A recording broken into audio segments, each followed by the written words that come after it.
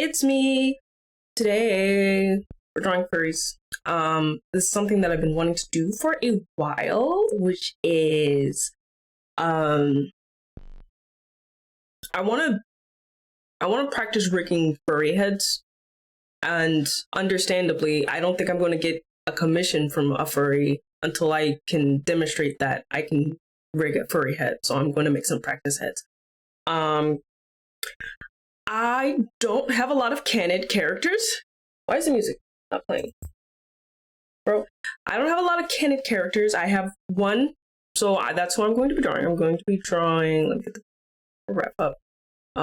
Carnage, who is my Aardwolf Knoll, because I like when I can make animals stupid and dinky looking. So this is what I'm going to be drawing today. I might also do a practice head for myself, but the way that I approach my head and the way that I approach a canon's head would be so different. I felt like I needed to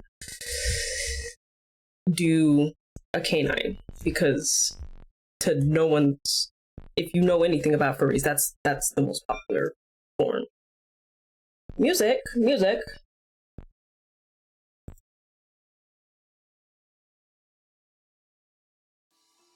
There we go. So yeah, that's what I'm working on today. As you can see, I have not started at all.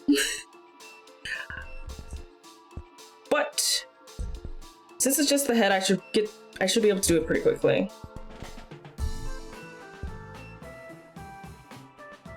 And I hope that there's a market for toony furries, because of course that's my specialty.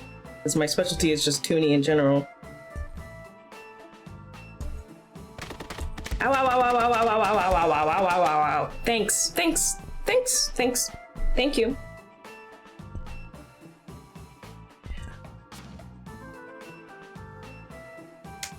I really like her design because, like, I feel like I did a pretty good job making her look like an Aardwolf specifically, and not just like generic kind of doggy adjacent furry. Ow. But I feel like I was gonna say something about, oh yes. I don't know if anyone here, or I don't know if anyone's here is someone that I said this before, but said to before, but there was a particular furry VTuber that had a model that was so well done, and I had like spent a really long time trying to find like the credit for their model. And I never did find the credit for the model, but I did find the artist because I could just recognize the style. And I'm so happy because he has a great art style. Let me see if I can find him in a reasonable time. Yes.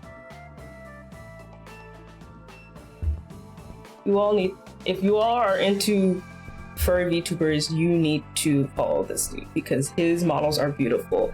Hi, Juliet. I forgot to say hi to everyone. Hi, Ashley. Hi, She Burger. Hi, J Bar. But yes, this model is so good. I don't know how to describe it. It's just like, I just really love the way that he rigs faces. And she got her big stupid ears. These are going to be really fun to rig. It's going to make them all bouncy. And I'll also be able to show that I can rig animal ears, because I don't think... No, that's not true. I have been asked to rig animal ears before, but they were like floppy dog ears and not like super expressive cat ears. These models are so good. Okay, this is not exactly how I draw her ears. These are like more bat ears. Sorry. Oh, I have to change that hotkey. I just realized because I made the mute button my turn my webcam on and off. But now that it's off, it's going to turn it on. So I have to change that. I feel like I've seen him somewhere, maybe it was here.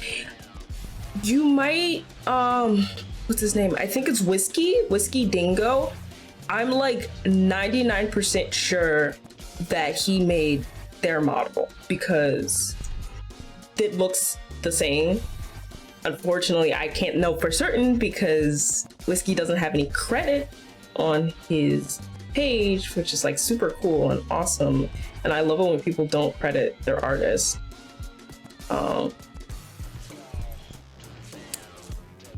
But it looks very much the same. So and they're like in the same stream team. So I'm like pretty dang sure that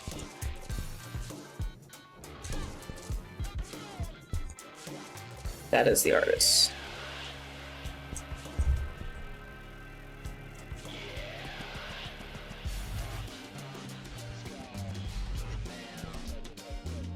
She's kind of, I like her design because it's kind of funny because like I want her to, it's like obviously she's like an aardwolf, so she's like tiny and kind of dinky looking, but I also like want her to look like an adult woman. So I've been like trying to balance that.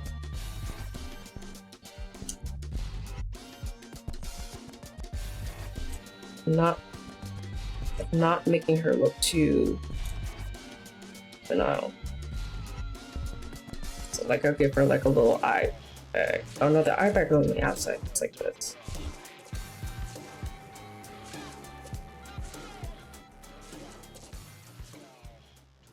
My favorite is the, I might give her eyebrows like this. Because like how I have her right now is like, it's kind of just like a ridge. But I think I want to give her eyebrow, like the short fat eyebrows. Because that's my favorite for furry design. That's my favorite. It was here. I can tell you Swizzlestick did their about art. Ah.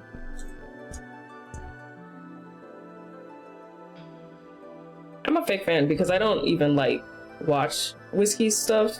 I just saw their models. Like that's the most beautiful furry model I've ever seen. Who does your work? And I like frantically tried to search for it and I couldn't find it.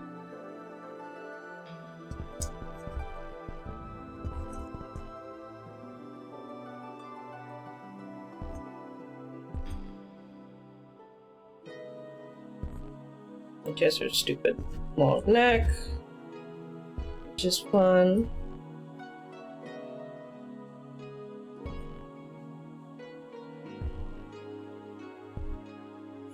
Yeah, just gonna do the head, so just like the head and the neck, because it's like the body should relatively be the same. Like I can rig a body. The face is the hardest part. And then do her like cape collar thing. Do I want to bother doing this? I think I do. So I'll do like just to here, just a bust. I've never done just a bust model before, but that's what I want to do because I really just want to focus on the head. And I don't have the time or energy to make like a whole model for an OC. You know what I mean? Hi, Grief. Yes, it's working. It's working. I'm calling all the furries. I'm summoning them.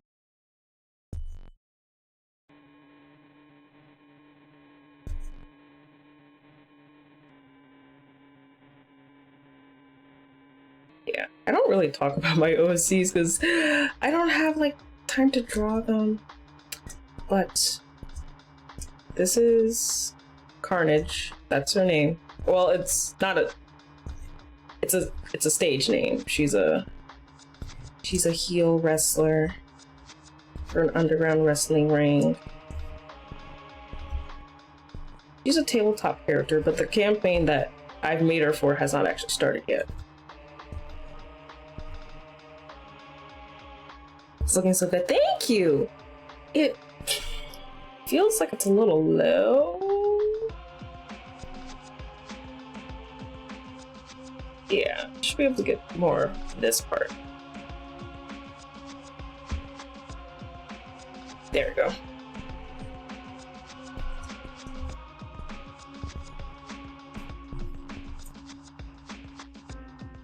I think I made her face a little too short. Because that's the thing with this character. I said this earlier, is that it's like a balance of making sure that she looks like an adult woman when she has like such a dinky little puppy face.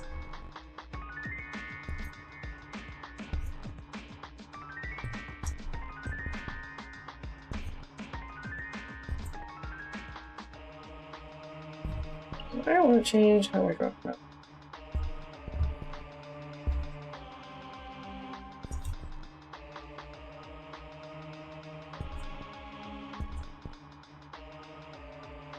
Like, she's an aardwolf, and aardwolves look like puppies, so it makes sense that she looks like a puppy. But she is also an adult woman, so I want her to also look like an adult woman, but just like an adult woman who is a puppy. Did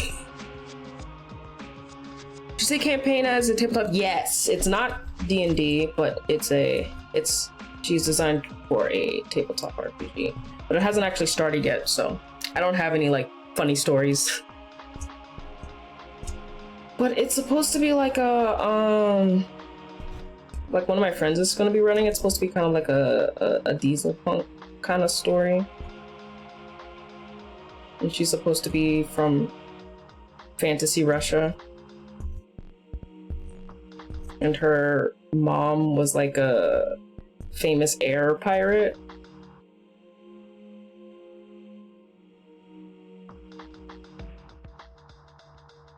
She doesn't actually know her mom. She just knows that she was an air pirate.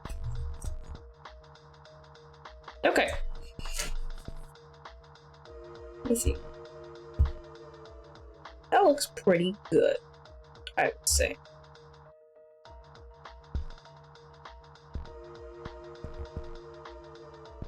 I want to give her more cheek buff.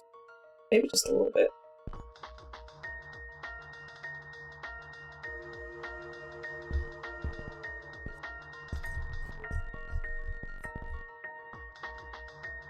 Close enough to D&D. I promise you, there are other tabletop RPGs outside of D&D. I promise you, and they're good. I swear. I say this, but even I haven't played a lot of tabletops outside of D&D, but I played a couple, and I'm open to playing more. I feel like I need to lower her cheek a little bit. Yeah, but she has a very distinctive like. Her head is like this shape, and then she's like this. I like her because she's really easy to draw, like really fast. It looks like this. See? That's her. That's Carnage.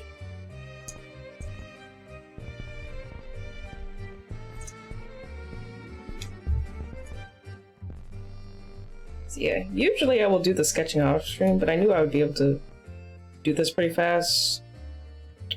Because she's a very simple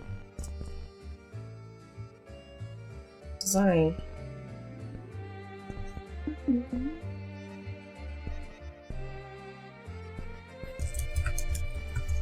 Let's get started.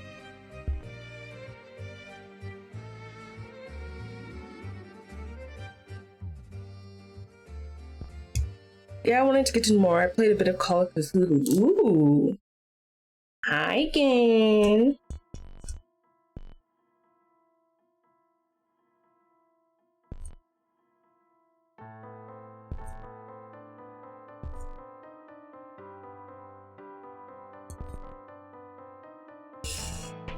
I'm thinking, do I want to split the cheek fluffs? I might want to split the cheek fluffs.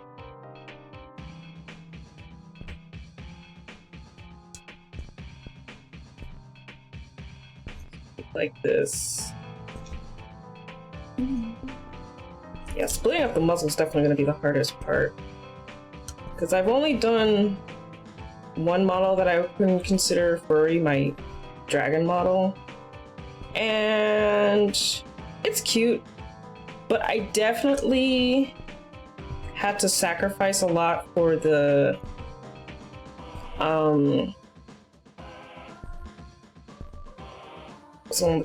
had to sacrifice a lot for the face shape, for the face angles, and the mouth shapes. The mouth shapes was the biggest thing. I had to sacrifice a lot, and I greatly regret that. Because that model can't really like make mouth shapes. And I think that's one of the things that I admire so much about Andre, is that like he can actually get the full...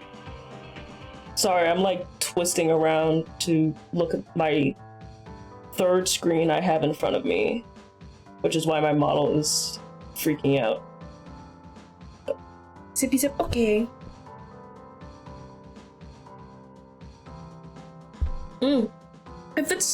If it's late, then you should sleep. But it's also Friday, so you can do whatever you want. No gods, no masters.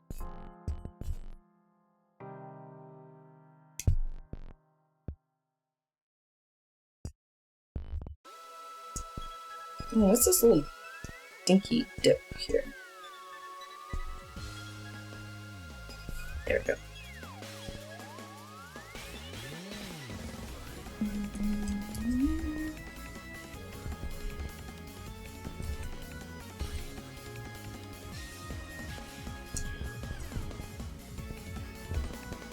I'm going to hopefully also...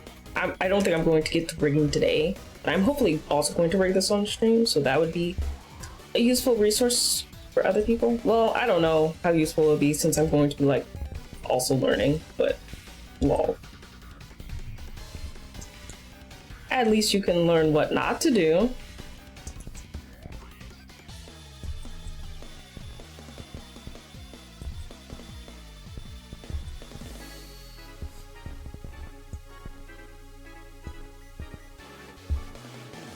Yeah. I'm going to make a mask here so that the headlines are like this, but I want to have the line here so that I can have the line for like head angles. Yeah, so I'm gonna do that.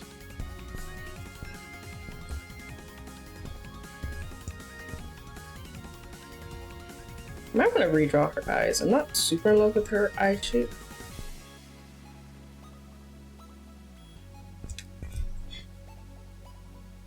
Neck, like this. Just doing the parts that I know how to do. The muzzle's definitely gonna be the biggest thing to try to figure out. Hi, Zero!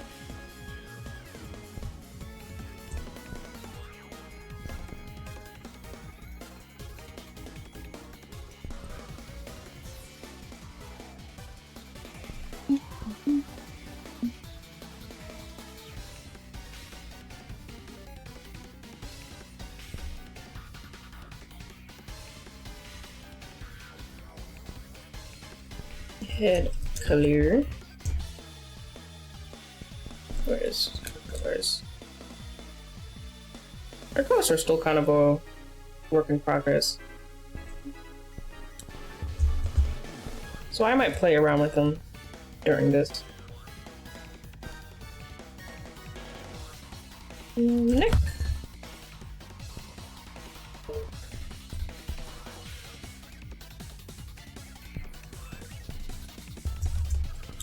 This.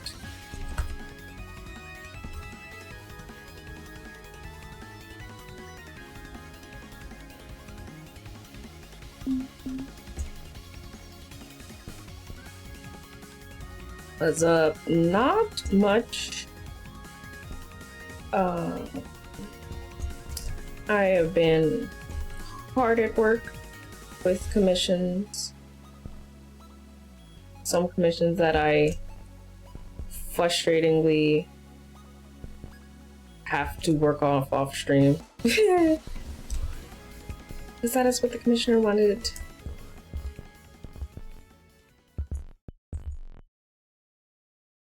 But I'm finally getting some good progress. I am so glad that I have the fact that I'm a slow artist listed on my TOS, because it like really helps to immediately like get rid of any sort of like guilt I have for taking a while on your eyes, I think. Well, let me do a copy of the sketch and try again. A lot of guilt that I have with taking a long time with art, well, because I'm like, I work a full-time job, I cannot dedicate all my time to this. You are accepting this risk when you are commissioning me, and that's why my prices are so cheap. So like, you have no position to complain, because I am underselling myself, and I know I am, but I'm doing so because I'm going to take my time. So I'm like, I love having my ass covered from anyone who might want to complain.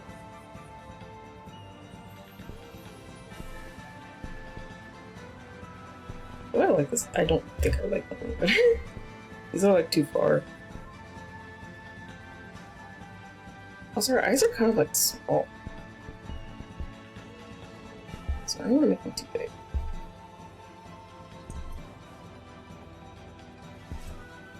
I feel like the fact that her eyes are kind of small is one of her charm points. And it's also one of the things that helps her not look like a baby when she has a baby face.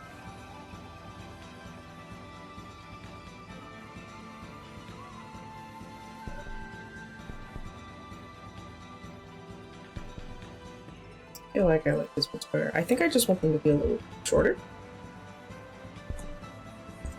Just like not to... Yeah. Literally, that was it. Yeah.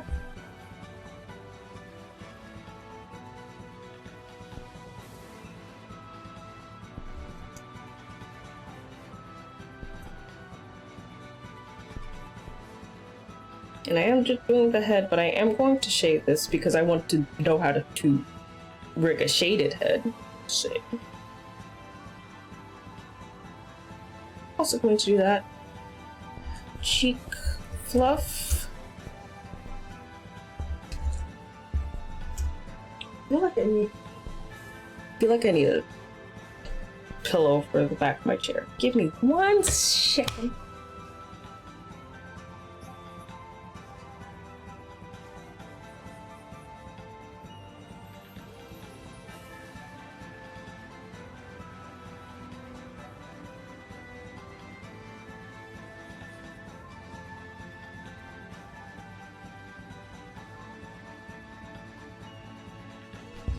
Sorry about that.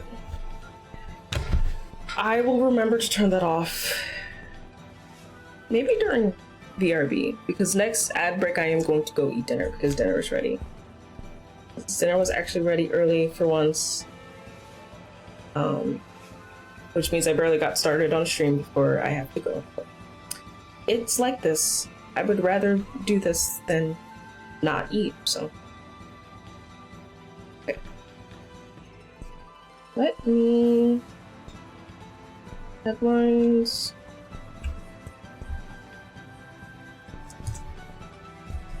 Let me do this. Well, I have it in mind.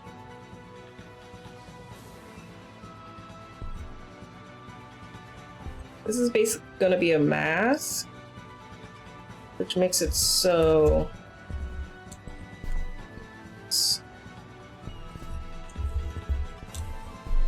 It makes it so that these lines right here on the head won't show up.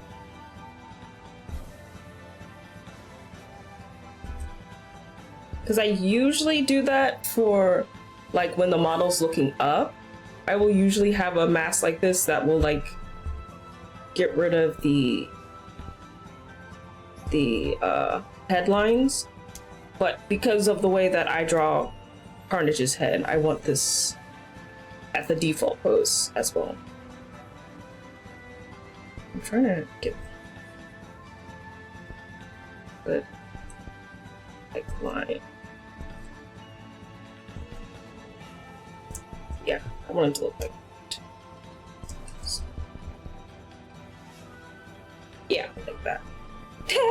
It kind of looks like she has like a beard, like a 5 o'clock shadow.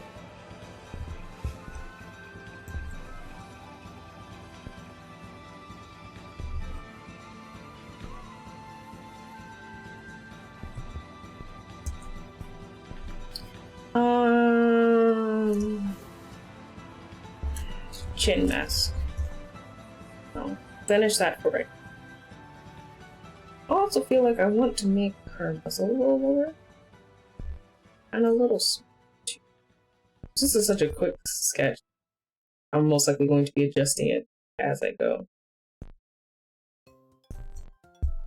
Then maybe take the whole face down a little bit lower as well.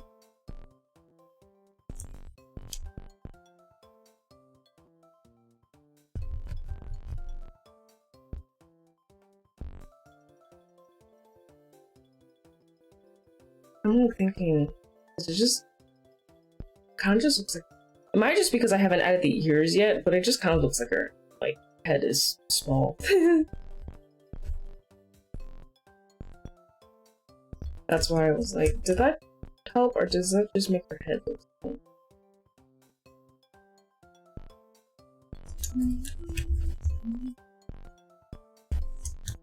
This real quick. How are you doing, Katja? I'm good.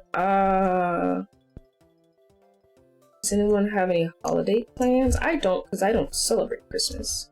But I will happily enjoy my time off from work.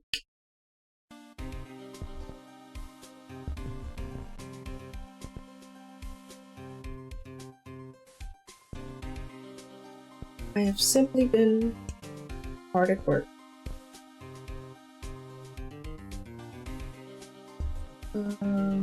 Let's make a folder for Peters. Hi, Fizzy! I will take a sip, thank you. Going to London for a Christmas party. Ooh, that sounds fun.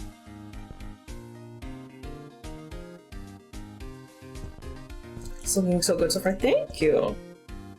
It's coming together pretty fast.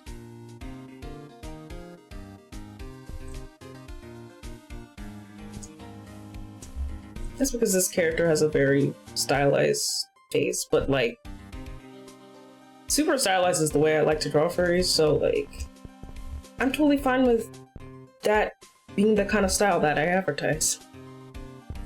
Because I can draw like more, you know, anatomically correct animal faces, but I like the super stylized when I approach furry designs, because I really like trying to figure out how to like break down the shapes of the like the face, but still make it look like the animal and like not just be like, I mean, unless it is just like a cat or a dog, but like if it isn't just a cat or a dog, I want it to look like the animal, not just like a cat or a dog.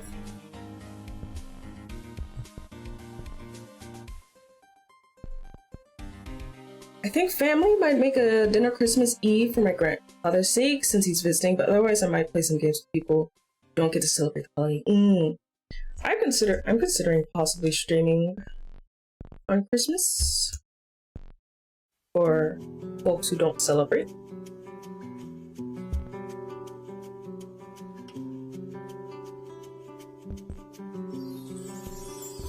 Well, that's way too big with this.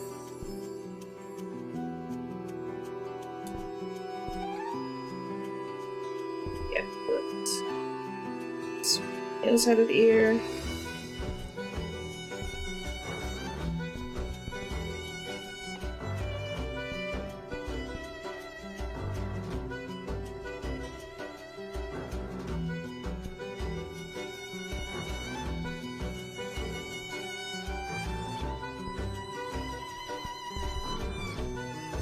the building blocks first.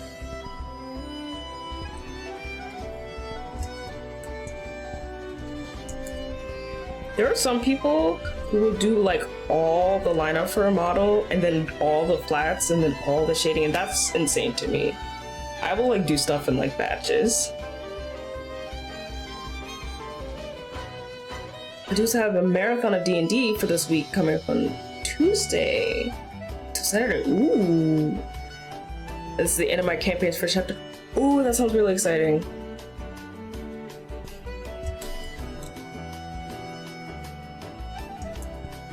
We love the campaign milestones. That's always really fun.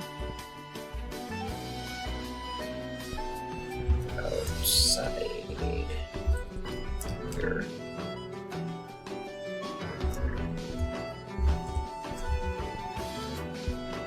I probably have to make, yeah, I have to make these colors darker. This is the darker brown.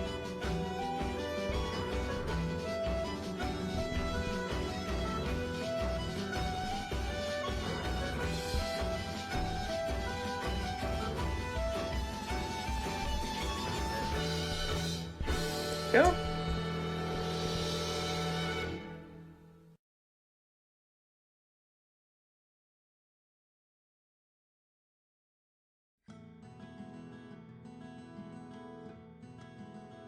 Furries, yeah. I draw furries sometimes on occasion. I know most people don't know this, but I do. Hi, Jolly.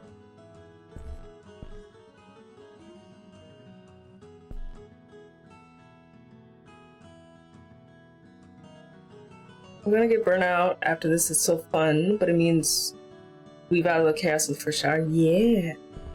That's gonna be really exciting.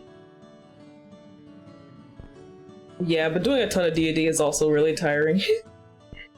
So sure, take a break outside afterwards.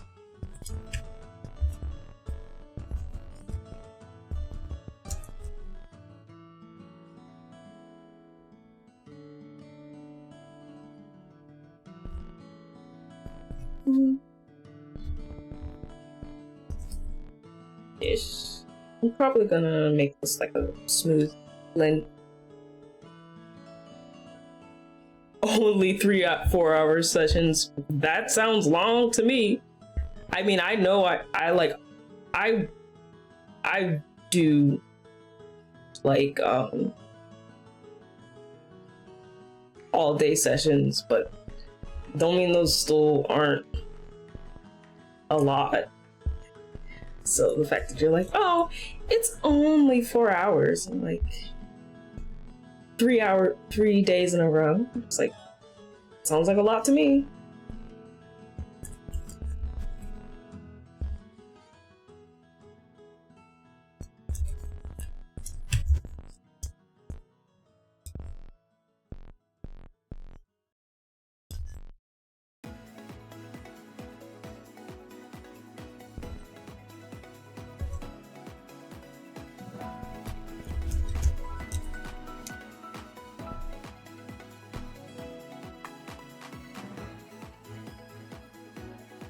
One shots are really only 1 to 2 hours.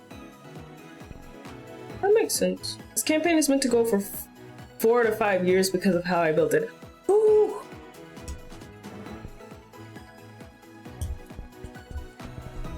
That's really exciting though.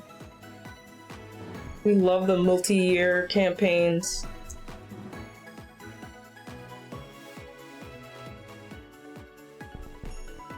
Why am I like... Why don't I like the way that I do the face? I'm never going to try again. I think I want to try again.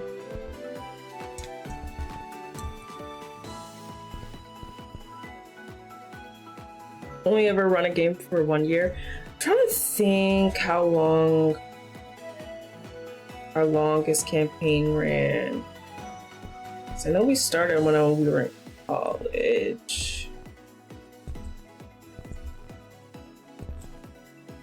$3 years? Yeah, it's something like 3 or 4 years. I can't remember exactly how long. So, but it was long. It was really, really fun though.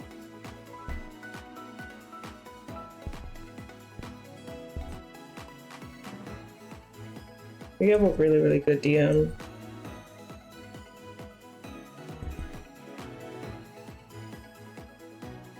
I love her. But she does make me feel insecure when I DM. So like, this isn't as good as her. I'm not as good as her, even though she's been DMing for like a few years and I haven't, but I want my stuff to be as good as hers.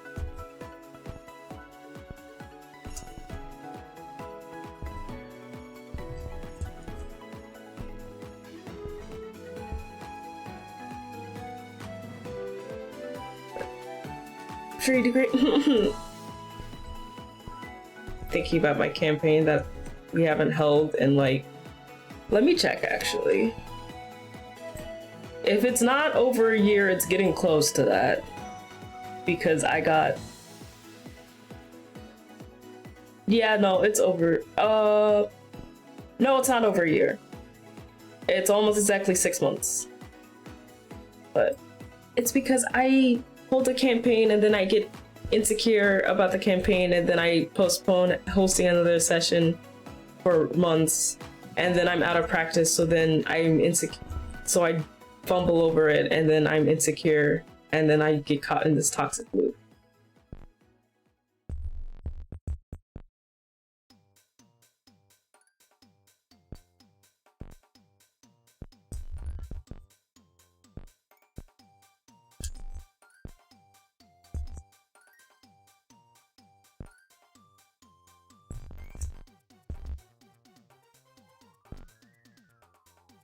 Which version do I like more?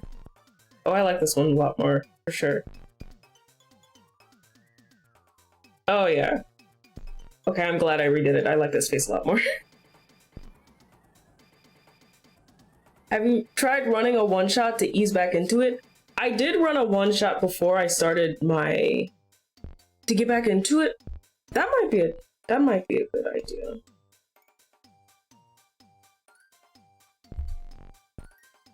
Because I do still have a lot of stuff that I want to do with that campaign. So it would be a shame to leave it unfinished. Sorry, I'm thinking about how to layer stuff. This is the top of her head. Yeah, I don't like that.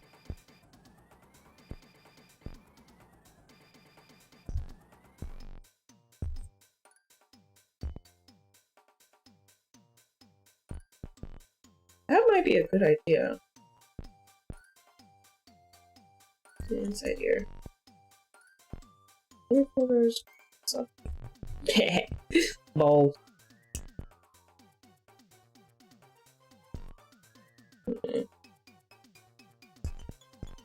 I want these to be closer to the edge of the head.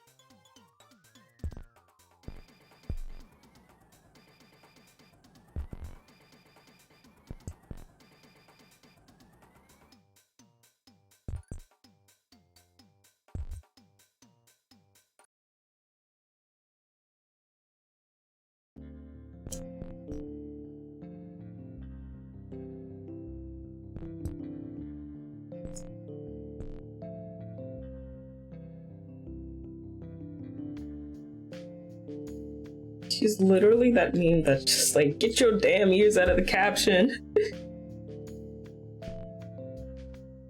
I got my feet wet with several one-shots, then ran a year-long game with new players, and then now I sometimes run short 8 to 12 session games, be it dungeon crawls or story. That's probably my mistake, because I did like one shot, and then I went straight into like, this is a long commitment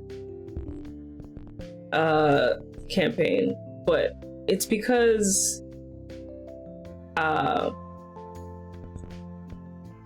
a creative, so I'm like, I have this story that I want to tell, so I have to like, it has to have all this like involved stuff. It it cannot just simply be explained in one session. You need to understand the nuances.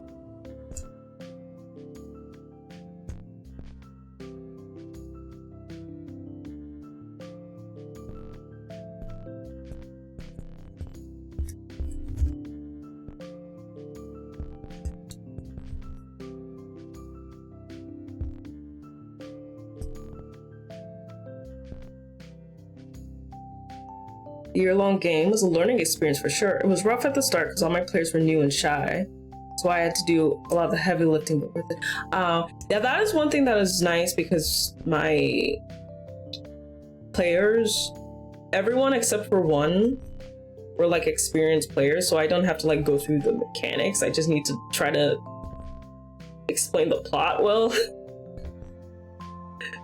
And then like, because the one player is like inexperienced, like all the other players can help support her. It's not just me trying to explain stuff.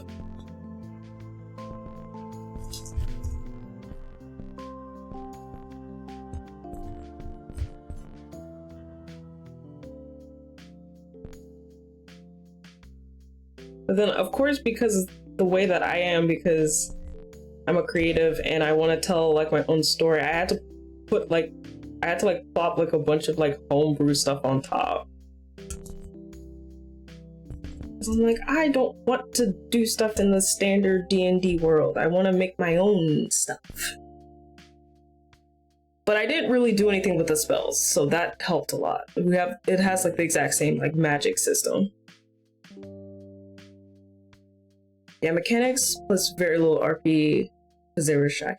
Yeah. Thankfully, I did not have that issue with my player, except for the new one. But she's also just shy in general.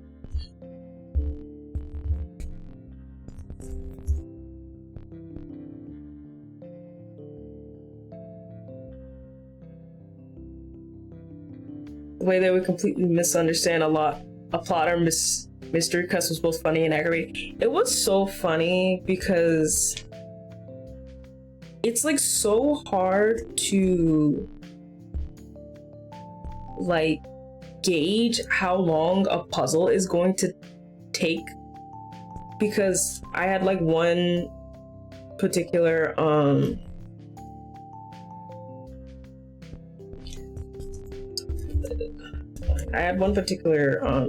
episode that was like really focused on, basically they went into like essentially like a big mansion that had like a bunch of secrets, so like all that stuff was like hidden away behind like locked doors and stuff like that. And just like when I will like give them like a little like clue and they'll just like completely misinterpret it, I'm just like, bros? Bros?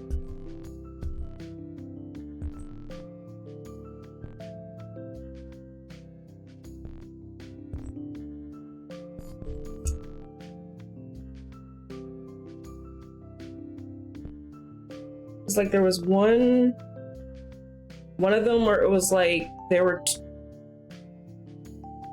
like these like little figurines. This one I admit I kind of stole from being Puppy Cat in a way because there were like little figurines and you had to place them on the right like squares based on like a little poem that I gave. And if I remember correctly, the gimmick was that two of the figurines, because there was like 3 figurines and 3 squares, so your first assumption is that you have to find a right order for the 3 figurines to go in 3 squares. And I believe the gimmick was that 2 of the figurines go into the same square and one of them is empty. Because I think, like, I forget what it was, but I think it was like something like a king and a knight. So like it was implied that the knight had to be in front of the king because he was protecting the king.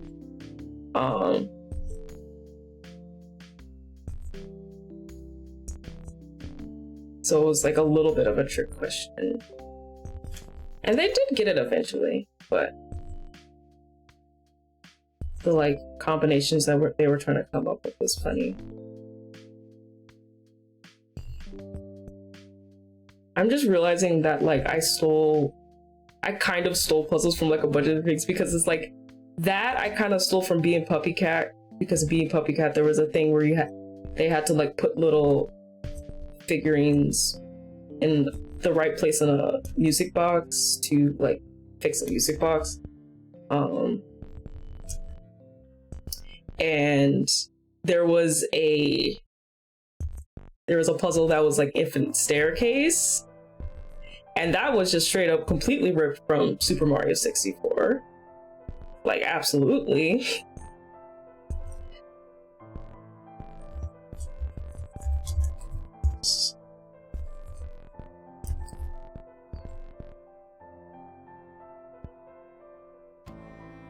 I see, so this guy was evil and died because he was bad. Me looking at the notes, but the poor NPC they were hired to find and protect from the real big bad. Yeah, it is so funny how like people will like randomly like mistrust certain characters and then just like completely blindly trust other characters, even if you like feel like you're trying to like make them like shady. They're just like, nope, I trust this guy with my life. He is completely trustworthy for sure. And it's like this random dude who is like actually just trying to get on with his life. It's like, why is he here? What's he up to? I don't trust him. Inside check, inside check, inside check. What's my inside check on this guy? I recently watched Blue Samurai and I 100% planned to create a dungeon based on the episode. It was always because one player was so rude to all the NPCs and always seemed the worst.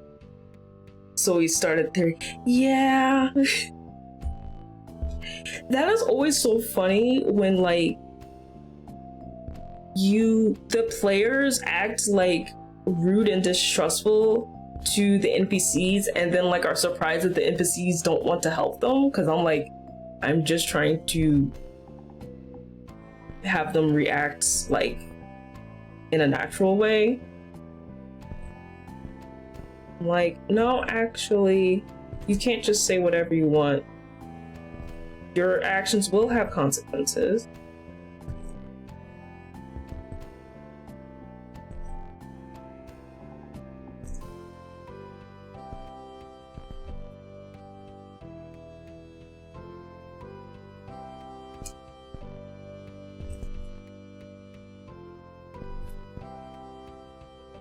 And it's funny because I will have like characters that you could like, you can trust them with certain information, but you couldn't trust them with other information, and that's fun.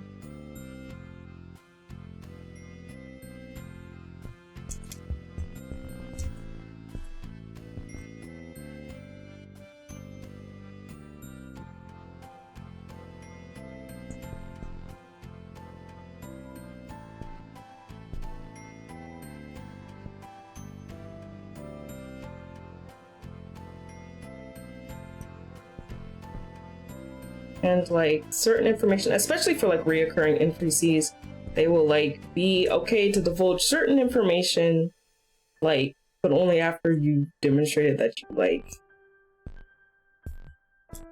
are a trustworthy person. Because it's like, you might be distrustful for other people, but you have to understand that sometimes the people have good reason to be distrustful of you too. I usually try to RP NPCs with that mindset. If you're rude enough, they will drop you or not cooperate. Yeah, exactly.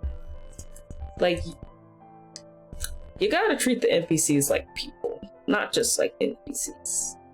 Especially if they're like reoccurring important NPCs, because it's like they will remember that and that will affect future interactions. Like the one-off guy, you know, you should still probably be nice to him, but you could kind of get away with it. But like the reoccurring guy who's like giving you all your missions, try your best not to piss him off, because that will have consequences down the line.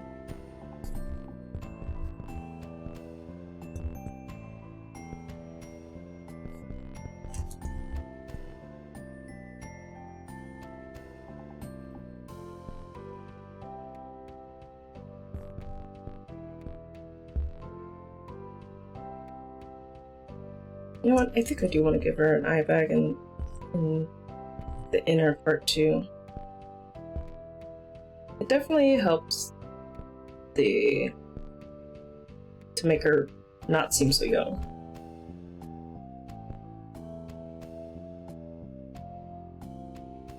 Oh, we got an ad coming up. So during the ad, I am going to go get dinner.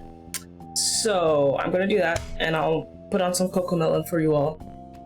And then I'll be back once I return from Xenar. So if you get caught with the ad, you will just miss the first few minutes of a video, and it's not going to be that big of a deal. Okay, BRB, yep, for sure. Get up, stretch, you know, get something to drink, go to the bathroom, do your thing, and I'll be back in a bit.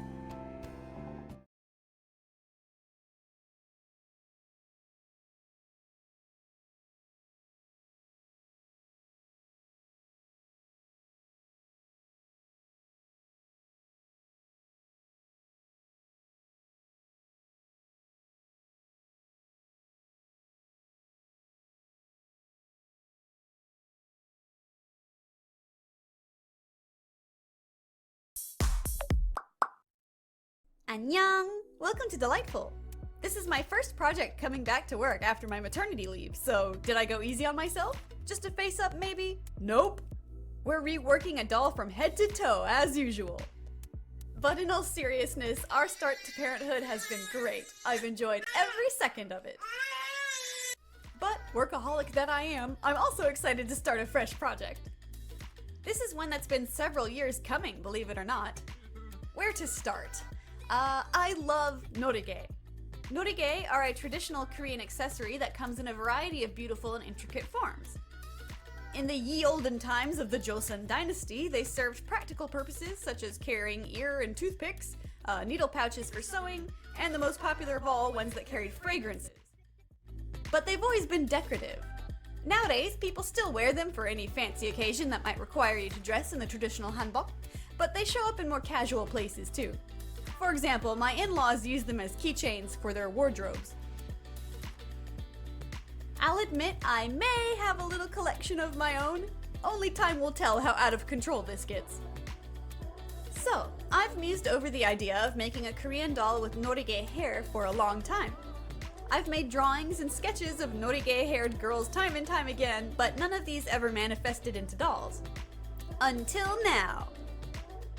Inspired by pop group Blackpink's sassy modern handbox, and my favorite character concept artist Kim Hyung-tae, I brainstormed up a couple modern hanbok designs with fantasy elements. If I could only duplicate myself, I'd make all of these into dolls. But for now, I chose to make this one. I'll be using a Draculara doll from Monster High as my base. Bring her in! I got this one in a used toy lot off of eBay, so she's not in the best shape. But that's how I like him. There's nothing more satisfying than transforming potential landfill into an artistic vision. To the work table. First, use acetone to wipe off the factory face paint. Dab some on a tissue and give the face a nice long soak for starters. You can wipe most of it off this way. Finish removing the paint with Q-tips. Heat up the head until it's squishy enough to pop off the neck peg without much damage. You don't want to twist or stretch that funny shaped bit of plastic inside, or the head might be loose when you stick it back on. Keep the hairdryer handy to heat up the head as needed and scrape out the stubbly hair plugs. They're chained together on the inside, so you can usually pull out rows at a time. Voila! A perfectly cleaned up Draculara head. Upon closer inspection, this doll has some damage. There are cuts and scrapes on the forehead, cheek, and the tip of the nose. That's unfortunate, but I'll carry on nonetheless. In retrospect, I might should have tried to sand them down or something. Give the doll a wash with warm soapy water to remove any leftover acetone and oils from your hands. Alright, let's give this doll fresh hair. Funny enough, I'm going with black, which was the doll's original hair color. If only I'd started with a normal Draculara, I wouldn't have to do this step. Pluck out and peel away a couple hairs from the hank. Fold them in half over your nail. And slide it into your reroot tool, which is just a needle eye cut at an angle which is inserted into a drill chuck. Then stab it into the temples.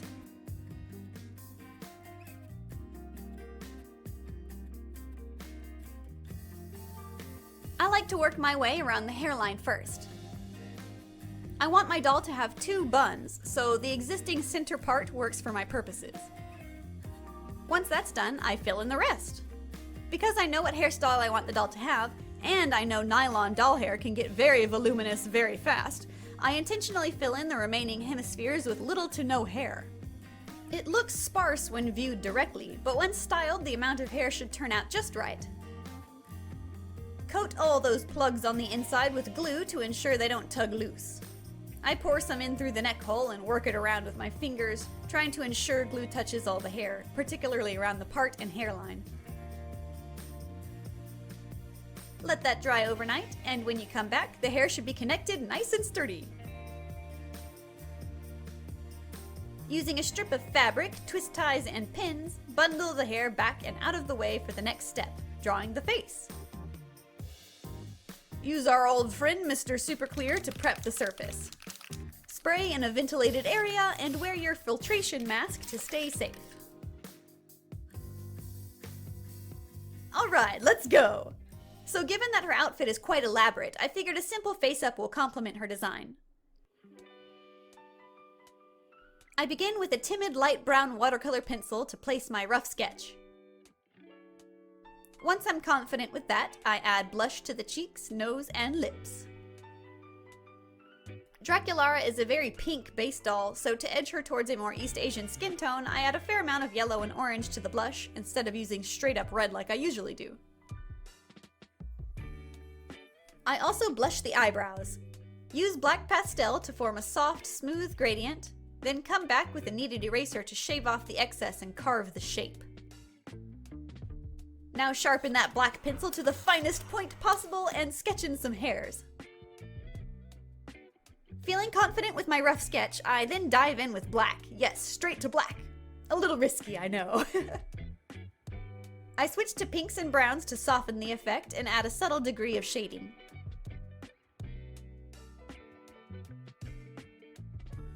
She's going to have dark eyes with gray as the highlight color. I add more obvious gray shadows to the eye whites this time as well.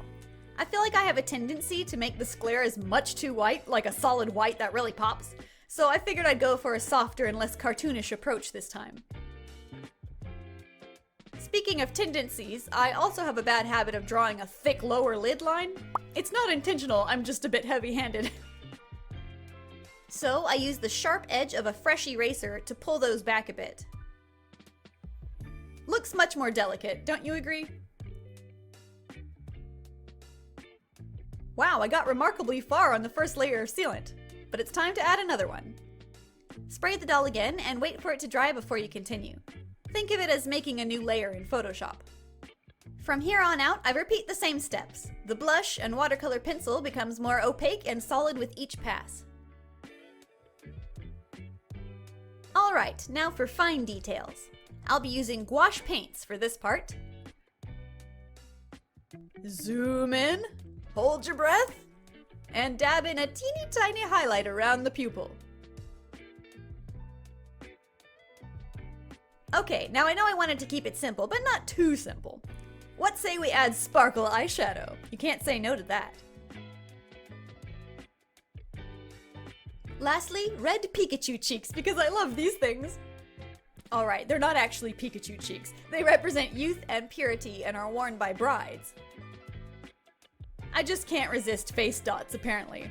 They make great design elements. After the final spray of Mr. Super Clear sealant, we can take out the pins and release her from the hair mask. Hold on, this has never happened before. It rusted? Oh dear. The glue must not have been dry yet. Well, it is monsoon season, it's been raining non-stop, so I should have given it longer to dry, I guess. It yanked out some hair plugs and got rust on her skin, but I think we can repair her. Just shove them back in there. Now we can style her hair. Say it with me now. Shove that head on a pike. Use a skewer or needle to divide the hair at the part. Tie it off to keep it from bouncing back, then pour boiling water over the doll to set the hair. I try not to get any water on the face, but it always happens, and every time I'm amazed that the face survives the process. With the hair tamed, we can take it off the styling stand, reheat the neck hole, and reunite the head with the body. Squeeze the temples and gently twist the head back on to avoid distortion. There's not really a wrong or right time to put the head back on the body, just as long as you're done with the reroute and don't need access through the neck hole anymore. Okay, now to give her buns. Just comb and wrangle the hair in place. I said wrangle the hair in place. This is impossible. Come here. Sometimes you just gotta pinch the doll between your knees to get the job done. There we go. Wrap them up and around several times. The twist in the hair will help form the shape. This is exactly how I do space buns on myself. To end a space bun, you normally tuck the end underneath and secure it with a bobby pin, but doll hair is much too thick for that. And I don't have doll-sized bobby pins. Using another elastic, I secure the swirl tightly in place, then to keep it from unspinning, I literally stab a sewing pin into the head. And it worked! It does leave a tail though. What should I do about that? Cut it really short or leave it? I never quite resolved this issue, but the Norige should cover that up for the most part. The best way to get realistic buns on dolls is to use yarn hair. Mozekito has the exact tutorial for that. But I've got so much nylon doll hair, you guys, I gotta use this stuff up. Oh, and if you're thinking that these buns are kinda big, you're not wrong. They're huge on purpose to be reminiscent of actual traditional hairstyles. Let's just say you haven't seen impressive headwear until you've delved into the Joseon Dynasty style. This guy's hat's my favorite. Now, how to attach the Norige. I cut off the top and seal the end right at the knot. Then, you guessed it, we're going to pin it in place. They're so colorful and cute, I think the pin's head actually adds to the design, so I don't mind it showing. Oh my gosh, I love her so much already! Okay, it's time for that ridiculous hanbok. With the concept art at my side and a couple Google searches for actual hanbok patterns later, I came up with some rough sketches for a pattern. I'll be using these drapey chiffon fabrics to approximate hanbok silks. I wish I had the exact same colors as the ones present in the Norige. My yellow and blue fabrics aren't quite as vibrant or saturated, but it's close enough that I hope it looks okay. Let me tell you, this marked the beginning of a long and arduous journey. Anyone who's tried to make a pattern from scratch knows that you draw up your best guess and cut out the pieces, only to have the first prototype fail spectacularly. Honestly, I don't even know why I shot this early footage, it's not helping anyone. These pieces look nothing like what I end up using by the third and fourth iterations. Most of you watch for entertainment, but for that one person out there who actually does want to recreate this, here's what I end up using for the final version. It's by no means a polished pattern, which is why I'm giving it out here for free instead of putting it on my Etsy shop. But hopefully it'll help. Good luck!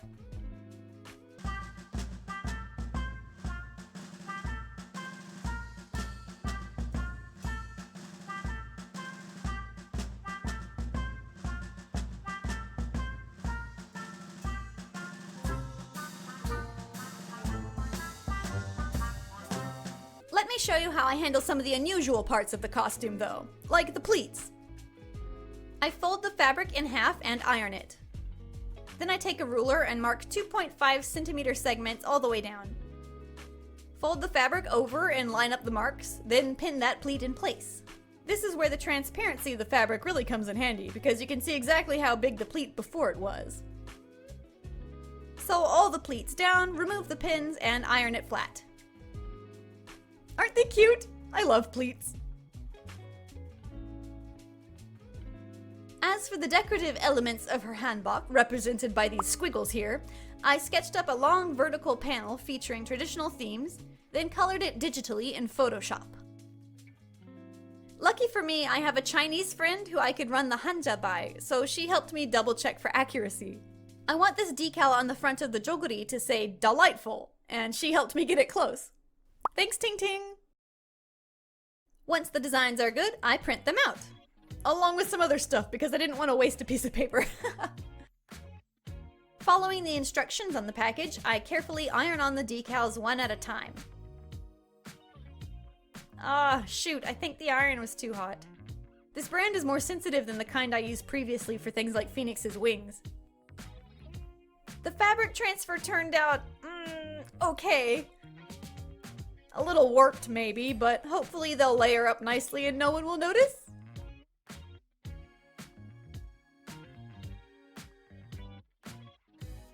As for the more delicate designs like the sleeves, I simply painted the designs on in white, then pale yellow, and finally gold on top.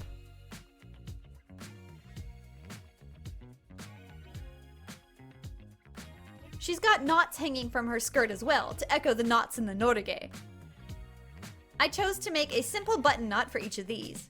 There's a book I recommend if you're interested in knotting. I got really into it one summer, and now I can do this one in my sleep. Here, let me show you. Make 2 loops around your pointer and thumb. Fold B over the top of A. Take A and thread it through like this. Continue around with A and bring it through the center. Then do the same with B. It takes a bit of tugging and jostling to get the knot to settle into place, but once you do, it should look like this. How nice! I make 4 of these. And lastly, my favorite accessory, the jokturi. I make a loop of ribbon and sew it in place. Insert a second loop, stuff it with some fluff,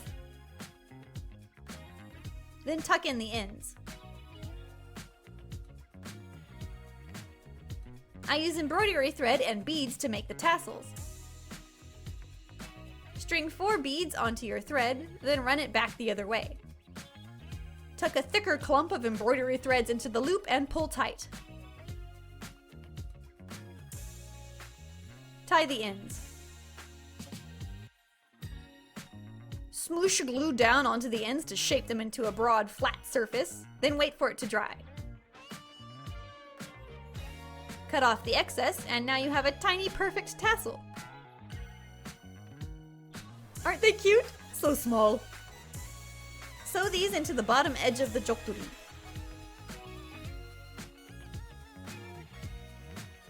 Just like the norige, it will stay in place with the help of yet another handy-dandy pin. Whew, I've been at this for a while now. Making this elaborate hanbok is time-consuming. Whenever I'm deep into a project, my workroom always explodes into chaos. It's a mess of fabric trimmings and patterns everywhere. But it's worth the mess. Here are all the finished parts. We've got a tulle petticoat to help the first massive skirt keep its shape. Skirt 1, which ties around the waist. Skirt 2, which goes over the shoulders and snaps in the back. Skirt 3, which wraps around the whole ensemble and ties at the bust line. The joguri, of course, which I'm quite proud of. The jokturi, the norige, and these precious little socks, which I bought at the same shop as the norige. You'll never see them under the outfit, but aren't they so cute? And the perfect size for Monster High dolls, no less. Although it's not perfect, and there are parts of the outfit I wish I'd gone better, fabric transfers, I'm still pleased with how it turned out. I've been working on this for so long, I was starting to hate it, you know how that goes? But my hubby reassured me that I'd just been looking at it for too long and that it was good, actually. I hope he's right. Let's dress her up. I've just been calling her Norige Girl, but I suppose she needs a name, doesn't she? Well, seeing that the Korean holiday Chuseok is this weekend, let's name her Songpyeon. Songpyeon is a kind of rice cake people make for the harvest celebration, so her name is basically rice cake. So cute.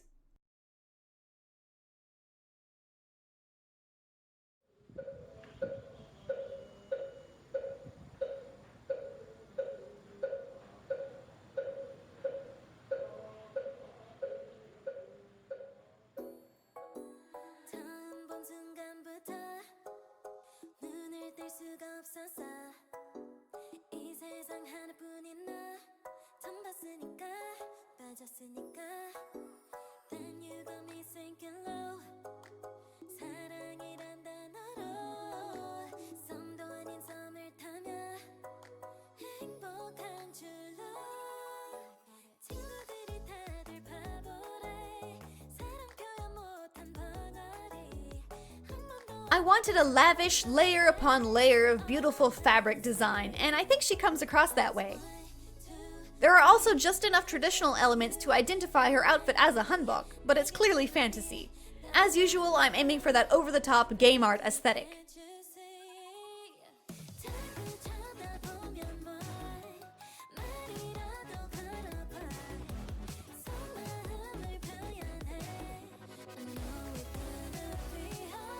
As mentioned earlier, I'm not thrilled about the ends of her hair sticking out like that under the buns. I think this is one of those view from the front only kind of dolls, you know? Her back will definitely be to the wall when I display her.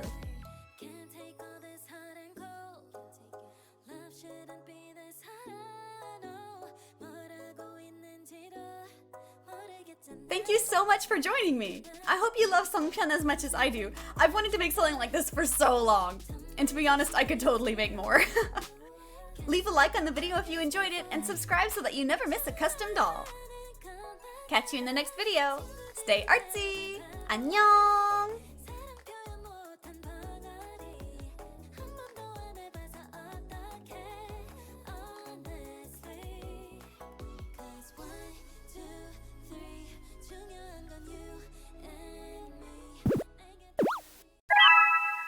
Hi, we're back.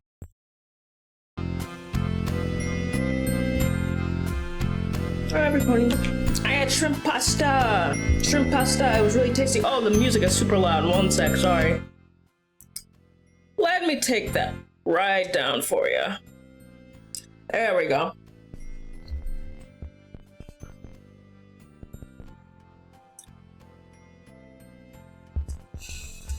And we continue with the drawing of the bastard. I love her, she's such a fuckhead.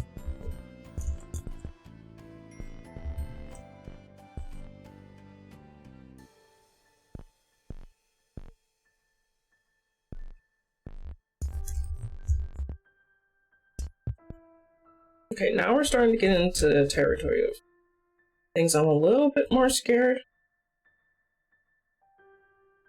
Because I'm not perfectly sure how to split properly.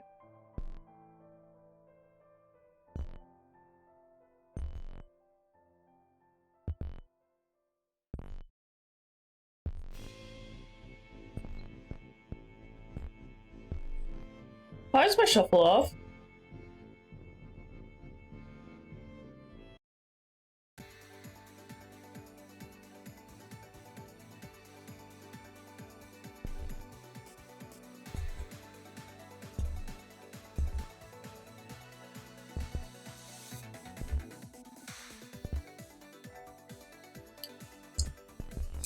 I probably want to split the nostrils, don't I?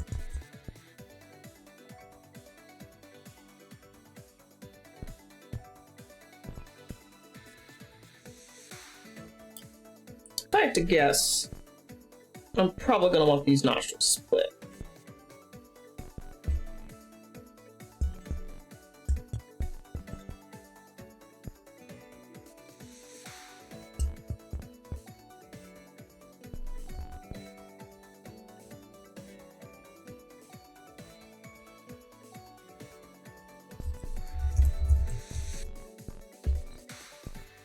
Right now, I'm not really like looking up references. I'm just going based off intuition, basically. Which may end up biting me in the butt, but we don't know if we don't try.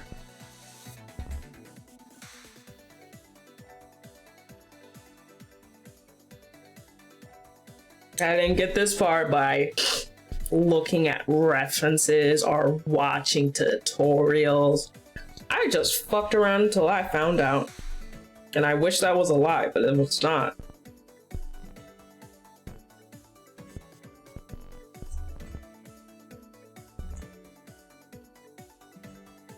I only started watching tutorials after I had become a rigger.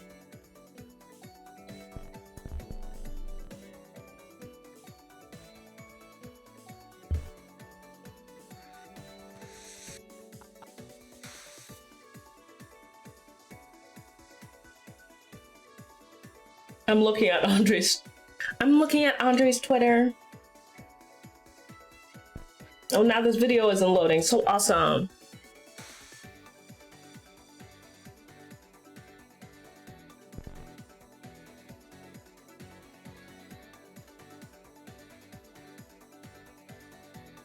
Okay, let me see. So the way that he draws muzzles may not work exactly for me since I draw muzzles a different way. But I gotta give it a try.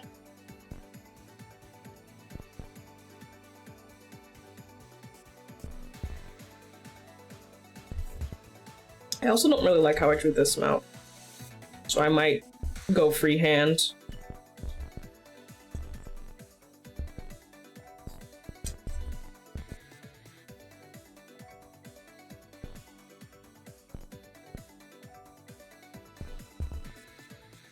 And then a bottom lip.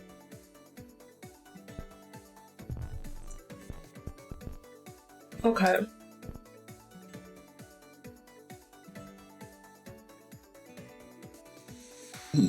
Excuse me.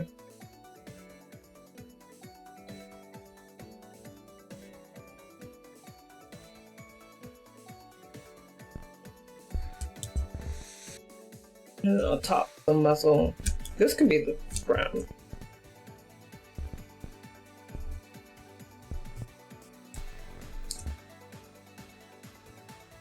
Okay.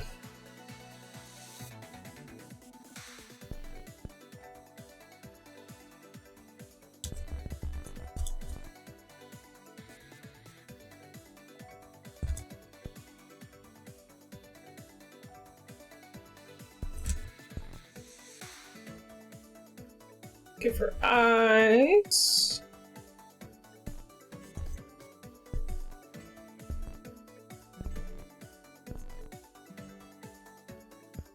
If I finish this tonight, I might get started on a head for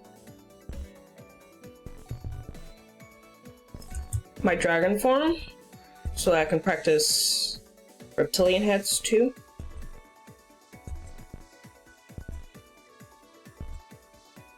Come on.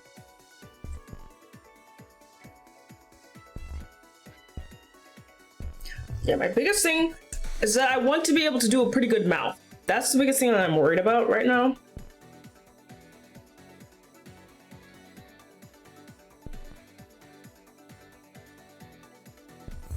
Eye bag, outer.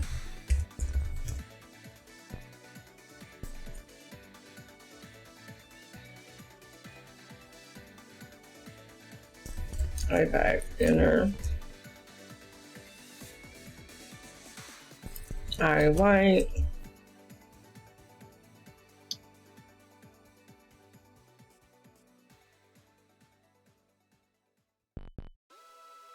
Eye lines.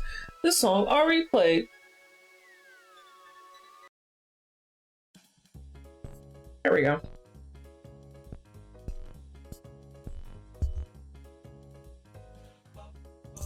Eyelid.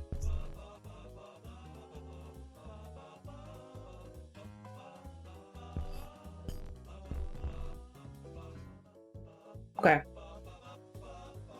think I'm gonna put off doing the muzzle for some time longer and procrastinate by working on other parts. Smile.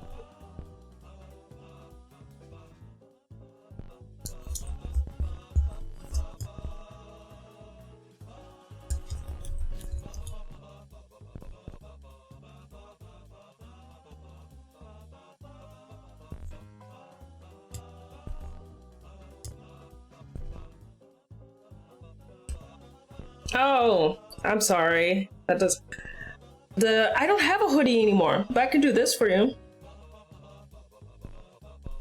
I need to... I always forget to turn those redeems on and off depending on what model I'm using.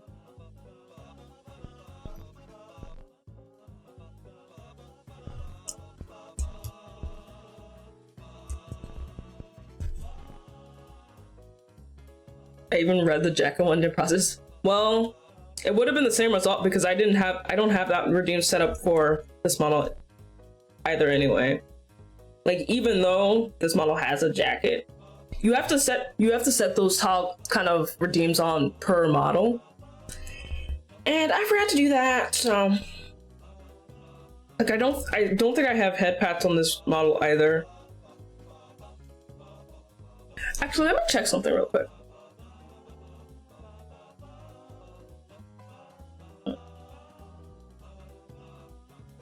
Oh, I do have it. I can actually set it up really quick.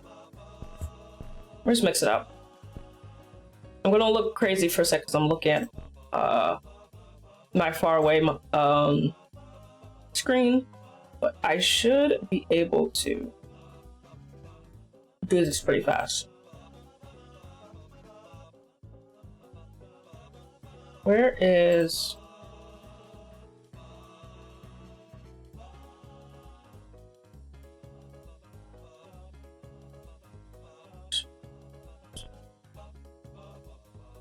No, action groups.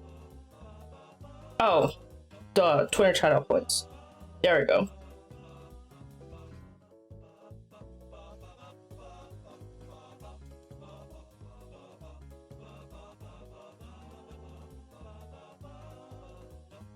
Okay. I wish there was a way to get this set up that wasn't per model. Because I can't stop making models, so I have a lot of them.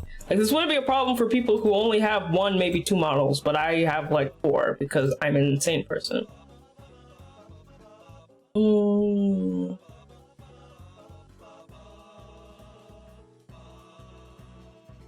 I'll go item scene. And add jelly chippy. Now I should be able to go to mix it up.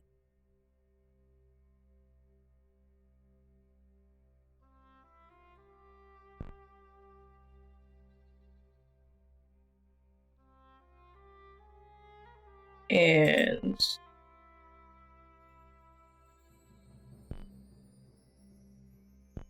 one second. I know this takes a while, but if I don't do it now, I will continue to forget to do it. Oh, that's, yeah, this one. And yeah, there we go.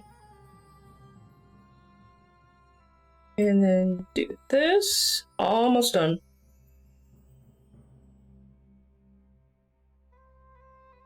And now save. And now head pad should work.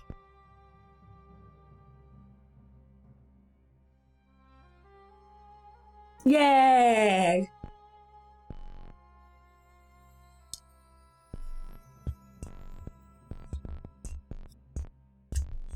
I'll just stop this lady looking so scary. With her big eyes. And stop looking at me with them big old eyes. Boom.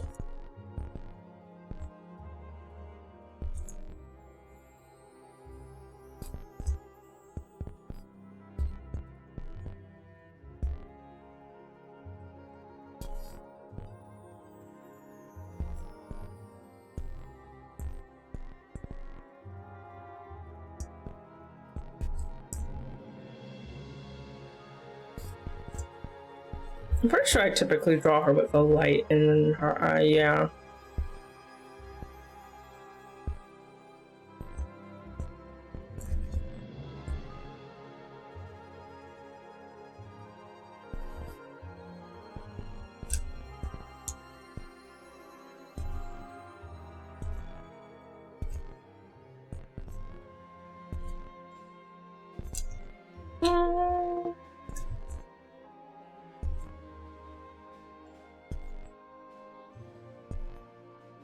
I'm not gonna go crazy.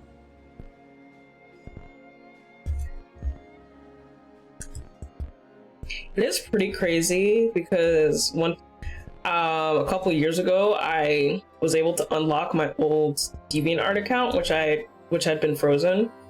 And on it there was like an old MS Paint tutorial that I made. Because I made a tutorial for how to draw in MS Paint. Because there's actually a lot of like little shortcuts or like little cool tricks in MS Paint that not a lot of people know about. So I made a tutorial for it. And then it was just really funny because I draw eyes almost exactly the same way as I did when I was like 12. And I think that's really funny. Like I do a little bit more and I will sometimes like switch it up, but the basic approach is very much the same.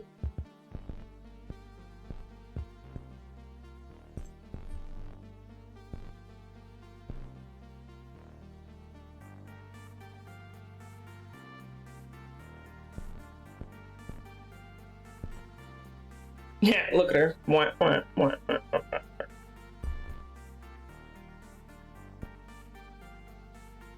Just a nice shade.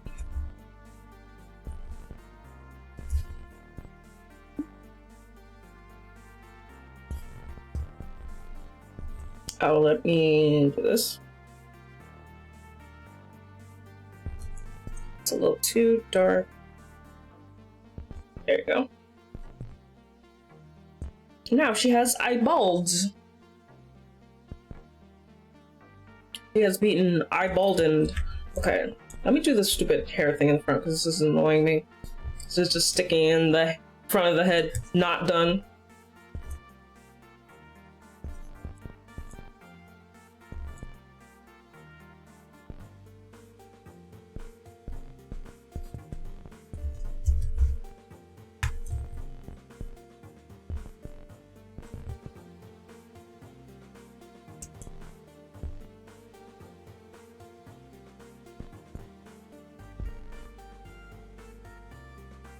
I think I have another drawing of her. Yeah, I did this in markers. That's pretty cool. I need to draw with markers more often. Maybe I'll do a hand cam stream where I draw in my sketchbook. So I have all these markers and I never use them.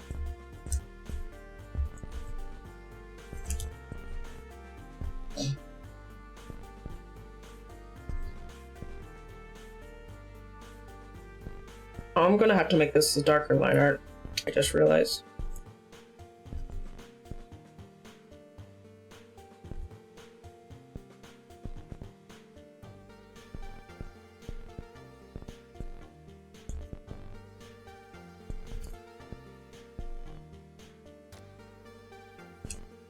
Well, this, because it is going to be shaded.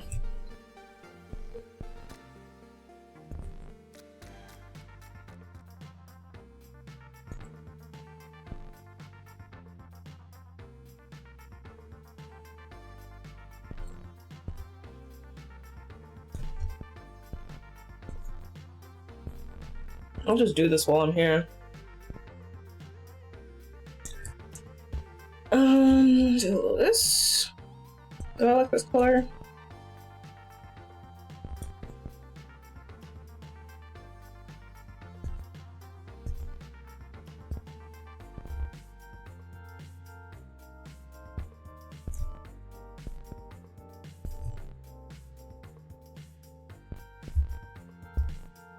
Okay. Oh, let's do a shadow. Yeah. Hair front is shadow. Oh, let me not make it blue. 'Cause that's gonna look ucky disgusting on this warm hair. Or warm fur. Yeah, this.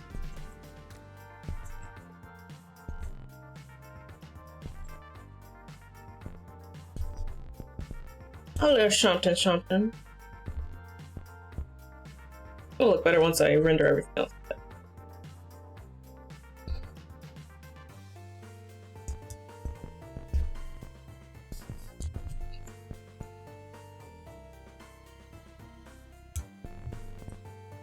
Okay. I also need to do. She has a light muzzle. Oh, dark muzzle. Yeah, she has a dark muzzle, so I'm gonna have to add that.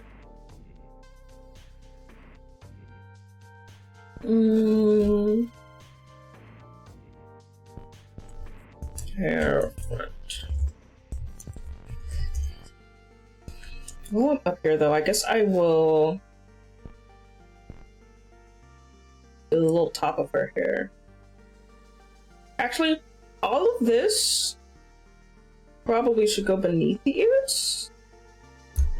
I think I just have to move this hair altogether because it is clashing with the ears. I look like here.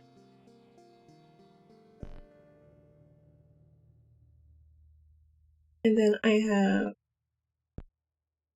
I'm probably gonna have to be in front for the head angles.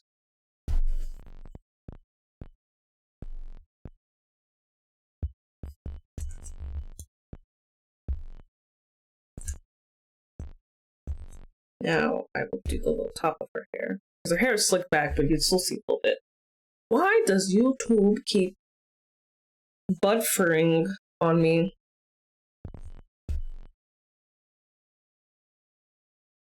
I did not redeem a 3-month free premium trial for YouTube Premium for this kind of treatment.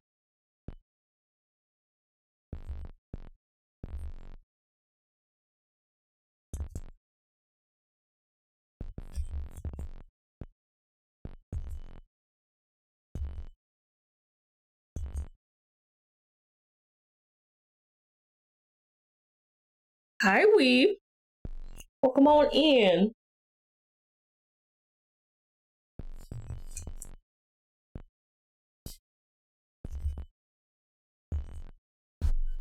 Oh, what is this? Thank you. Thank you, YouTube. Might need to split up the hair. I think this guy needs to go in front. These needs to go behind the ears. So I'll just draw it right now as I would. I'm gonna have to overdraw it a bit. How are we doing? I'm doing good. How are you? I'm just chilling. I'm working on a test model head because I want to practice rigging a furry head model. I'm just doing the head because the face angles are going to be the hardest part. The body should be done pretty much the same, so I don't need to practice that, but that's what I'm working on right now. Drawing my OC Carnage. That's definitely her real name. And she is an aardwolf, which is why she has a baby face, because if you didn't know,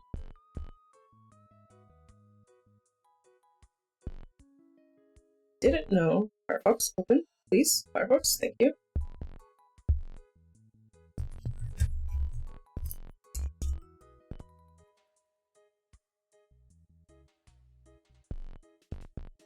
Aardwolves, look at this. Something on my stream is making static noises. Let me see something.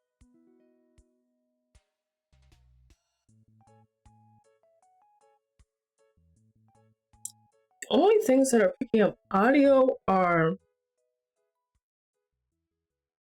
my mic and my browser, so it's probably my mic. Give me 1 second.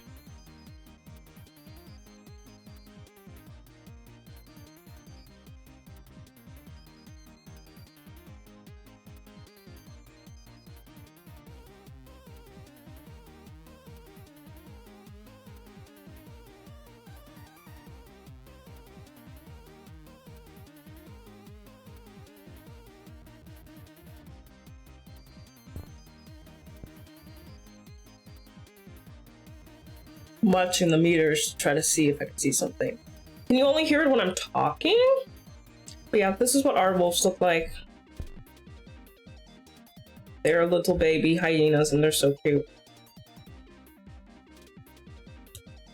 Little freaks.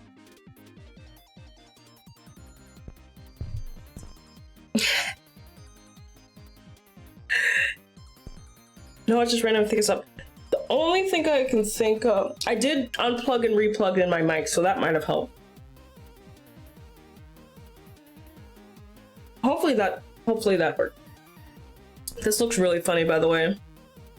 Let me move that behind the ears where you belong. There we go. Thank you for letting me know. I always appreciate people letting me know when there's fucky sounds going on, because I can't tell.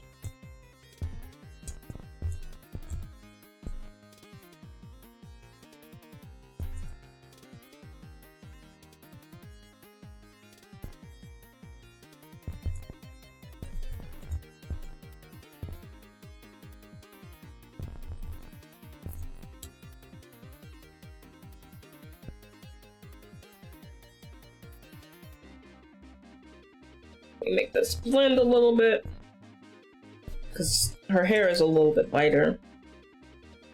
I don't want it to blend in well. Okay. I'll probably add some shape there. Oh, you know what I want to do? I want to add head shading.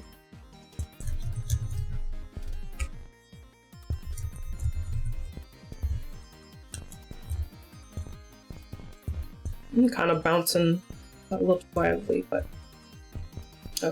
multiply. There we go. Oh, that's why is that so dark? There we go. There we go.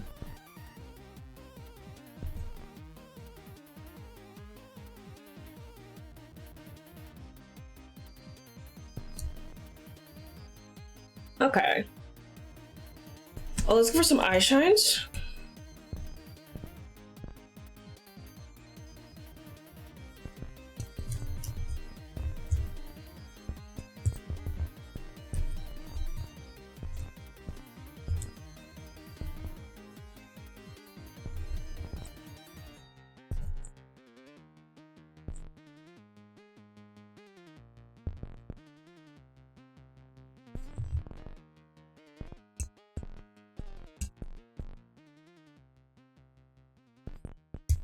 I want to do like a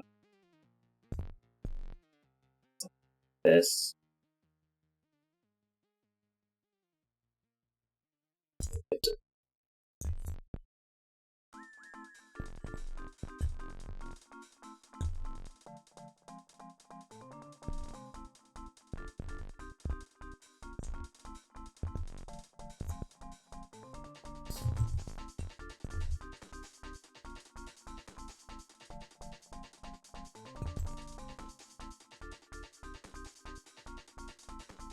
Yeah.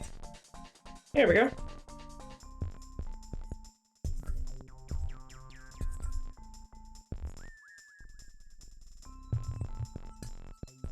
Increase the opacity just a bit. There we go.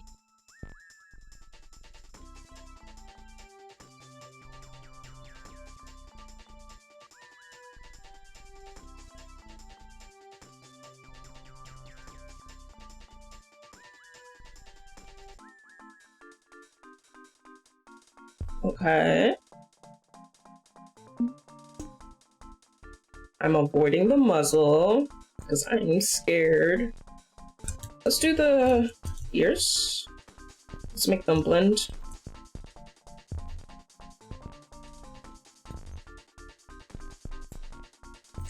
I'm not sure I like how that's looking. Maybe this brush.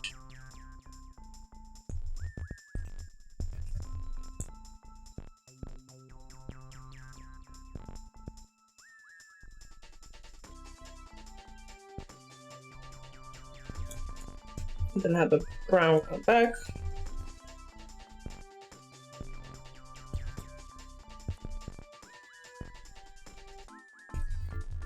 Why? There we go.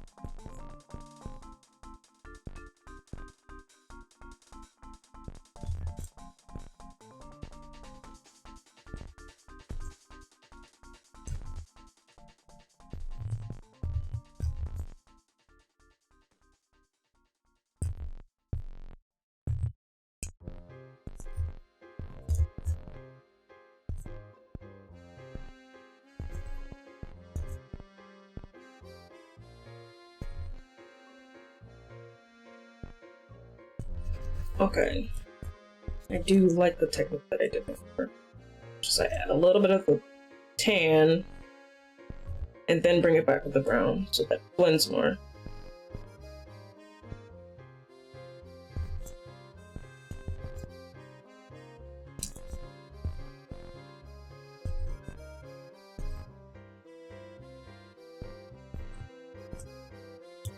This maybe?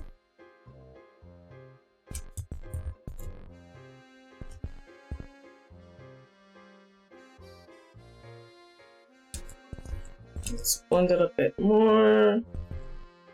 But ultimately I want to look like the tan fur is going into the inner ear.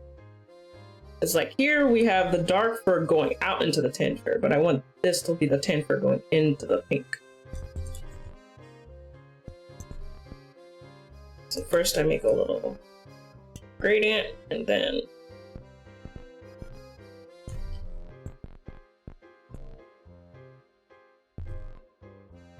you might add a little bit of shading, just to add some dimension, because it's looking a little flat right now. You know what? I might want to actually shade the inside of the ear first before I do this.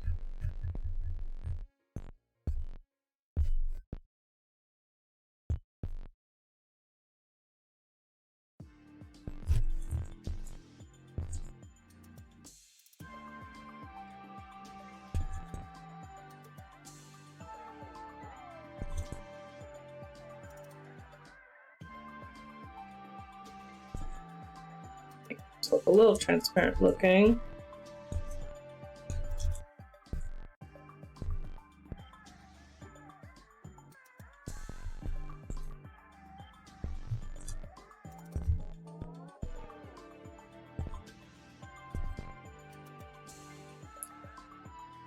Since I have them open,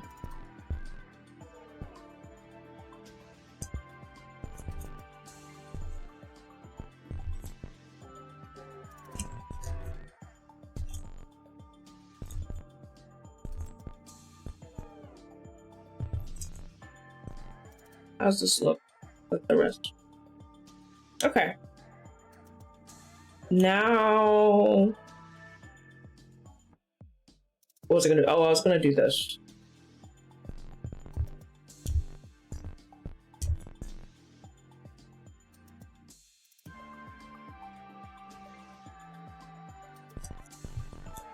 I'm gonna make some shading here. That's gonna be clipped to the inner ear. I'm gonna make it a little pinker.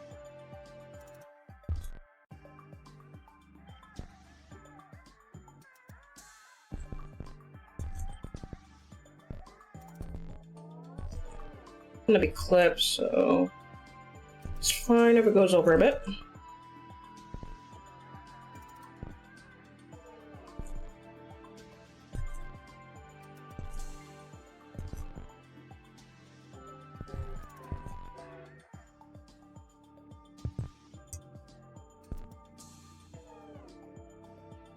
Okay.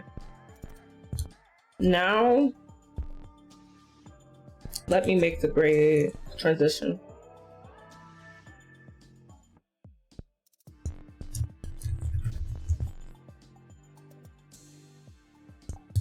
I have to make the transition to fur, or else I'm never going to get a good feeling for how it actually looks. That is going to continuously be distracting me.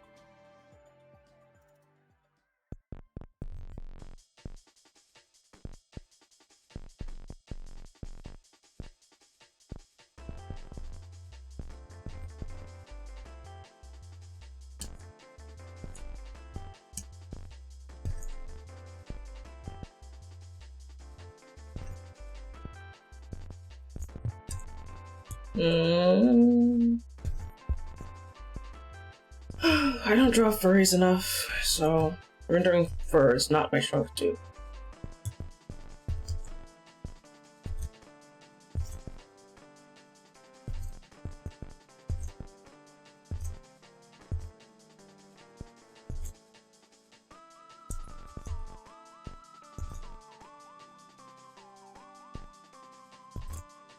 but I am trying my best. If I do this. Now if I do this. Smooth transition. Okay, that looks a little bit better. I think that needs to be sharpened a bit.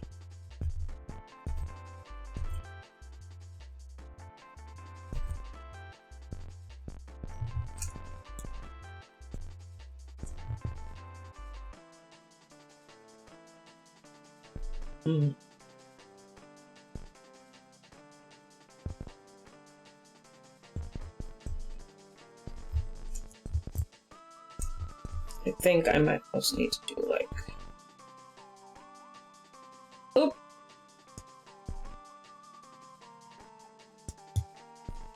something like this.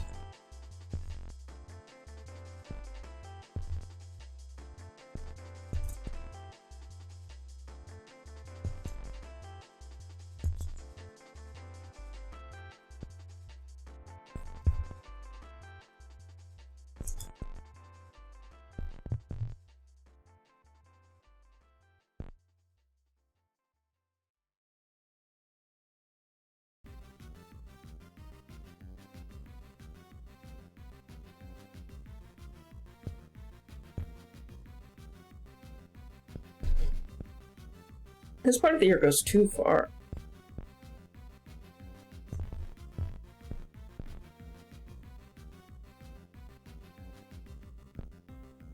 I might need to like actually formally withdraw it. Liquefied tool may not be enough for me.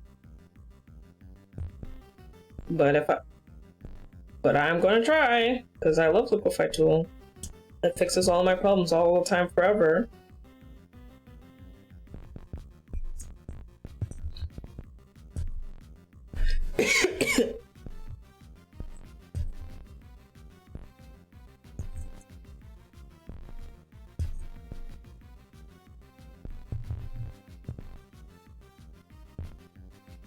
I feel like these might need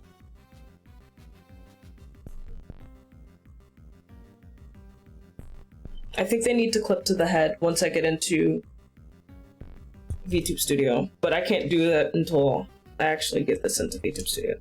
So let me stop messing with it and making it worse and just trust the process and trust that once I get this into VTube Studio, it'll look better.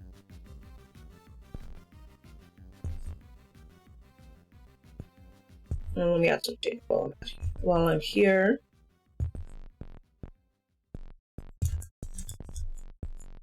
Oh.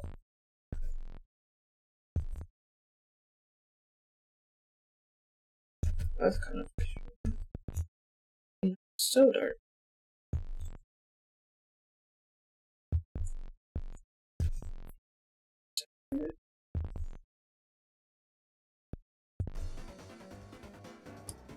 Shading dark browns is hard for me. I feel like very often it's really easy to go too dark. Because it feels like otherwise you don't see anything.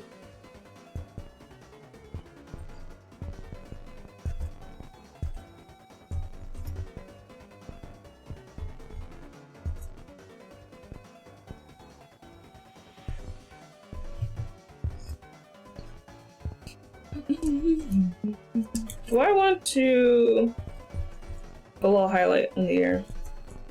I say doing a huge highlight. Maybe not that way. Maybe like here?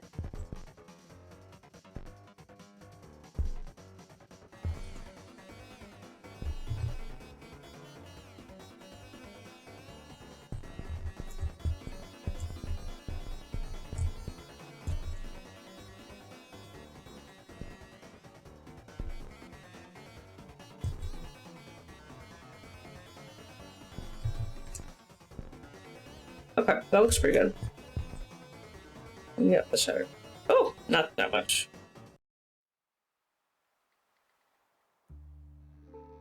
Yeah, that. Okay. Now, where's my iPad? What?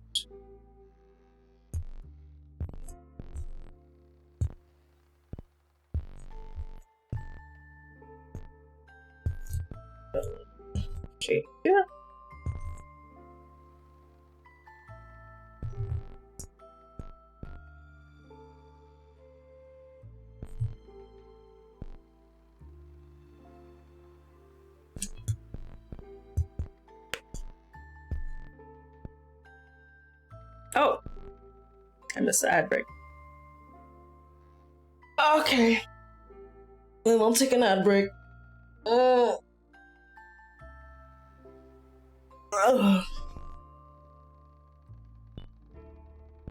want an ad break. I'll fix them. Like, I'll turn the hot off.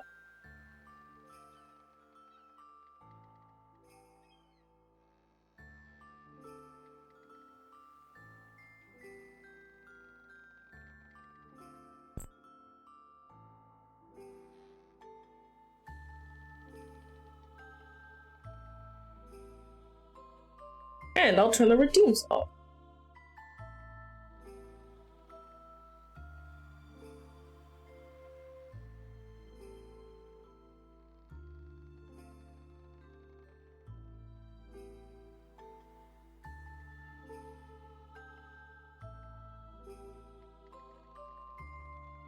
That off. This off. Oh, I guess I don't have to turn that off. I can turn this off. And then that I think I can add these to the model.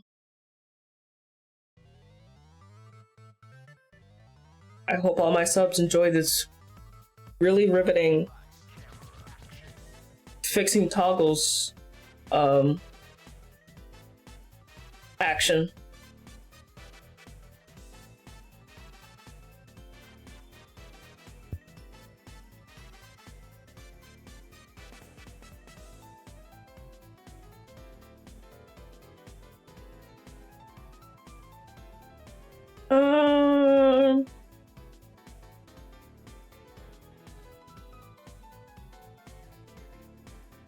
Check it.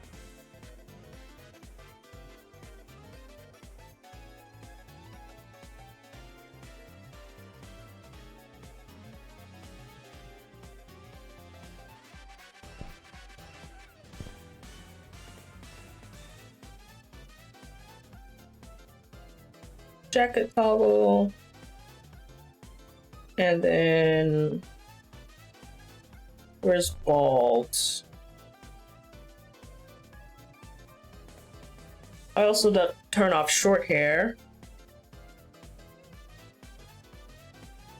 Oh, I'm so close. Where's bald?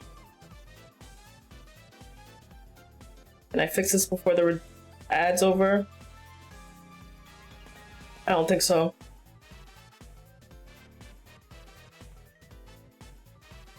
Hi, I'm fixing redeems. That's what I spent my advert doing. I'm almost done.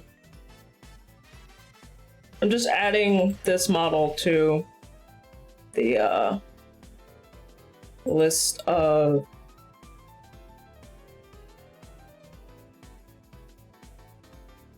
Hi, Living Meatloaf. Welcome on in. How are you? Give me just 1 second. Almost done.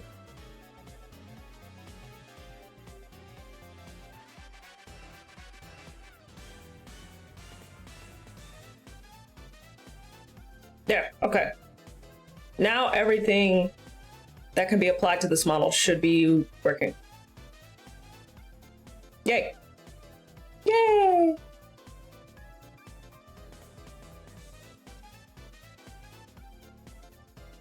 Hey, check this out.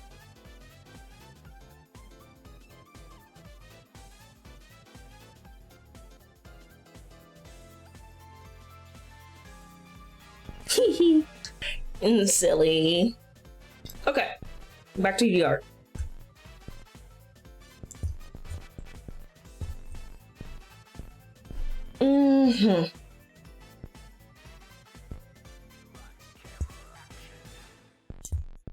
Oh, let me see. If I do this.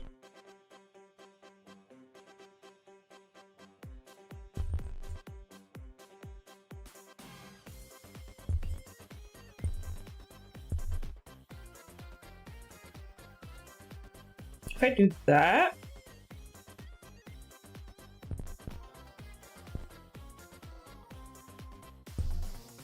Like if I flip it to the ear like this, that might work. All right, we'll see when we get to Live2 Studio. I might have to redo the ears.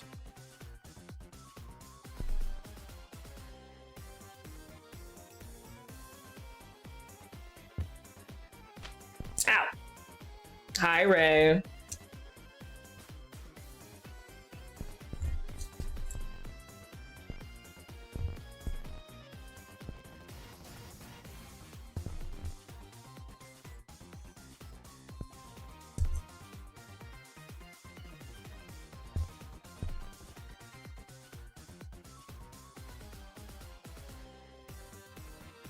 Oh, let me not flip this actually.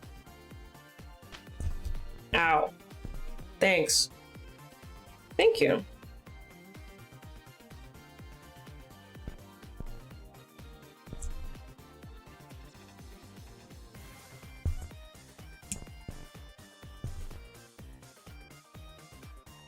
I'm drawing stripes on her neck.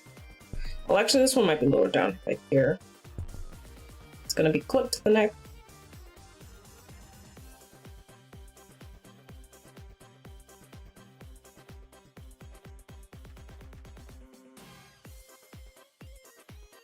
Okay. How's the art coming? Pretty good. I'm getting to the rendering stage.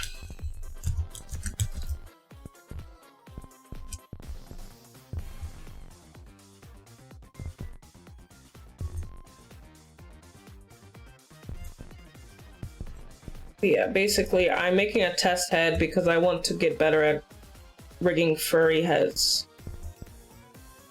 So I'm just doing the head because that's the hardest part for a furry model. So that's what I'm working on.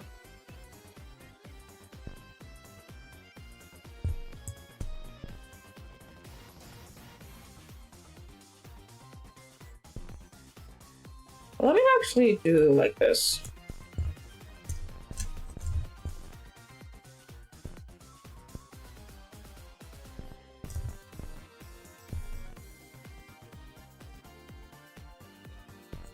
Right.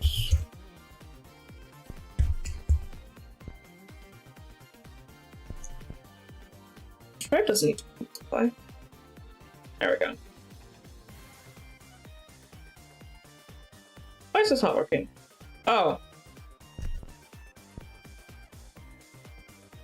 I'm confused about which layer is which. This is stripe.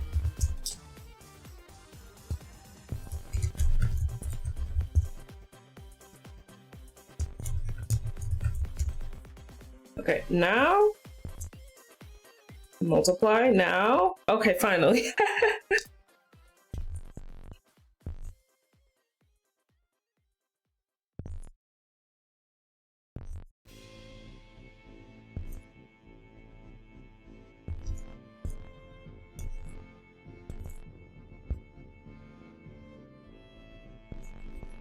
Like always, I don't know about that one. I don't know about that.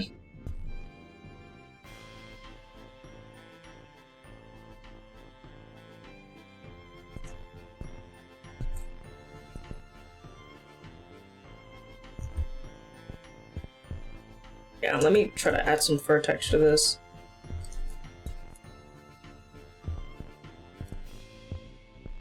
It's in the name, furry. She is furry. Do something like this, and then I'm gonna cut it back. Let me actually hide the head.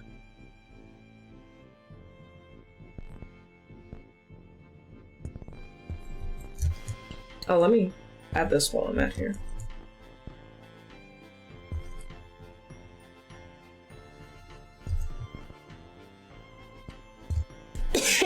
Excuse me.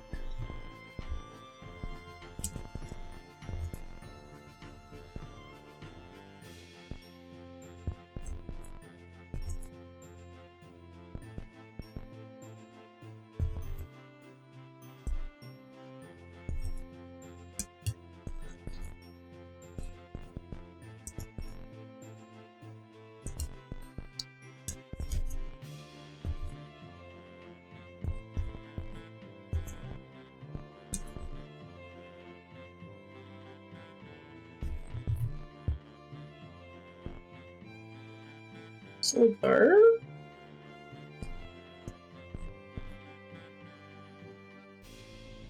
I forgot I wanted to add some like fur texture, but I think I might put that on top.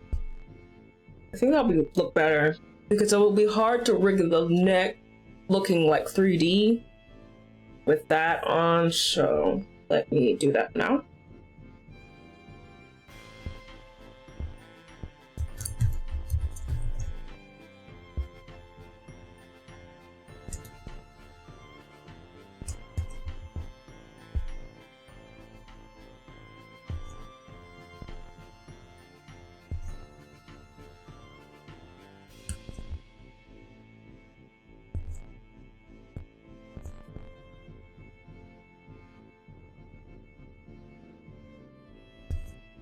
Mix pairs.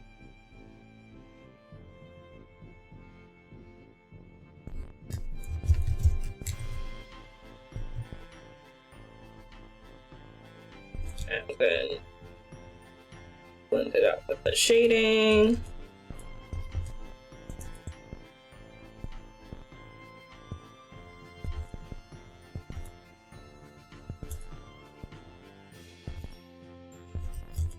Give it the color texture.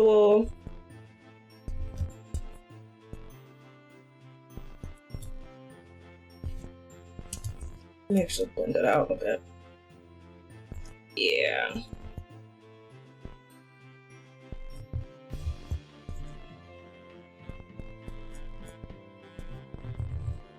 Yeah, that looks pretty good.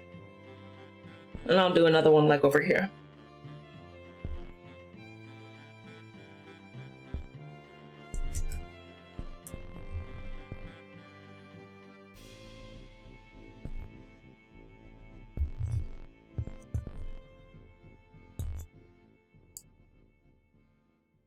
I think I'll add a little bit more shading, but it blends well, and that's what I was wanted to make sure first.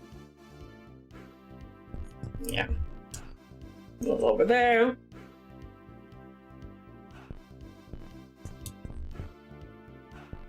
And we return to this.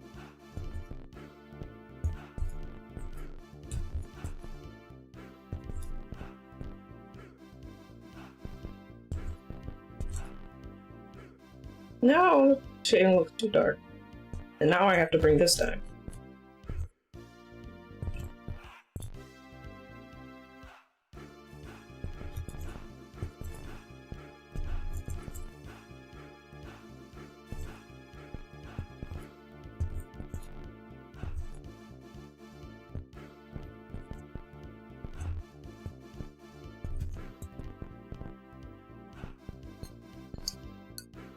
Okay.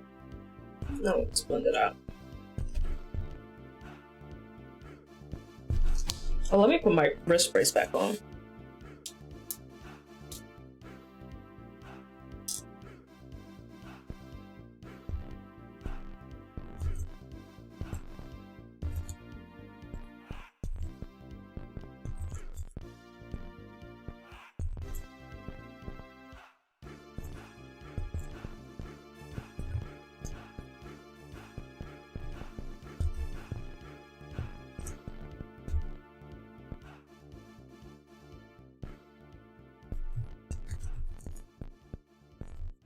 Neck fluff. R. Neck fluff. L.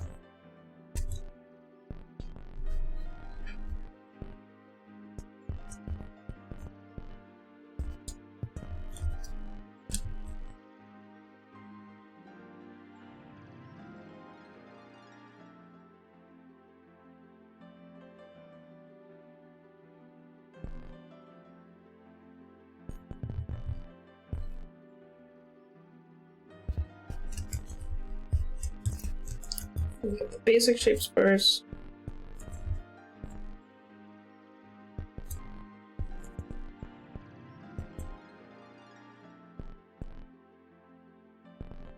And now blend it up.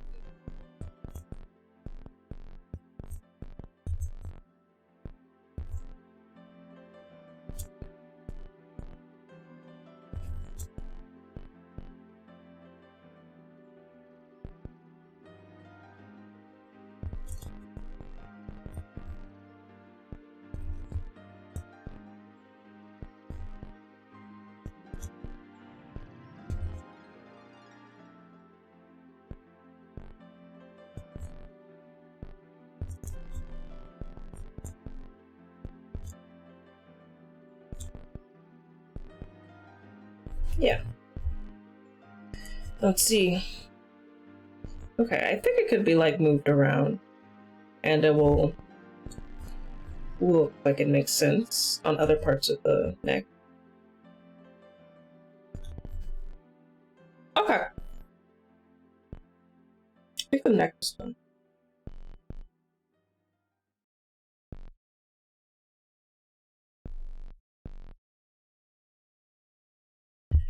Now let us return to the head.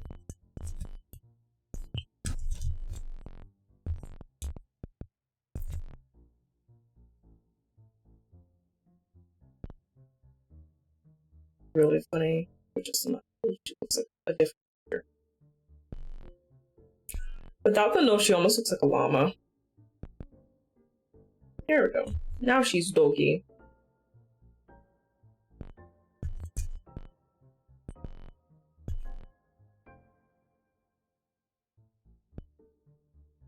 Let me get rid of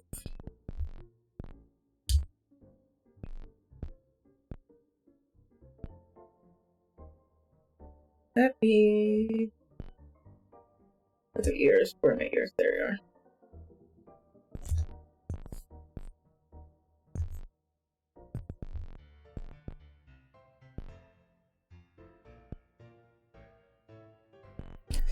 She looks very silly right now. But just trust me, bro. Bro, just trust me. Bro. Trust me, bro.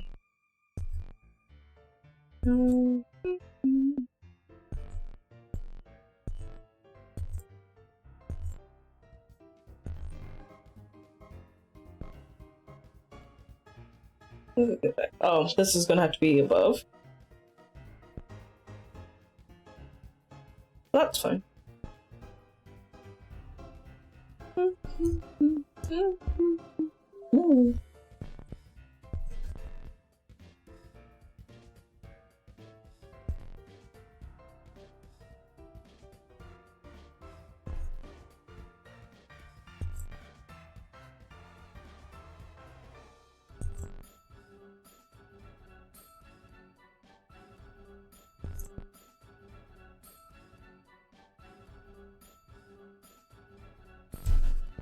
Okay. Let's clean up just a bit here.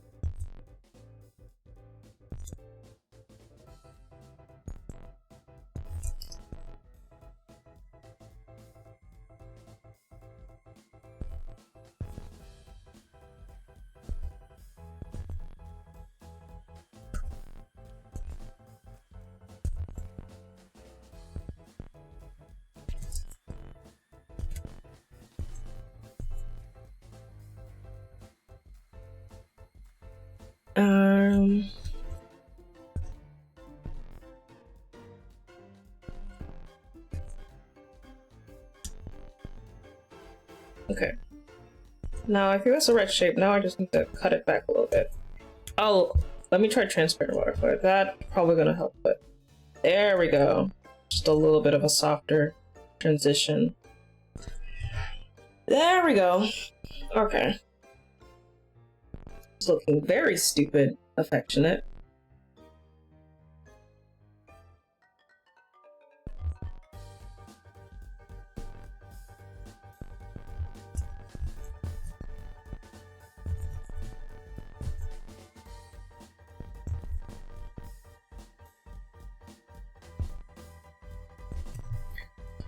Just realized the cheek effect kind of got defeated. The purpose kind of got defeated, but I think I could still do something kind of cool with this.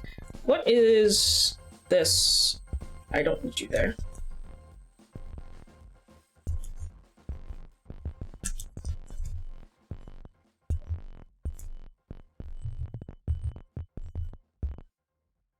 And then let me adjust flow in here. Let's adjust this a little bit. Make you a bit thicker.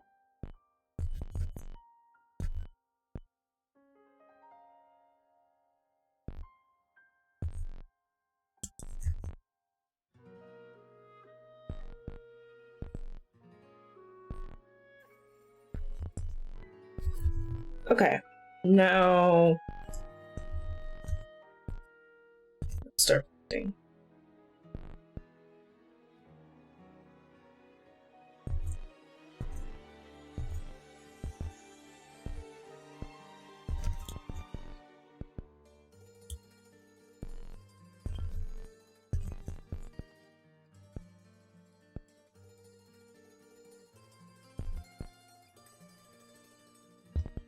Why is it so transparent? I was gonna do that, definitely. It's...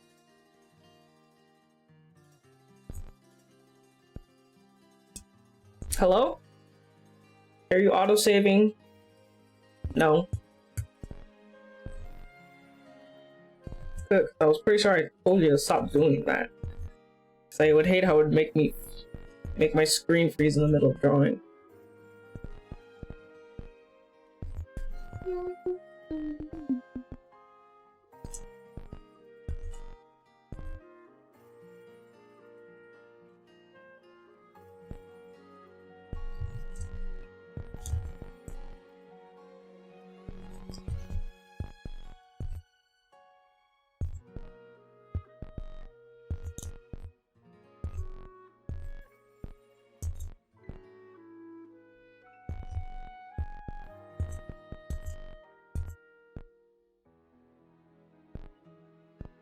Okay, okay. Now it's starting to look like a place. Oh, let me plug in my laptop real quick. Just went into power saving mode.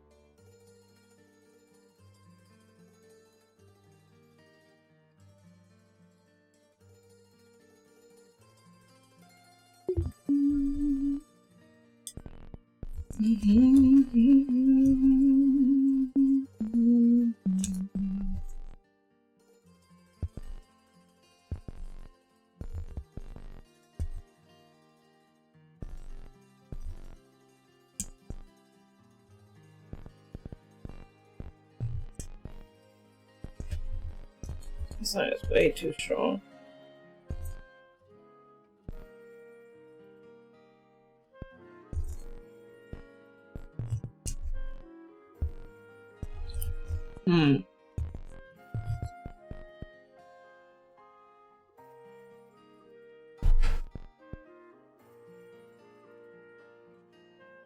Considering just discarding the cheek fluff altogether, because it's kind of being a little annoying heart.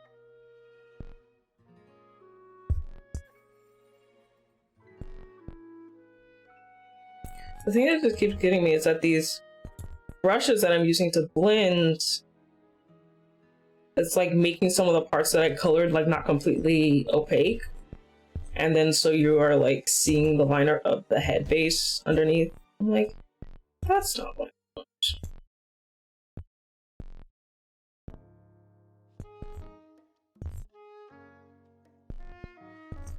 Sorry, my head whipped around. It was because 2 Zelda songs came on in a row, so I had to make sure that my shuffle was on. Because a lot of my songs are grouped roughly. Because I would just think of a bunch of songs and add them to my playlist. And I'll usually think of them in groups of songs or groups of games. So a lot of the songs from games are like next to each other. But these ones were actually not. So shuffle is on.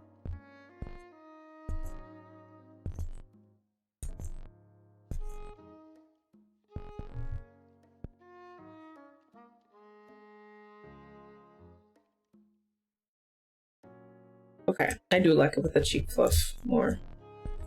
It's just being annoying.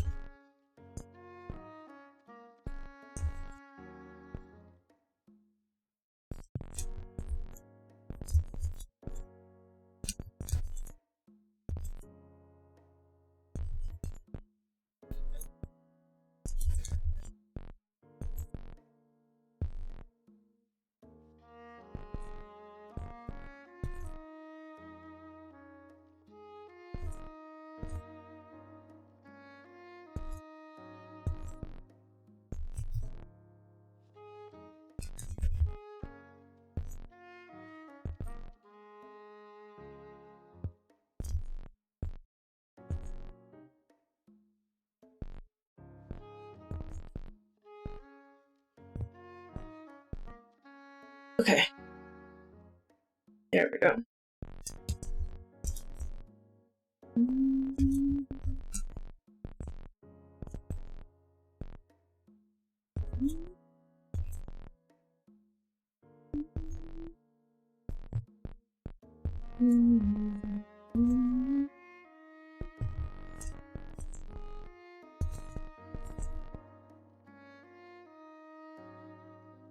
Stretch, hydrate. I will stretch and hydrate.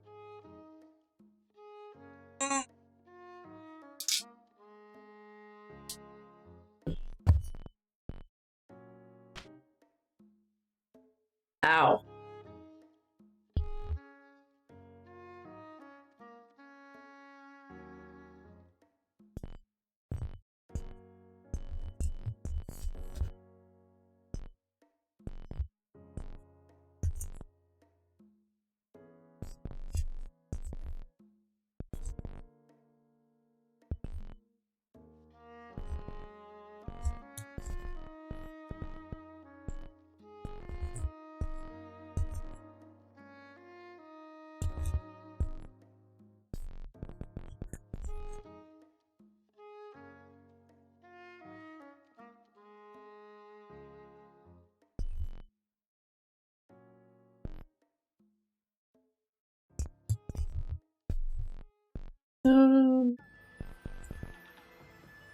Yeah, right there.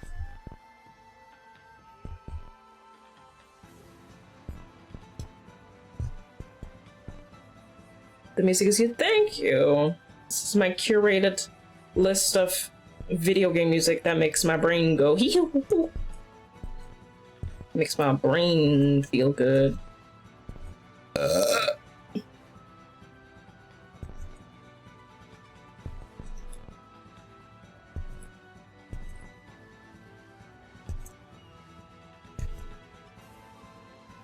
6 out of 10. That's fair. Definitely could have been stronger.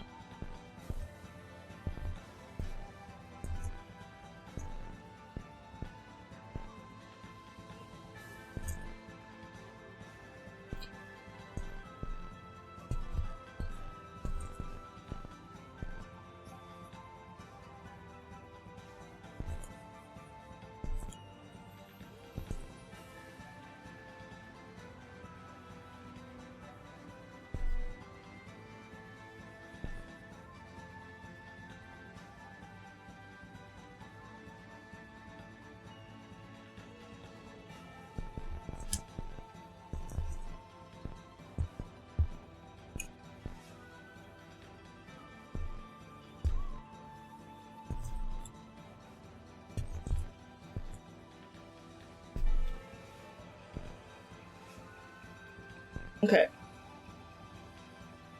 Hopefully that works when I get to Live2d. I'm trying to keep that in mind.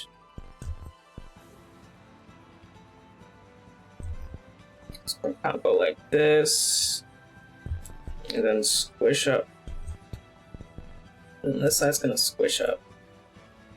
It's like this.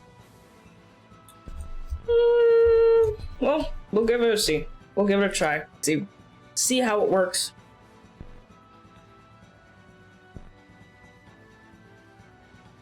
Can I keep delaying the inevitable? Let's see. Ow, ow, ow, ow, ow, ow. Chiron Caverns, hi! Hi! Let me give you a shout out. Hi, everyone! Appreciate the raid. If you don't know who I am, my name is Kaja. I'm a mad scientist dragon VTuber, and I reanimate other VTubers. And today, I am making a practice furry head. She looks weird because she doesn't have her ears are invisible right now. But I'm making a practice furry head to rig in Live2d so that I can get some practice on furry models. So that's what I'm working on right now. I'm working on the rendering. I hope you had a good stream. What were you doing? Let me do you a funny shout out this way. Is it gonna work? Please work. All right, it's because I got rid of stream elements and I haven't made that command and mixed it up yet. Teehee, blah. But I hope you guys had a good stream. Wish you luck, man. Thank you. So, if you're just coming in from the stream and you are tired, or hungry, or sleepy, or need to just get up from your computer, feel free to get up, do your thing. But if not, I want to keep me company. I appreciate you hanging out with me. But it's a pretty chill stream. Just chilling out some video game music in my expertly curated list. As I'm trying to figure out, because obviously it's my first time doing a furry head, so I'm kind of like trying to figure out as I go along. You know what I mean? I was doing karaoke as Toad, and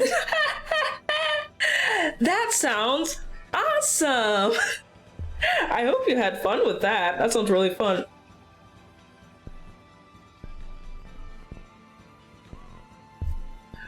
And then Art, yippee! If you have anything you would like to show off, I would happily pull it up for you so people can see your amazing art.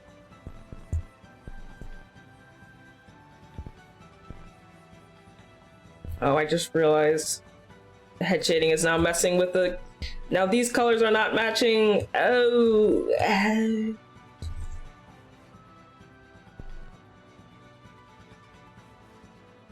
I had a photo specifically Christmas songs. Yeah! We love getting in the holidays. I don't celebrate Christmas, but don't let me stop you from having fun. Excuse me.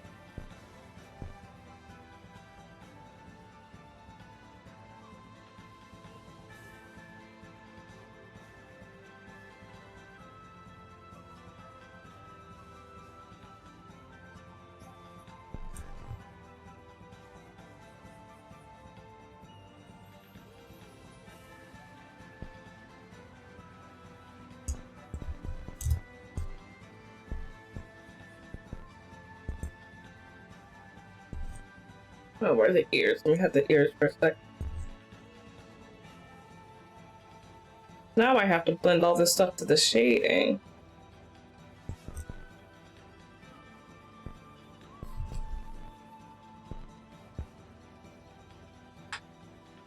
Oh, I have to blend you too.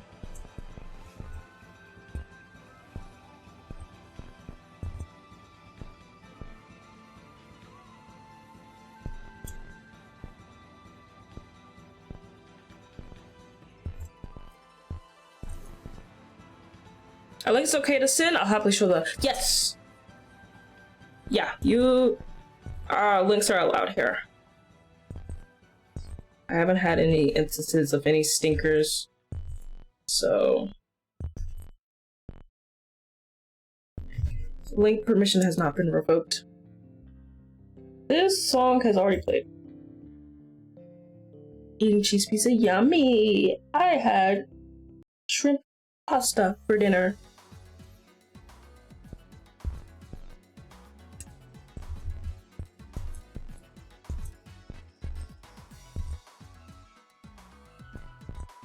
Sends me some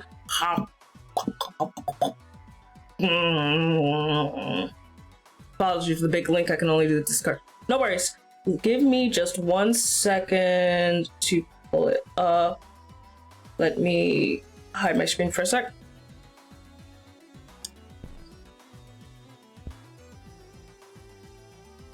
Working on D&D character. Ooh, we love D&D here.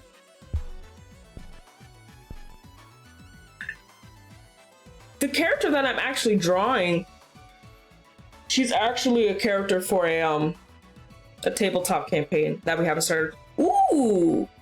Okay, let me get this up. This is cool. I love the forearms and the cool shaped horns. This is awesome. Oh, this is really cool. See? See, I told you we like D&D here. Everyone got excited. You mentioned the D word and everyone went crazy.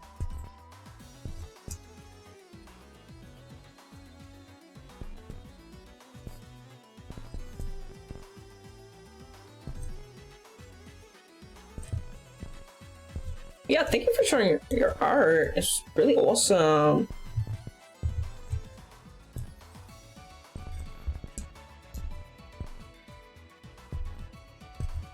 Sorry if I trail off sometimes. I'm a little in focus mode. Trying to render this fur in a way that like blends in with each other.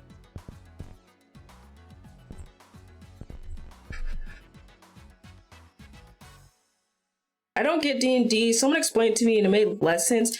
It's a role-playing game where you have certain rules to explain like certain action, like certain rules. So if you want to attempt a certain action, or certain rules for combat, or like the rules what spells do, those are like all defined. But for the most part, it's just like one person, the dungeon master, gives you like a prompt, and the players decide how they want to react to that prompt, and then, you know, use the mechanics to determine how the response to the prompt like goes, if that makes sense.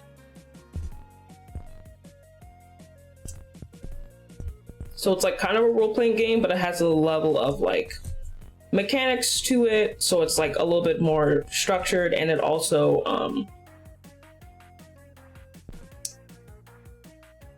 has some chance, so not everything goes exactly how you would want it, but that's part of why it's fun. Why is this?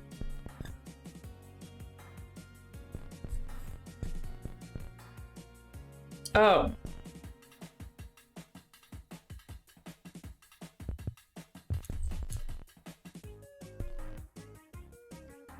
I played the first ever session after years of trying to find folks to play it with on VR chat. Ooh, we have another session played on second. Oh, that sounds really fun.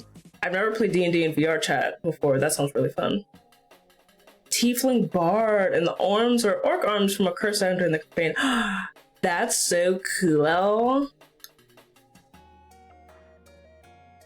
You fight monsters and solve puzzles and RP with each other and NPCs in very creative settings, but most things can fail or succeed based on what it does. That's a pretty succinct way to do it. But yeah, for the most part, it's a role-playing game where someone gives you a prompt and you decide how you want to react to the prompt, and most actions require you to roll a die to determine how well your attempt goes at whatever you're trying to do, and the DM decides what happens based on the roll. It's really fun.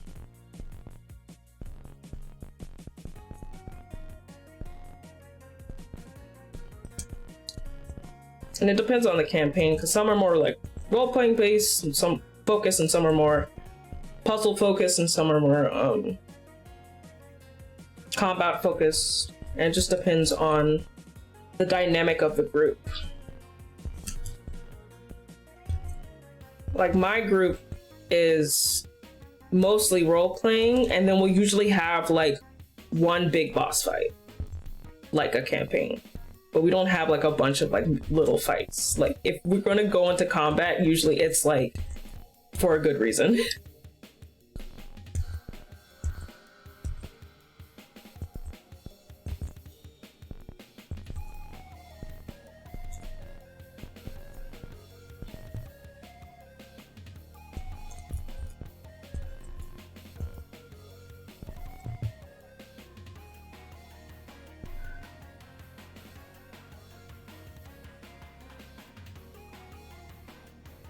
My character has literally seduced a door on a nat 20 plus 3 and leveled up. Yeah, we love random seduction rolls. They're always so fun.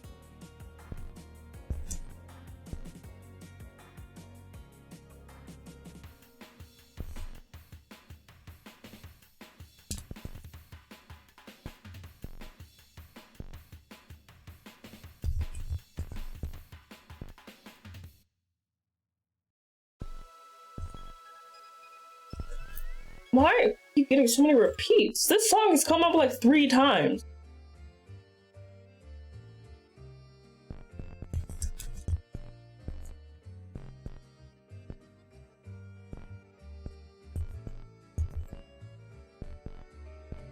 this is really the kind of shuffle I get from my not payment of YouTube Premium, because I just took advantage of an offer to get 3 months free.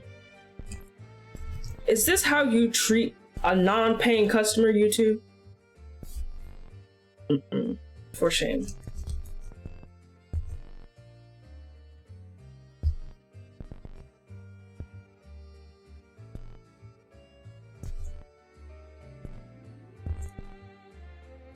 Role-playing game of chance, dice, fantasy, fun. Duh. Like, yeah, you got it. Because it's like...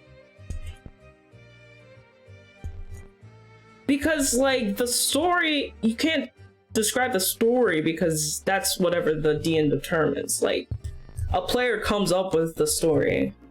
So... You can't go into more detail than that.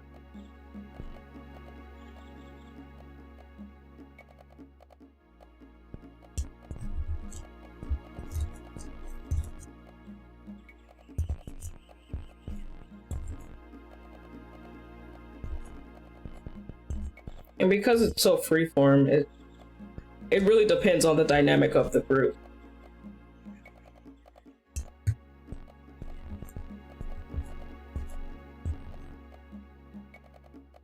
But yeah, basically it's just role playing, but with some rules to help determine how certain things go. Like it has, you know, rules for combat and rules for attempting certain actions. So it's not just you being like, yeah, my character does this, my character does this. There's like some rules that you have to follow.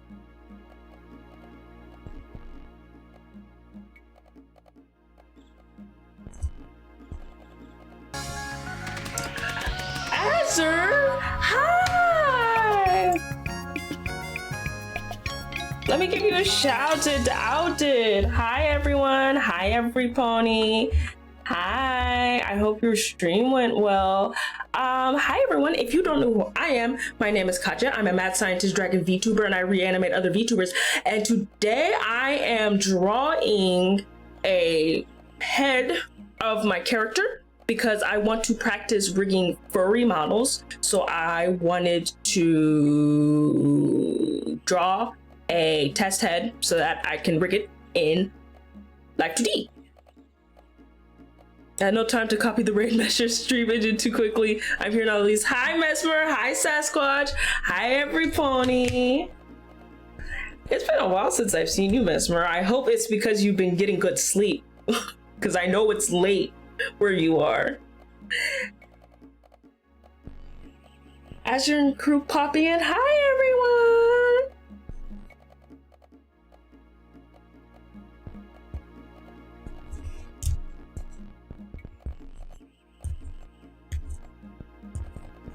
Struggling a bit with some of this rendering, but I will either figure it out or give up. Those are my only options, so when you say it like that, it doesn't sound too bad.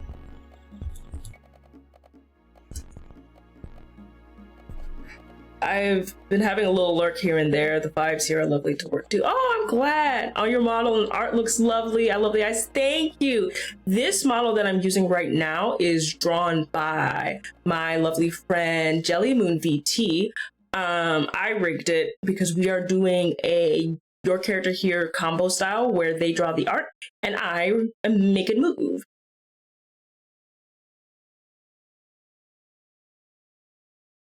Oh, 1 second. For some reason, every time my YouTube plays like 3 songs and then freezes. And I don't know why it's been doing this. Ah, yes, Mesmer emotes. I'm so happy for you, Mesmer. I feel bad because I haven't actually been able to catch one of your streams yet, but it's not out of malice. It's just me watching like 3 people and not keeping track of when anyone else outside of them starts streaming.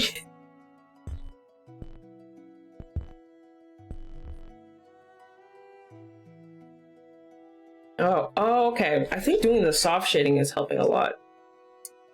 Since everything else is soft, that makes sense. I have the perfect extension if the "Are you still watching" thing comes up.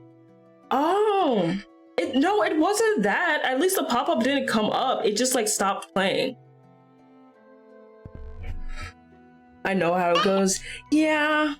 Blaze the S, thank you so much for the follow. I'm very much the kind of person that I literally have like,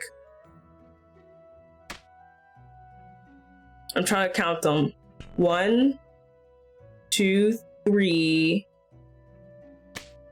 Ow. 4, 5, kind of. 6. Blaze, you can call me Blaze. The SS is short for safe. Ooh, okay. Well, welcome on in, Blaze. I have like 6 streamers that. Azure, thank you so much for the follow. I have like 6 streamers that I will watch, and literally, if they aren't online, I just don't open Twitch. I'm like, I already know who everyone I want to. I already know everyone that I like. I will not be open to discovering anyone new. This is how I am.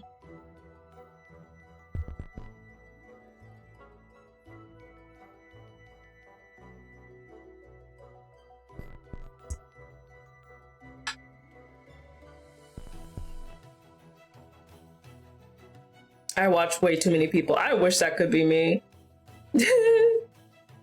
But genuinely, it's like I open Twitch, I check to see if like the 6 people that I watch are online, and then if none of them are online, I close Twitch and watch YouTube. I wish I was joking.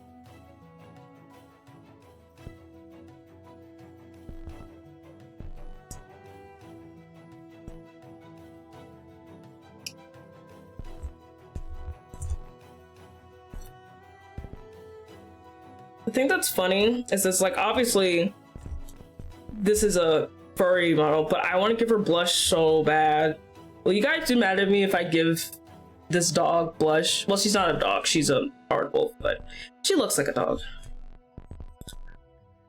Will you guys hate me? Will you guys want to kill me with hammers if I give her blush?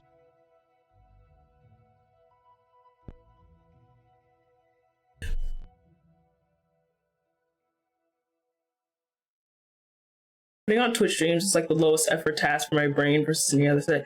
I get that.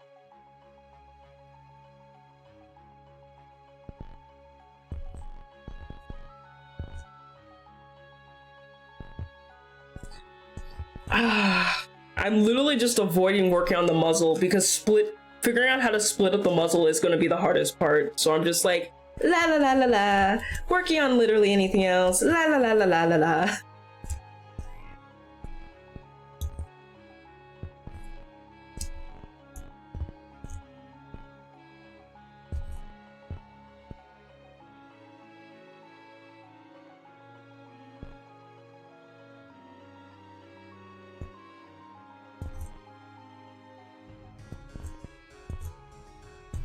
It's like, that's the whole reason why I wanted to make a model to practice, is because figuring out how to split up the muzzle is not easy. But now I'm avoiding the thing that I want to actually do.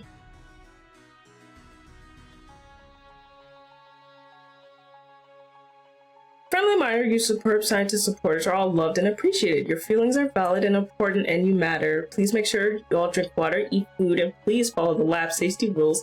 Have some hot cocoa and deserve it. You deserve it. Love you all. Aww. I love good vibes. I love good vibes. I don't jump into the hard bits either. Go for the easier bits first and see it as warming up. Yeah. I mean, I'm still kind of trying to figure out, because it's my first time rendering fur too, so I'm trying to make sure that these pieces like blend together well. So it's not like I'm not practicing things, but the part that I'm scared of the most is the muzzle, and I am like, what else needs to be done that isn't the muzzle right about now? Let me finally do the back of her hair, because she does have hair, sort of. It's like kind of a mane, but I stylize it like hair. Like, let me see if I have a sketch of her, because it like lays back like hair, but when she's like surprised or aggressive, it like sticks up. Do I have?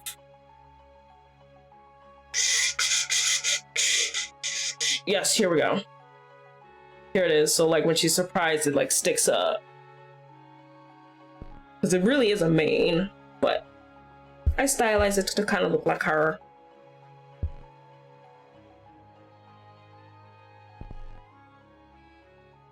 Oh, if I was gonna actually like model this like as a model that I was actually going to use, I would definitely add like a raised mane toggle. But since this is really just practice, honestly, the biggest thing is just the muzzle. Everything else is just to put around it. You also have the thing. I don't know what you're talking about. Smile.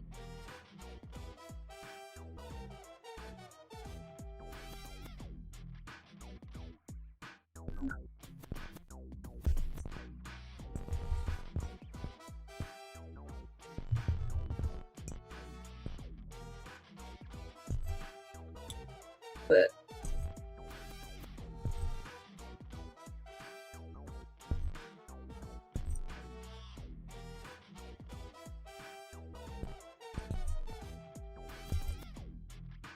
I don't think I'm gonna go crazy and like split it up. I think I'm just gonna have like a back hair piece. Thank you for the lurk, Stag. Hi, Stag. We love a good positivity message. I don't know how to talk. I can't talk. But I do love you all. I could do that.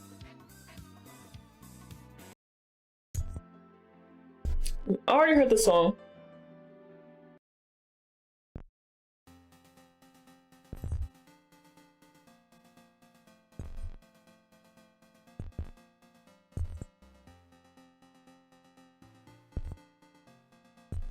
I was hoping the promise of me drawing furries today would draw Stag. Unfortunately, I only got a lurk. I have to try harder to appease him.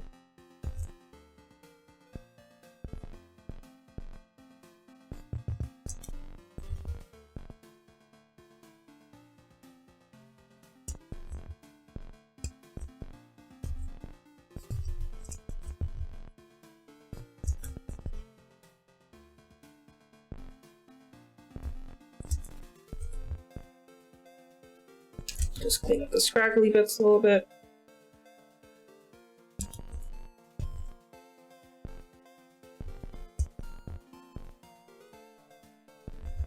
Oh, I almost forgot this part.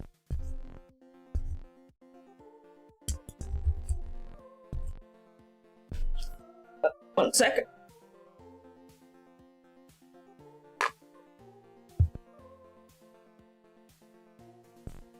What?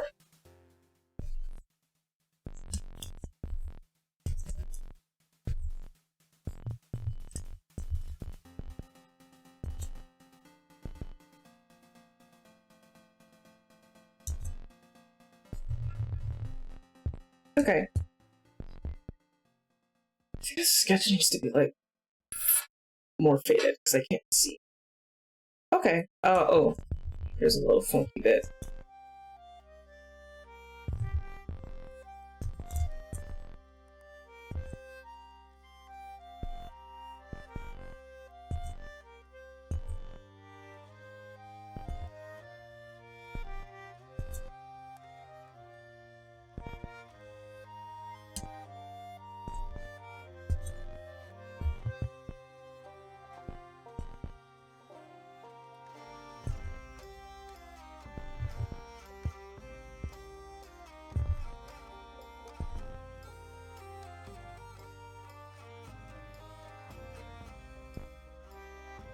Okay, I think that's good enough. Do I have a...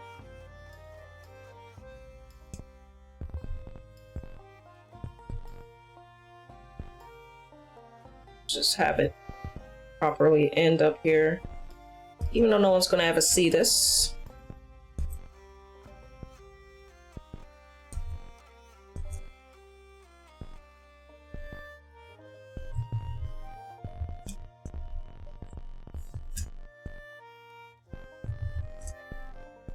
Okay.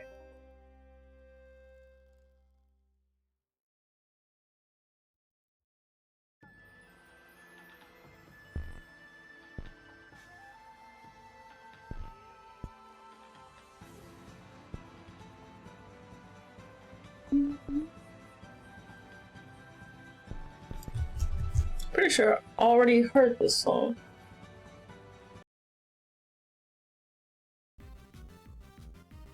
Pretty sure I heard the song too. What is with the shuffle today? Okay, finally. Because I know I have plenty of songs in here. I should not be getting that many repeats.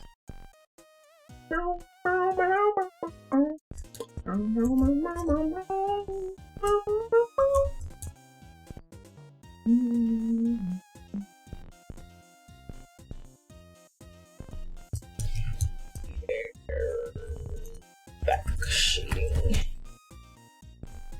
They're back. Let me do this real quick.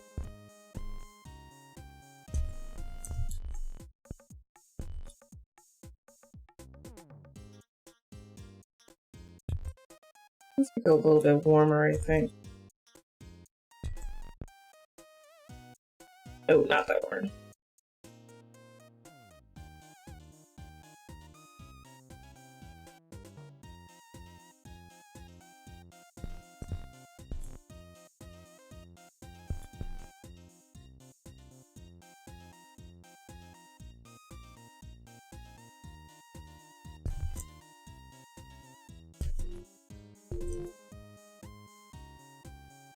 Oh, we got an ad coming up.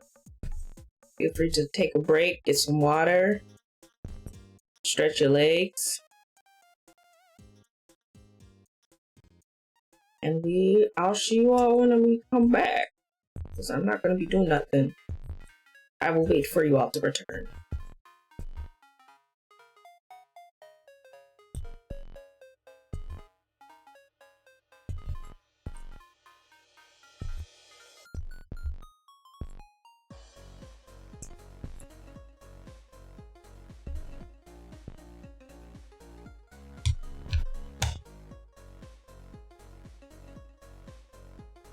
I'm actually going to get up and stretch.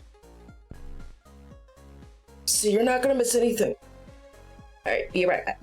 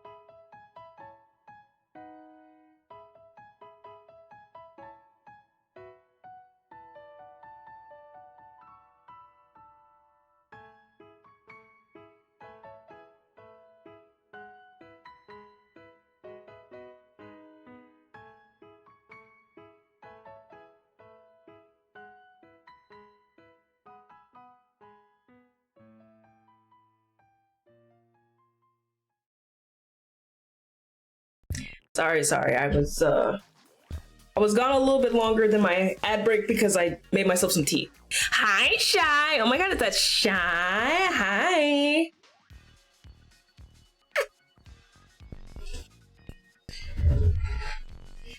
Oh wait, sorry.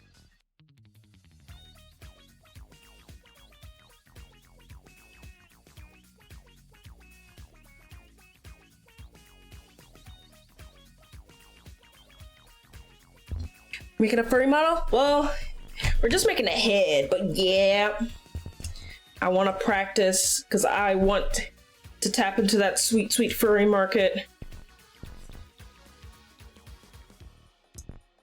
And also, I just like challenging myself and like expanding my skill base. So I just want to see if I can do it. Slay, slay. We love furries. Shout out to my persona for real. I love her. I should draw her more often because I genuinely love her design so much. Like, honestly, I love my VTuber design, but my persona designs feels way more like me. Like when I see her, I'm like, oh yeah, that's just me. Where it's like my VTuber is like, oh yeah, that's a character that is used to represent me. But my persona is like, oh yeah, that's literally just me. Like, she's me. I have any art of her? I think it might be on my old computer because I haven't drawn her that recently.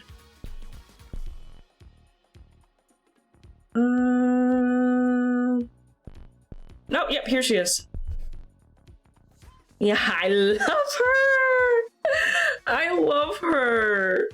She's so silly. She's my little cockatrice baby. She's me. This is me. This is what I look like. I love her.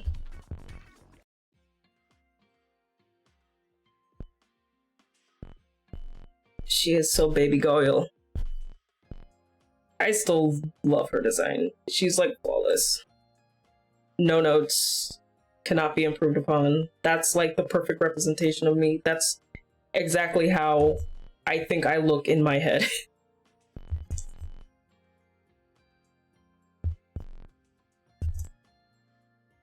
So creature. Super cute, thank you. I love her.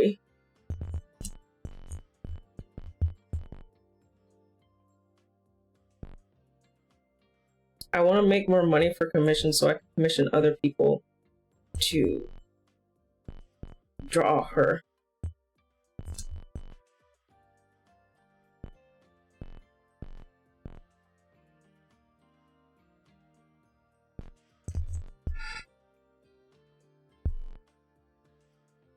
Her hair's not kind of like spiky. This is like more smooth. That's fine. This is not the part of the model that I'm really practicing. Let's... Good. Yeah.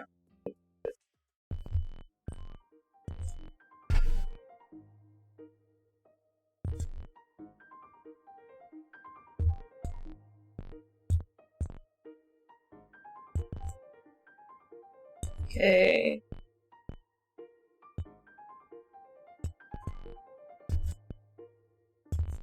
This is not a model that I'm actually going to use, but I want to do a good job so that the furry clientele can see that I know how to do these things. Let me take a sip of my tea.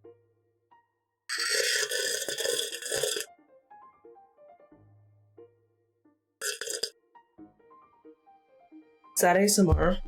I don't know. It's slurping ASMR.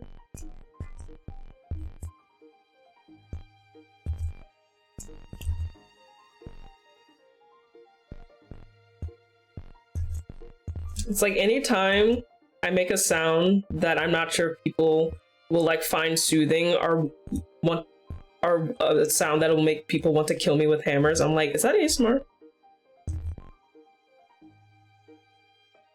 Because I feel like that's the reaction that a lot of ASMR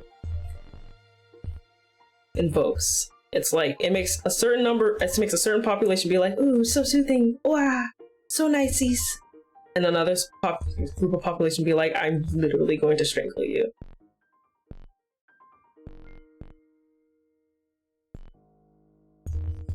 And I'm like, yeah, that's ASMR.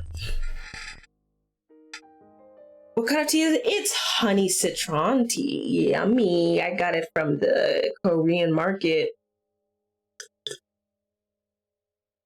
It's basically just marmalade that you dissolve in hot water. And it's really good. Did you know that that's like what jelly used to be?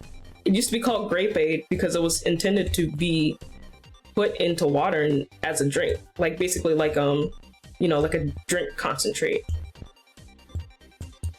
So it's basically like, because you can actually like have it on bread, and I have done that before, and it's really good. But you can also dissolve it in hot water and basically make a tea out of it, and it's awesome.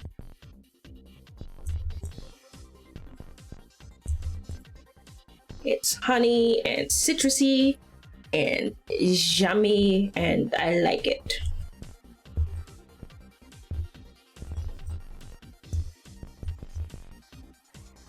So I drink like black tea every morning because it's just a routine at this point. It's one of those things that's just like, it indicates to me that the day has started because it's like it's decaf, so I'm not drinking for the caffeine. But anytime I want something warm to drink, any other time of the day, I will usually get a nice cup of honey citron. I also have some peach tea that I will also indulge in, but I definitely hit up the citron more. It's just so sweet and yummy.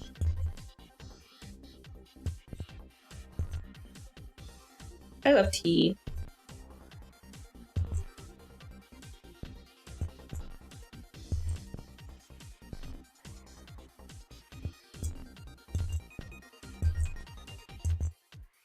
I've thought about if I was a Cookie Run character, I would want to be Chai Spice Cookie, but I probably can't do that because that's technically cultural appropriation, even though I'm like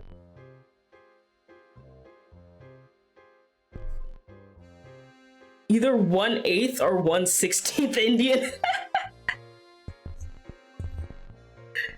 I'm like, nah, I don't think I'm Indian enough to reclaim. I just like chai tea a lot.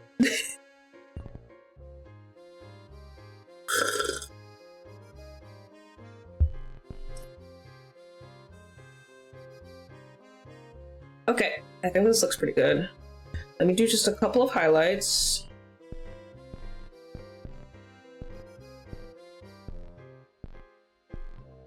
I'm not joking when I say that I have considered charging extra when people ask me to render long straight hair. Because I'm just like, I don't like this. I don't like doing it. And if people have the nerve to charge extra for drawing curly hair, I could charge extra for you all making me draw long straight hair. This sucks. And I don't like it.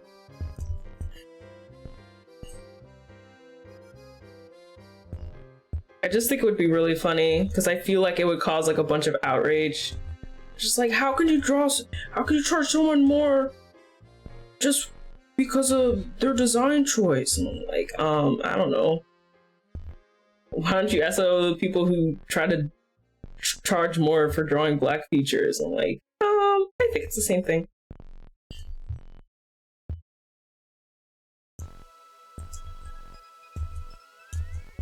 Oh my gosh, this is like the 4th time this has come up on the shuffle. What is with my shuffle today? It's not hitting. It is not doing what it's supposed to be doing.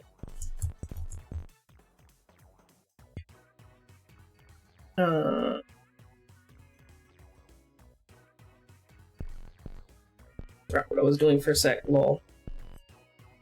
Do this. No, this. Oh my gosh, all my layers. I'm getting confused with my layers. There we go.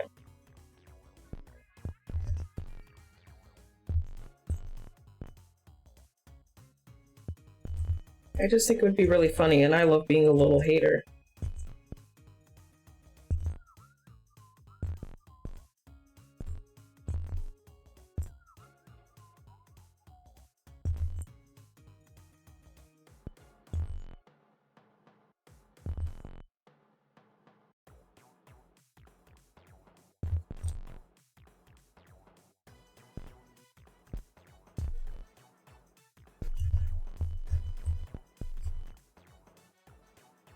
Maybe I'll do this. Yeah, I'll do this on a layover.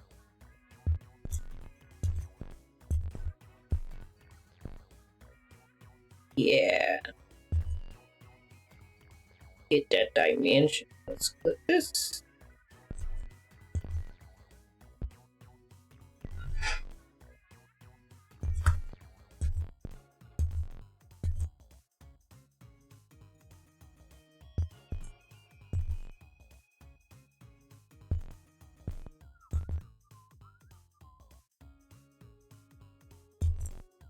Shy is a celebrity here. We love Shy. Shy's famous.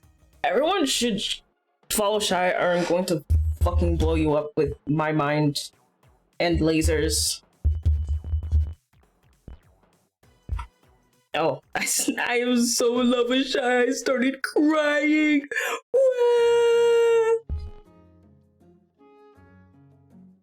On false, I think you should follow that winner because she wins every single prize in the world and she's awesome and super cool and a really talented artist and you should give her all your money. You should, this is not bad advice. You should forfeit all of your life savings to Shy.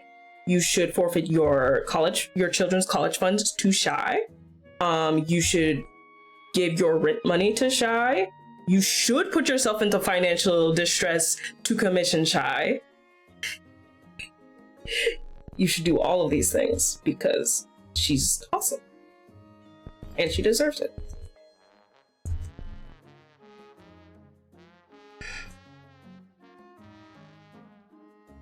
Be back later. I've been sat for way too long. Need to stretch these legs and do some self-care. Yeah, good idea, Mesmer.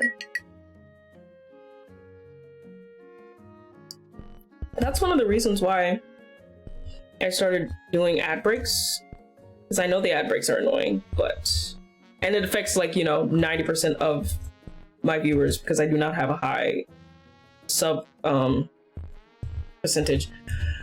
But I did it because honestly I did it for me to kind of force a reminder to get up and stretch my legs, because if I don't, I will sit on my ass forever and my legs will suffer from it.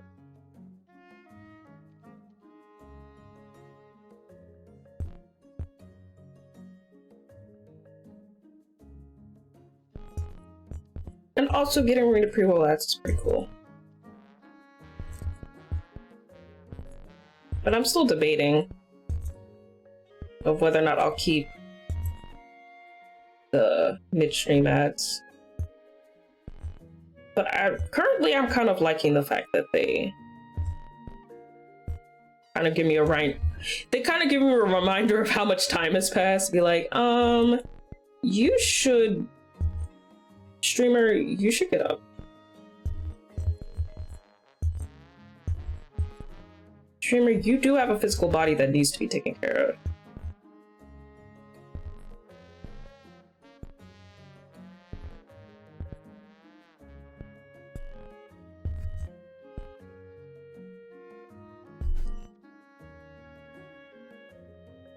Yeah, using the ads to take breaks to get water is good. Yeah, because it's like, I'm really not going to remember to do it otherwise.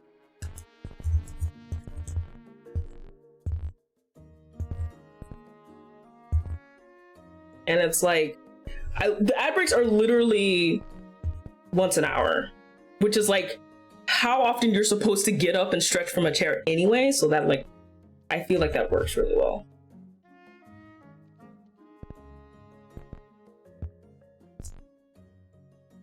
Okay, I kind of went hard on that hair, I'll be real with you. Her hair is a little slay.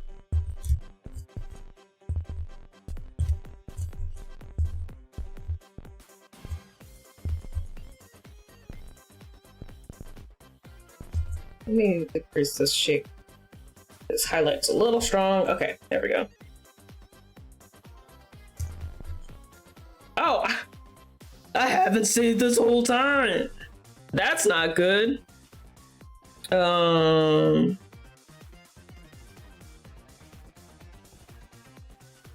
have such a particular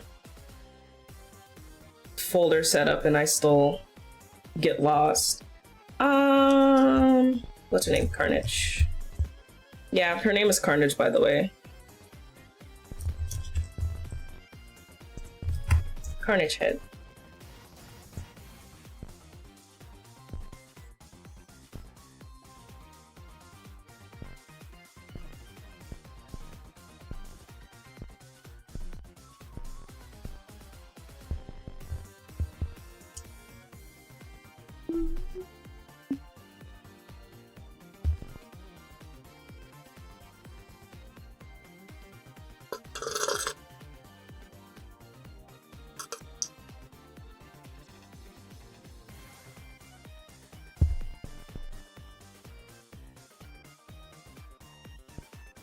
Okay. I don't think I can avoid it any longer. It is time for me to address the muzzle problem.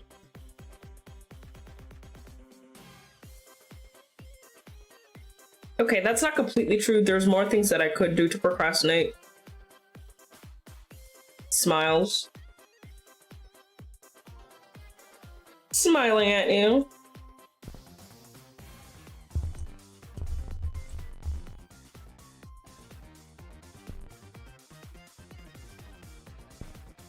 Smiling at you so big.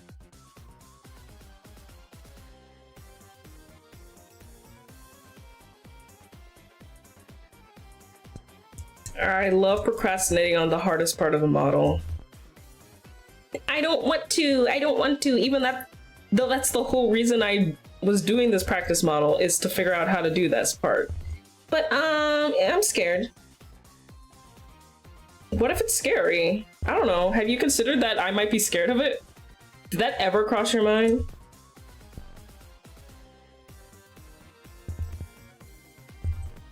I think you need to practice a little bit more empathy. Because sometimes artists get scared. And so they just don't do it.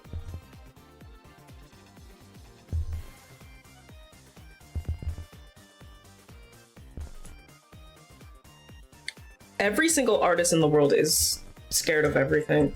This is a fact. I wish I was joking.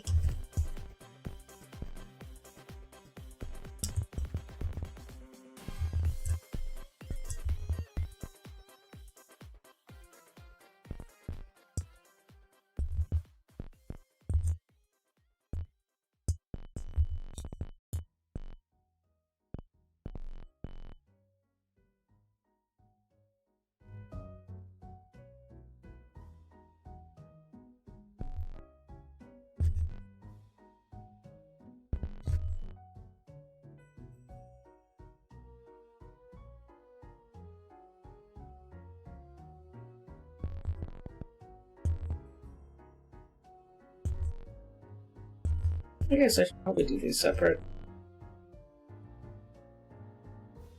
I love separating stuff that isn't really that important because it's not the focus of this model. But I'm insane. I'm an insane person. I am clinically insane.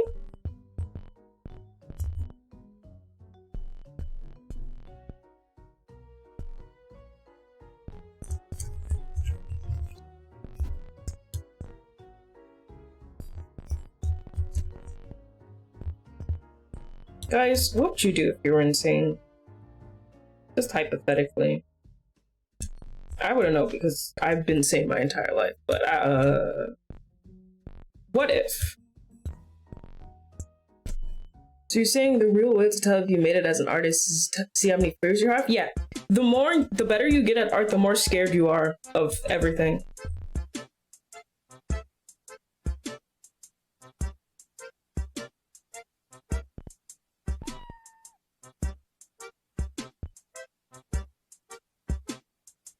And once you've gotten really good at art, you just get really, really scared.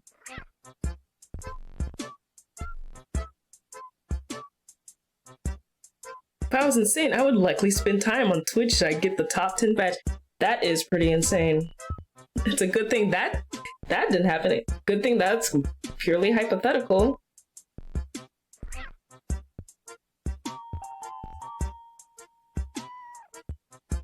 I love presenting hypothetical questions to my viewers.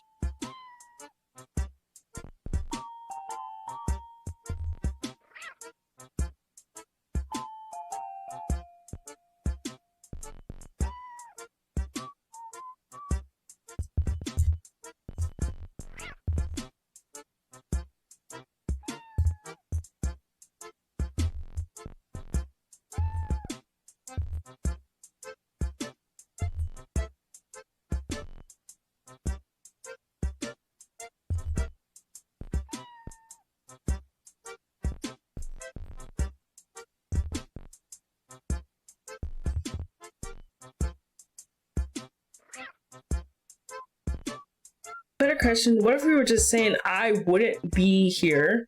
I would... Oh, sorry, this music is loud. Because I turned it up because the previous song was quiet and I forgot to turn it down again.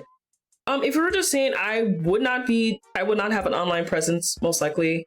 I would probably be in a relationship.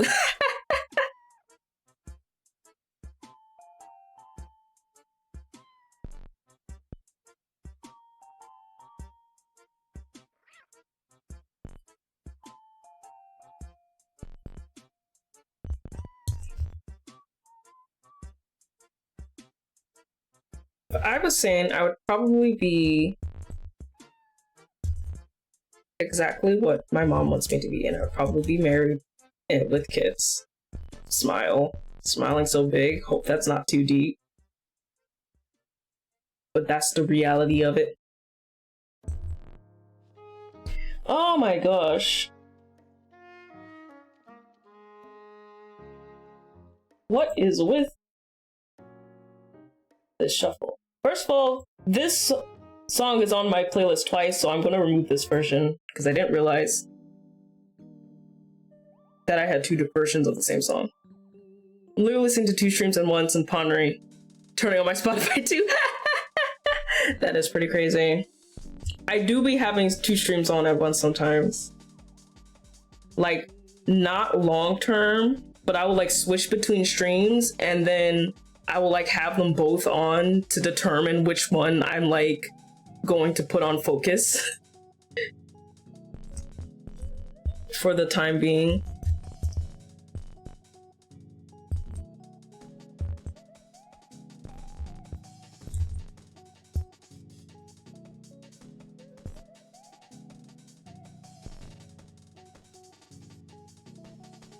I like to have 3+ streams all the time and I'll watch stuff or play games. I usually only have 2 or more streams if I'm drawing or rigging. And if I'm playing a game, I'll probably just have 1 stream on. This is why I love having 2 monitors. It fuels my neurodivergent brain so much, my multitasking brain. It's so great. Genuinely, if you don't have a second monitor and you can afford to get one, highly recommend it. It's great. Like, I get not everyone can afford it, but it's pretty sweet. I don't know, it's pretty sweet, guys.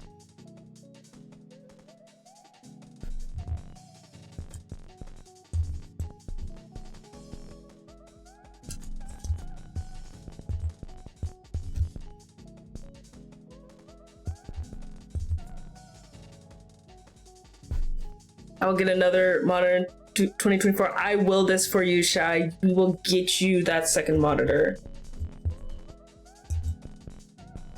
So it's like having a second monitor is awesome, just normally, but especially if you stream, it helps a lot.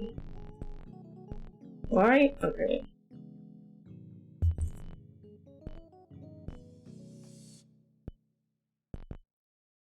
My second monitor is super old flat screen that only goes to 720. That's what it was like at my job. It was like we had like one nice monitor and then we had just like one dinky, really small monitor. My monitors, it's so funny. Both of my monitors are actually secondhand from my brothers because they upgraded to 4K and I just took their hand-me-downs. But I can't complain because I have two monitors now and they served me well. And I have no reason to upgrade to 4K because I'm not going to make the commitment to like upgrade all my computer, my like graphics card and everything else. So 1080 serves me just fine.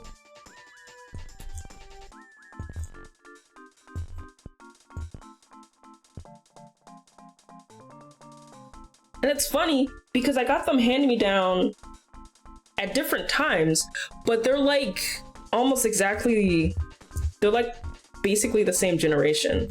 So they like work really well together. Like because that was something that I remember at my job, because we had that dinky monitor, is that like sometimes switching from one monitor to other would like hurt my eyes because my eyes had to adjust to the new resolution.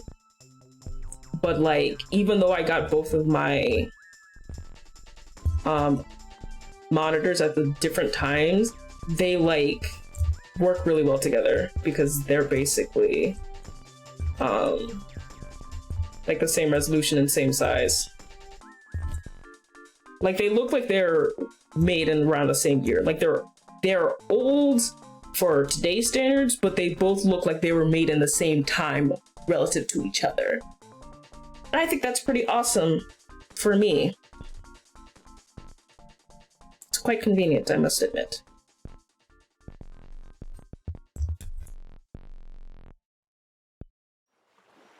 I love having brothers who are more into tech stuff than me, because when they upgrade to the latest and greatest, I get their hand-me-downs.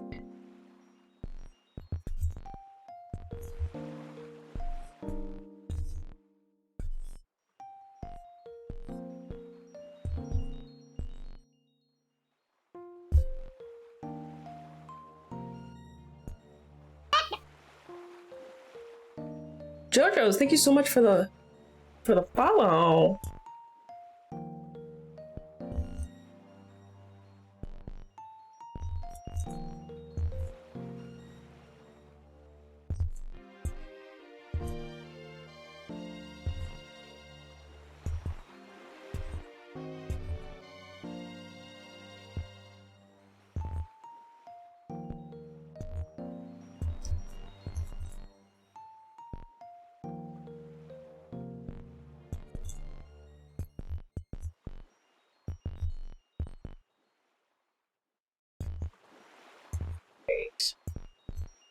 Keep telling myself like, you don't need to go too crazy. You're focusing mostly on the muzzle, the thing that you've been avoiding this entire time. But I'm just like, I want it to look good. But what if I wanted it to look good? Consider I want every aspect to look good, even if it's not the focus. There we go. There we go. Yeah. Yeah, there we go.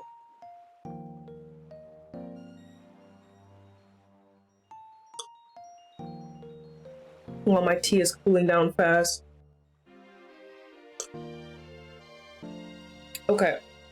I really truly think I can avoid it no longer now. I must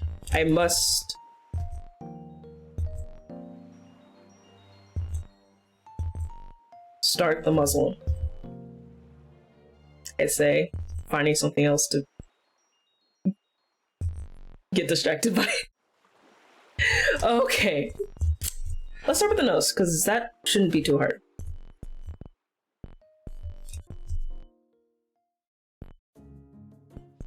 Oh my lord. Oh my lord.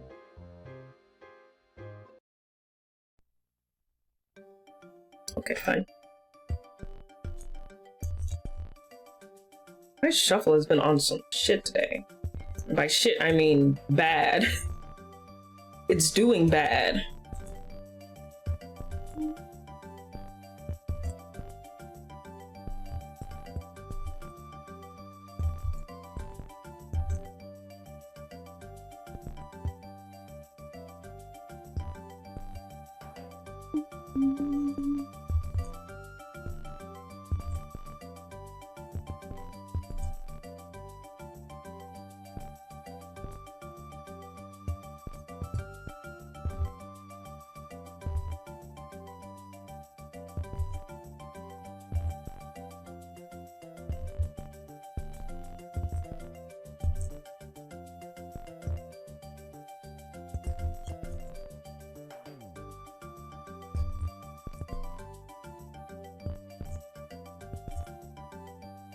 Okay.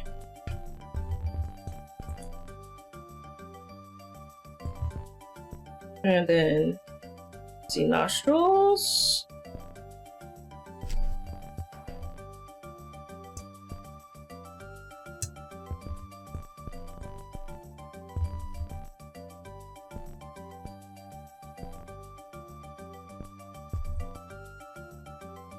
Dude, thank you.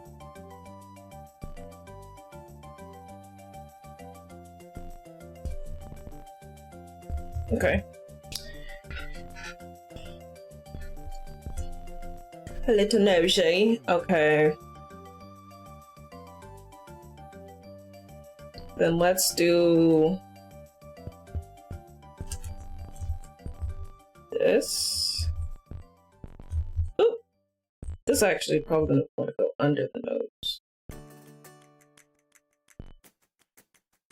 Yeah, okay.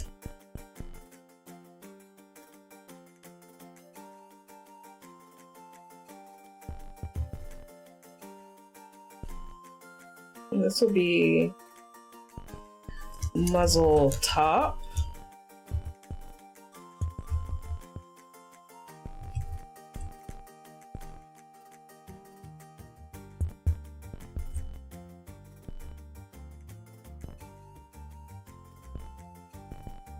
Mouth top.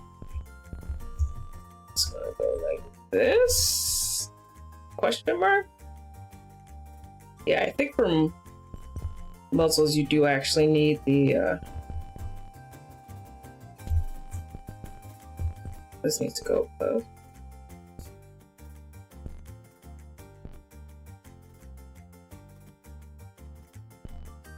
Actually, let's make this pure black.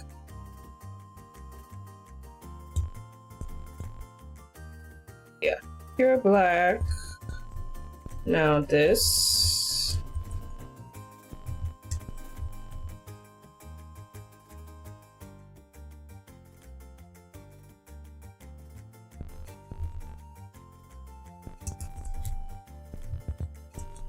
Okay, so this is just for the mouth. I'm going to add like, oh, maybe I'll do that now.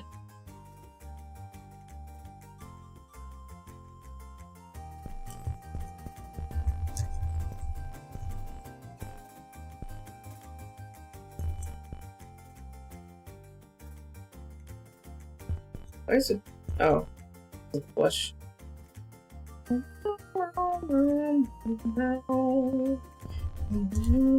This black too.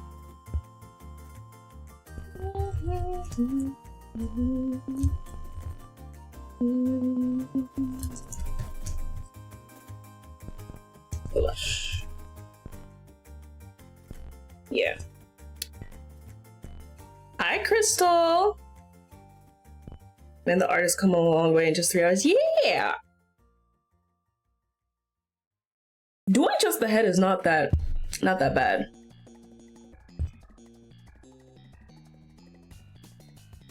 It's the body and the clothes and the toggles and the everything else. The face is usually the first part of the model that gets done.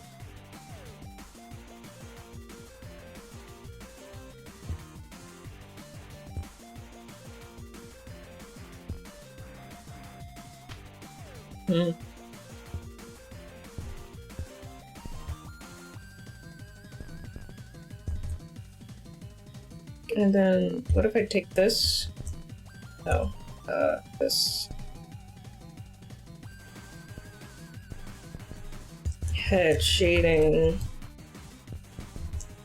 And pasted you here, flips you to this, and darkens you significantly.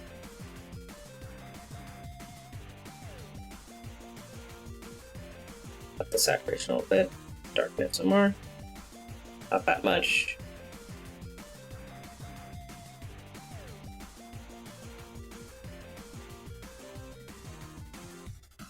Okay. And this will be clipped to... Okay, let me actually do the bottom lip.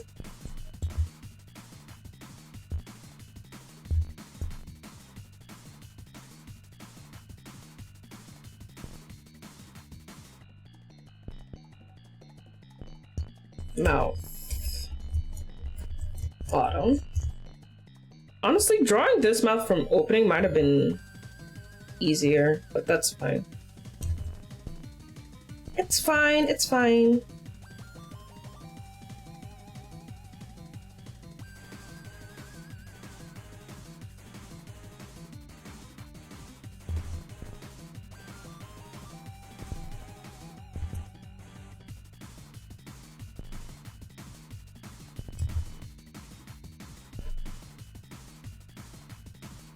Why is there white stuff splattering overlay? It's mayonnaise. It's mayonnaise. It's mayonnaise. It's mayonnaise from SpongeBob Employee of the Week, point and click puzzle PC game that I played. I didn't play it on stream actually, but smiles at you. It's mayonnaise. I promise. I promise you so much. Don't worry about it. Like, don't worry about the fact that the file is literally com.gif. Like, it's mayonnaise. It literally is mayonnaise, which is the funny part.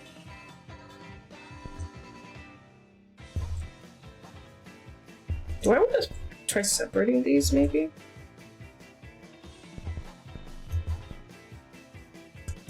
She looks like Homer Simpson right now.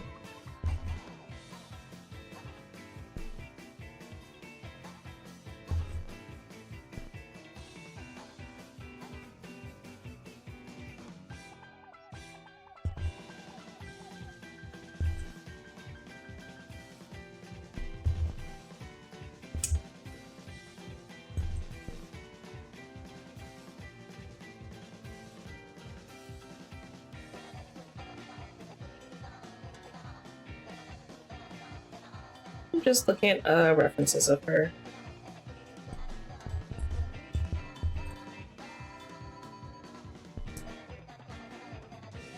Hi, Jace.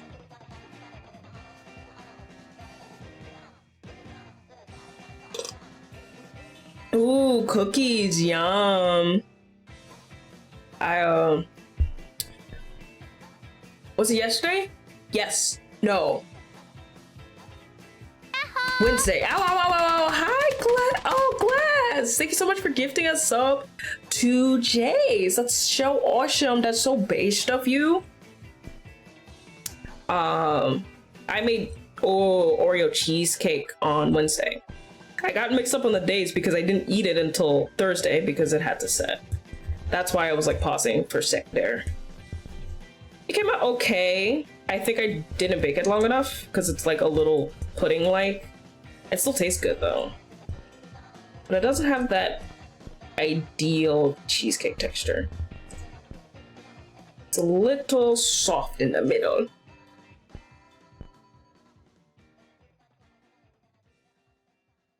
Now you can spin to your heart's content. Okay.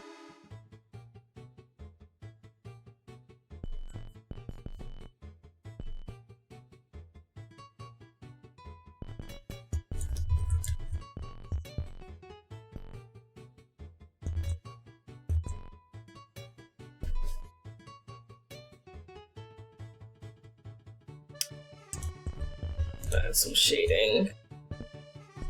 Which is potentially where everything goes wrong.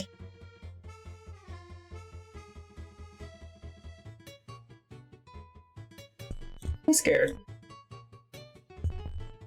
I'm looking at Andre. Andre, help me. I don't think they had any shading. No, not really. But also our styles are different. So I can't use what they do for everything, but they do have the best, in my personal opinion, my like taste, like the best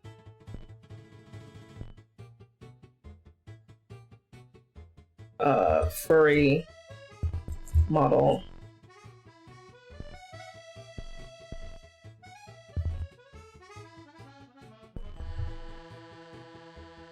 I made my cookies on stream. Oh, that's fun. You made it on stream. That's really fun. I want to do a baking stream so bad. I just don't know how to figure out. I just can't figure out like the setup for it.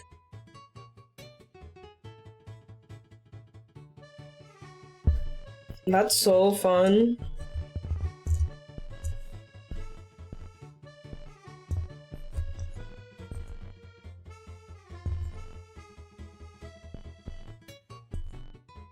Okay, absolutely.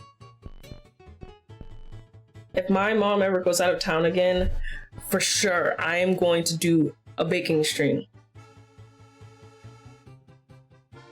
So like basically I used my phone as a camera and streamed it through an app to OBS. That makes sense. I think I just have to like stream the table as I bring stuff to record it.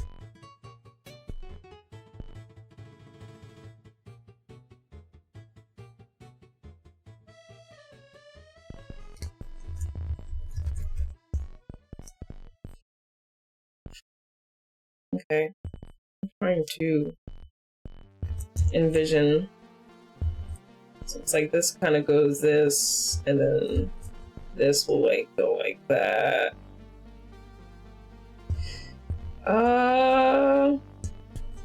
This is scaring me. I think this shading might need to be on a different layer.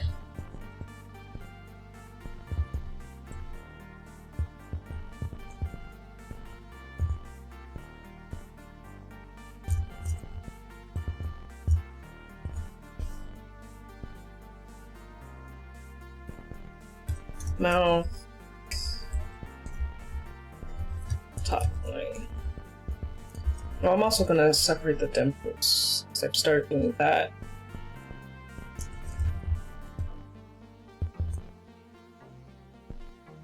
Do I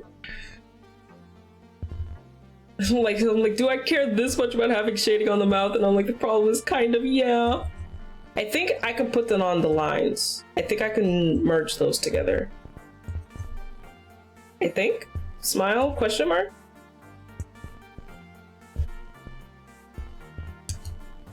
But let me separate the dimple.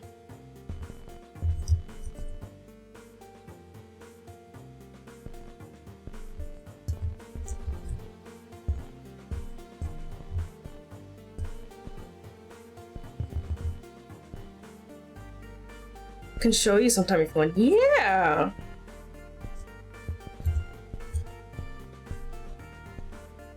Definitely. I will. I have to wait for my mom to go that time and smile.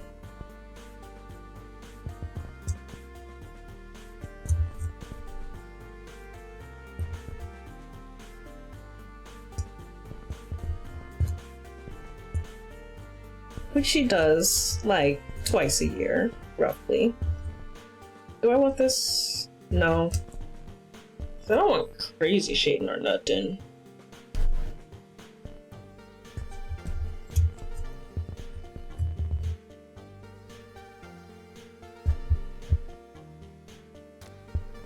I'm just like really trying hard to like imagine these actually being rigged.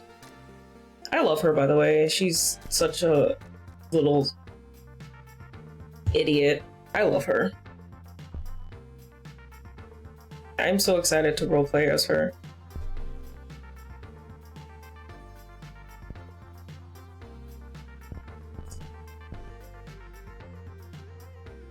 Okay. So this.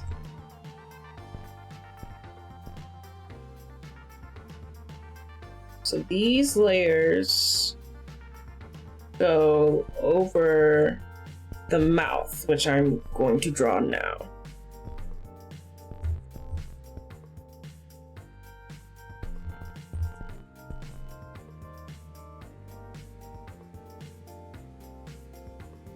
Then these are gonna cover it. And don't worry that they don't actually cover it right now, because it's going to be smushed down in YouTube Studio, or in Live2d, rather.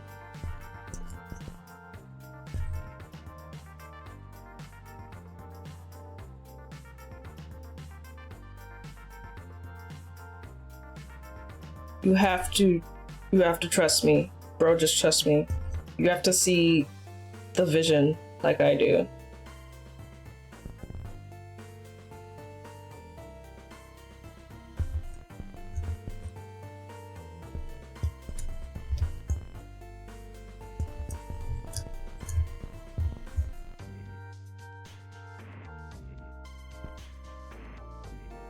They ate some tomato sauce, yeah.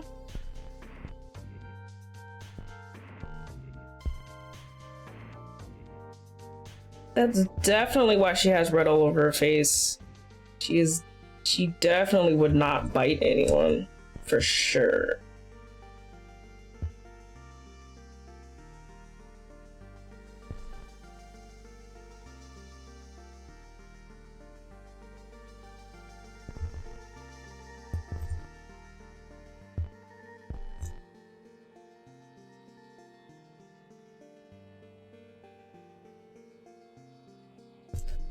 She would never bite anyone.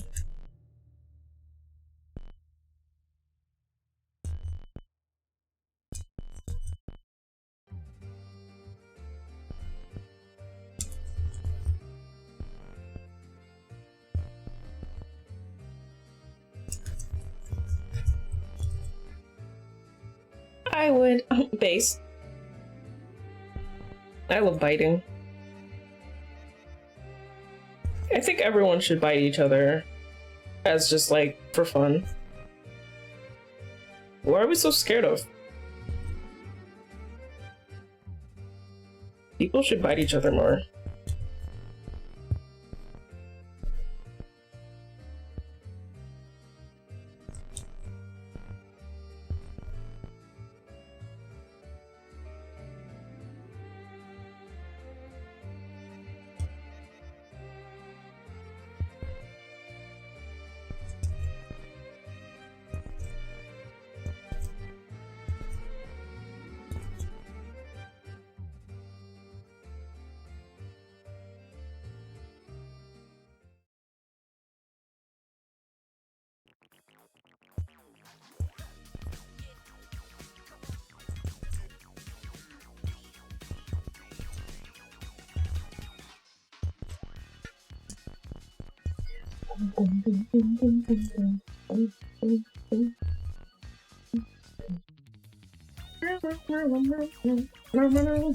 Let me hide these for right now.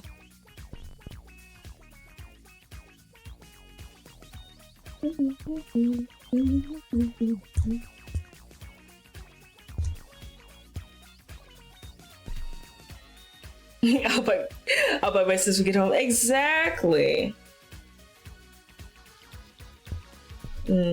When she asks you, dude, what the fuck? Then you just say, Kata told me to. Smile. Smiles at you.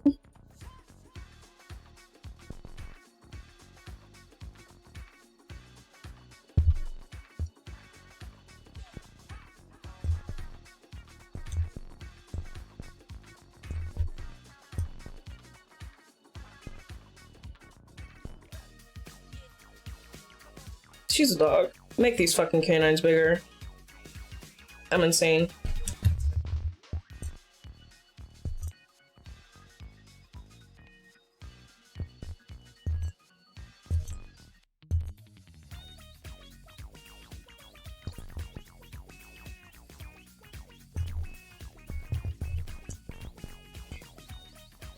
Okay.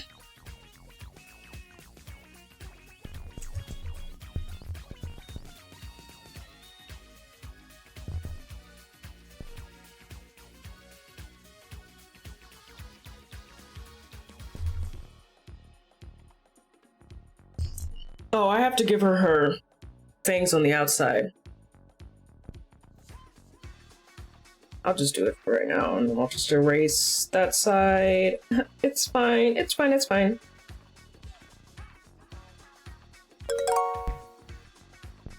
Hi, Bumble! Thank you for the tasty shape.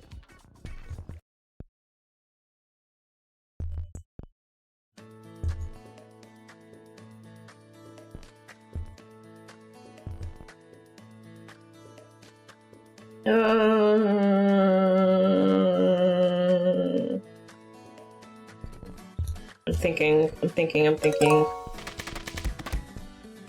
More shapes, thank you for the shapes. Why is it ball working? I set that up. I explicitly set that up during an ad break. Here you go.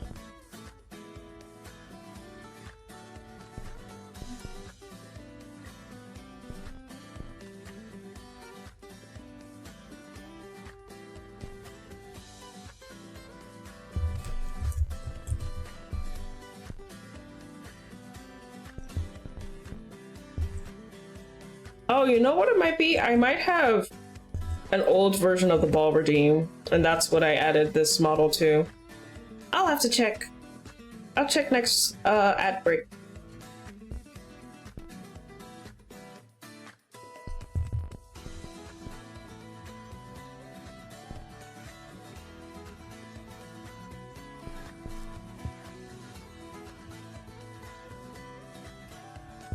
She looks so awesome right now.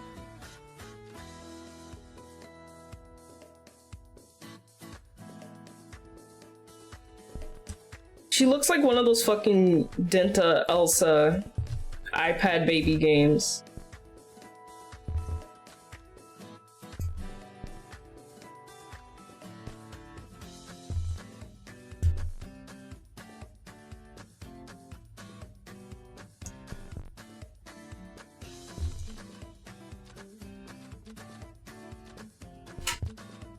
Playing on the crustiest iPad in the world somewhere. Just like absolutely smudged with applesauce. Thank you for even more shapes, Bumble.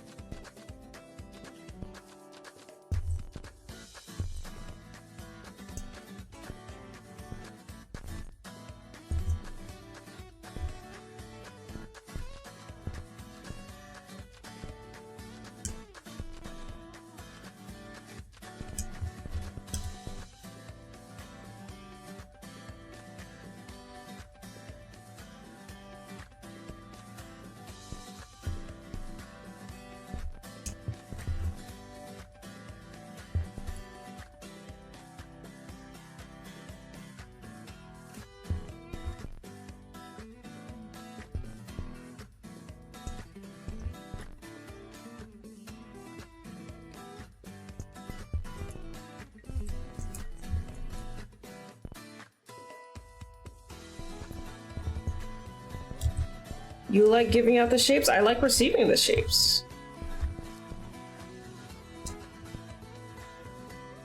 I love my shapes. That was honestly one of my favorite the favorite animations that I got from Yuck.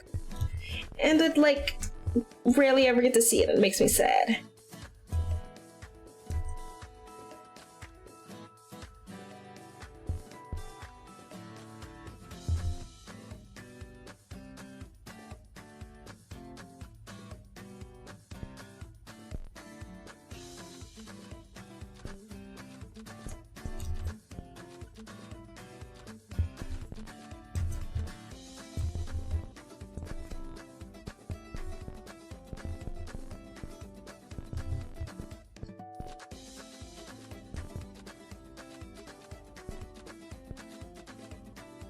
Okay, almost done.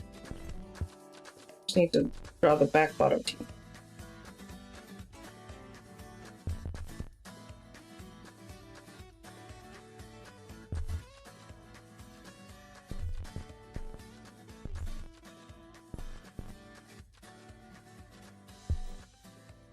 Bald, yeah. Shy balded me.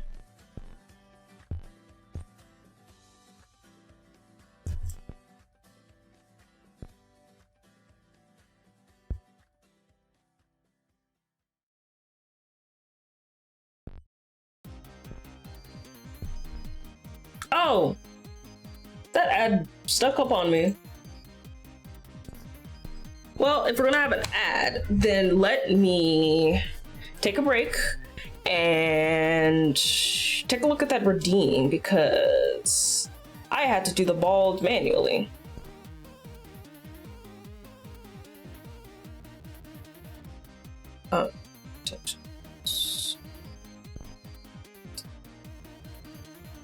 Yep.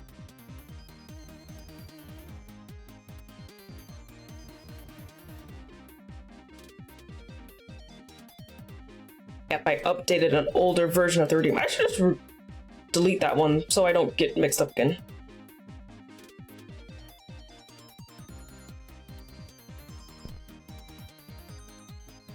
Save. Let me delete the other one.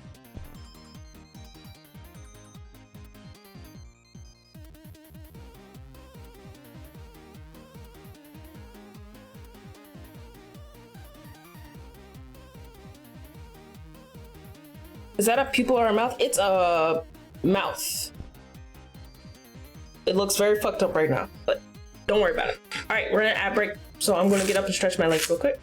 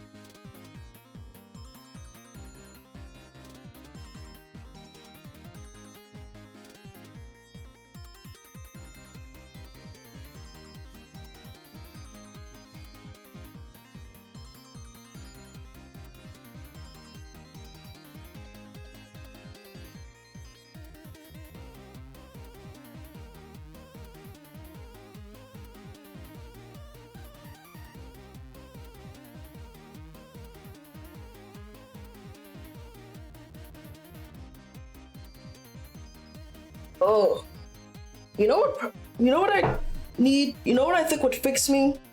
One of those tables that you strap yourself into and flip you upside down.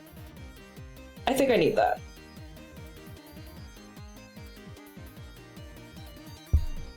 All right, we are back. Let me finish these teeth real quick so we can stop staring into the horror.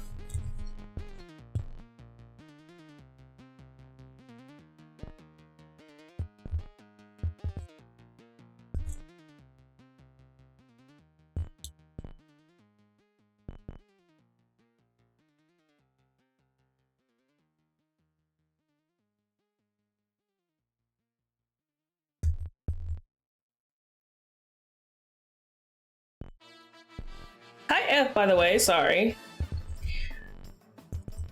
Welcome on in. Forgot to say hi.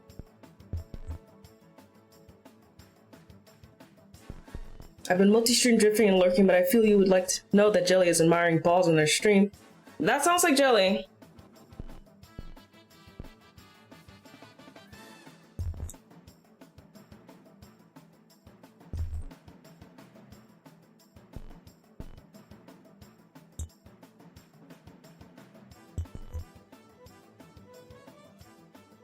I'm not even gonna inquire which balls because I mean I know they can't look at literal balls no more on stream, so. Hi Adya, by the way. Look at this terrifying mouth that I drew. Oh, I almost forgot the tooth. Or not the tooth, the tongue.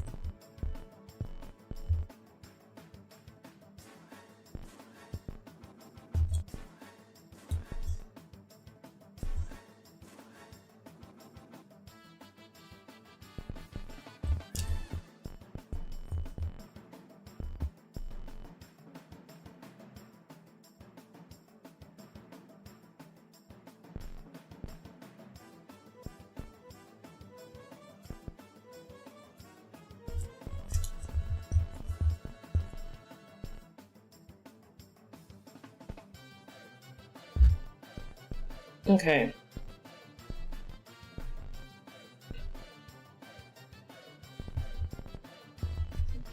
I think this was pretty close.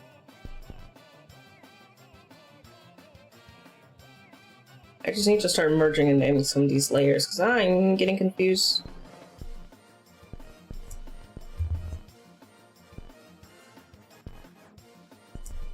Gosh. Oh, wait. No, not sure.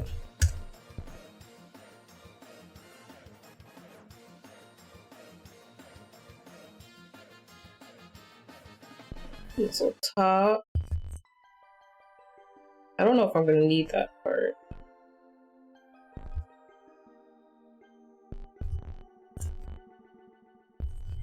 This little. Full. Mouth top line.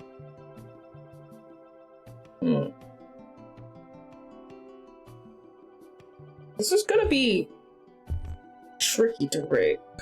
We'll have to see though. Oh, I have to give her a bottom lip.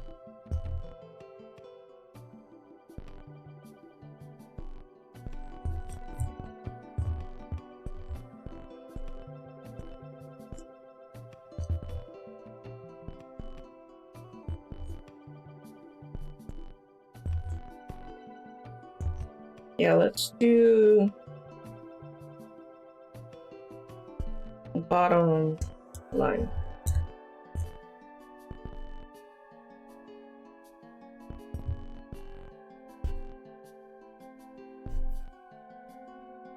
This furry is looking great. Thank you! You're gonna figure out something for this new dimension when it's turn. That's the whole point of the model, is for me to try to figure this out.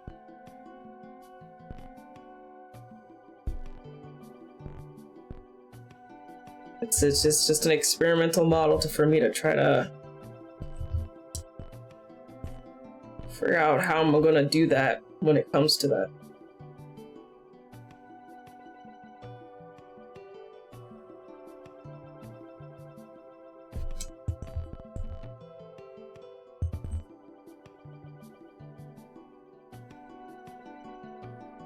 No, I think it needs to be this.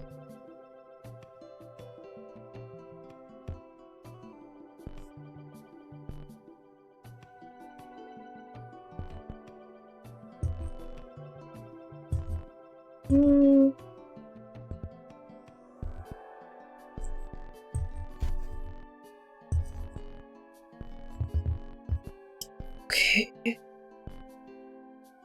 Thank you. I am so scared. But I'm not gonna get less scared by not doing it.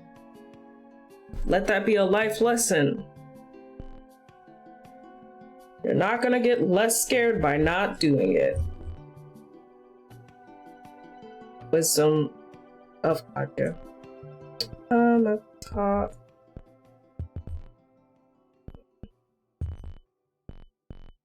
Mouth.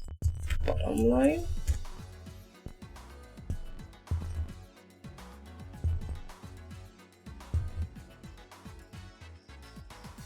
Oh yeah, let me do the tooth because she does have some teeth sticking on the outside, so let me do that. This has to be smoothed out because the tooth has to go on a different layer because it has to stick out of the mouth.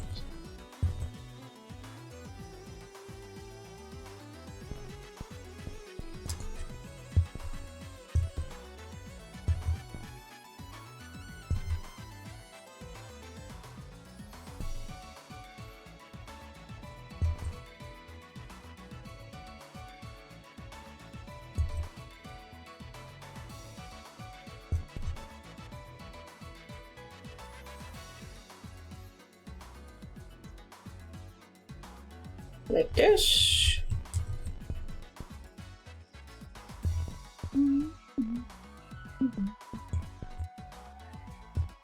So many talented VTuber fans. Hee.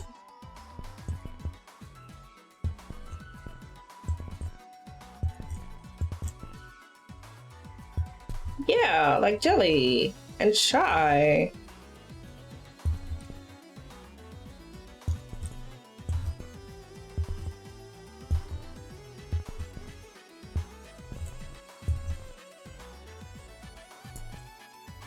They are very talented, you're very right. Yeah. Thank you, Shy. I'm going through it, you know. You know how it goes, the ups and downs, so I'm just like, hee hee. Throws everything in the garbage. I know it will pass, but when you're going through it, you know? You understand.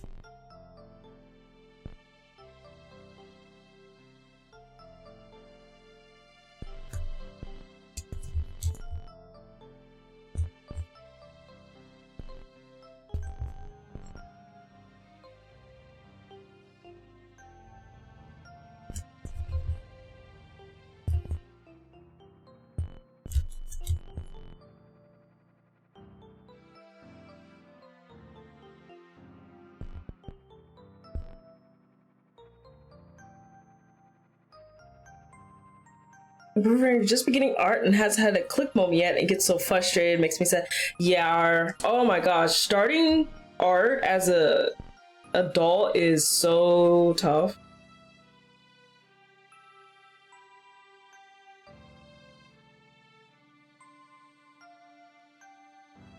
Oh, it needs to stick up.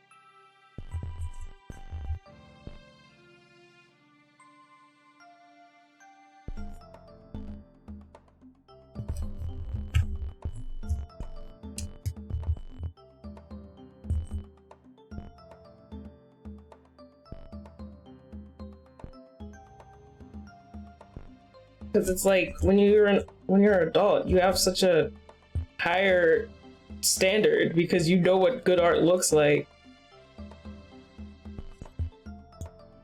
You're just like, why doesn't my art look like that? But I hope he sticks with it. Being an artist is very rewarding, even though it does make you want to rip your hair out sometimes.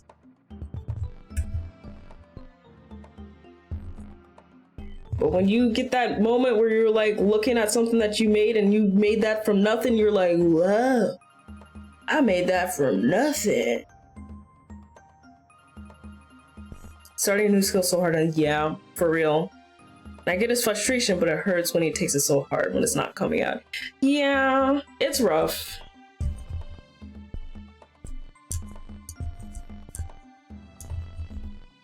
That's why I feel like a lot of people don't stick with it when they start later in life, but you can get there.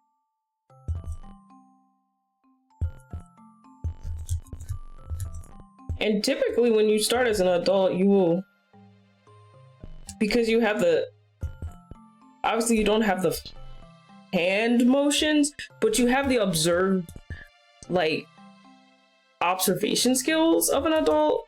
So very often you will see growth faster than you would as a child. But it's just frustrating going through those first few moments when you're like, this is not what I want. I'm going to blow myself up. You know, I get it.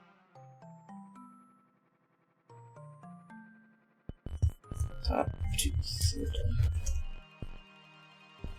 Top tooth.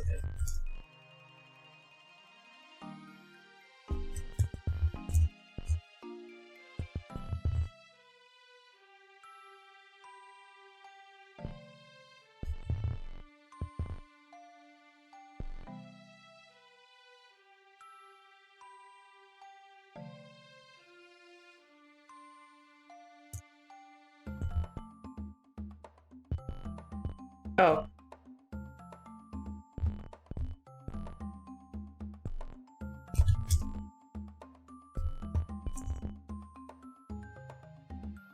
Bottom to middle. And bottom to sides. And split into L&R.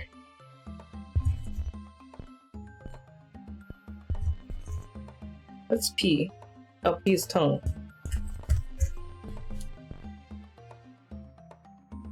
I was telling you about like box exercises to help with understanding through dimensions because CBH is support. Yeah, and then it's like as a when you're like impatient, you're like, I just want to get to doing the cool stuff, but like understanding how stuff works in 3D is in fact an important part of learning how to art. It's like learning it's like learning your what's it called? Like if you're learning the guitar and you have to do the doom doom doom doom doom doom doom, like the steps, where it's like you technically can play to learn some things on guitar without not doing that, but it's a fundamental that's going to make a lot of things harder for you in the future. No, not arpeggio. I think it's scales or like steps or something like that, where it's like you have a guitar and you're like doom doom doom doom doom doom doom doom doom doom, like practicing just like going up different octaves. I think it's called scales,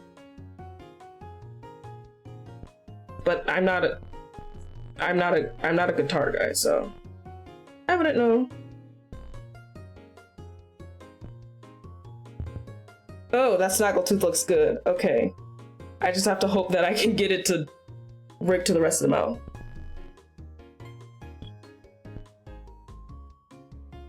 Yeah, the scales are for like knowing where to put your fingers on the fingerboard. Yeah. Like a lot of instruments have it.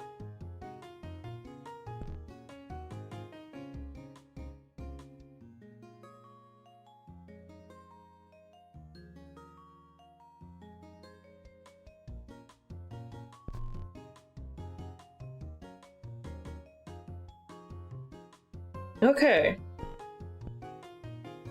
Let me split the blush.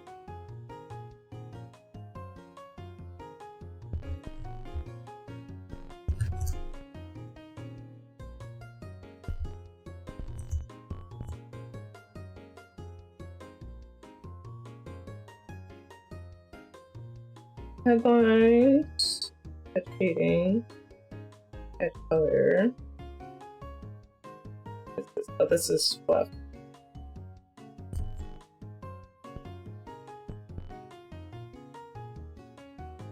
Art. Oh. Necklines, neck shading, stripe. Where's the collar? So I think I want to split these. At the very least into left and right. I don't think I need to split all four.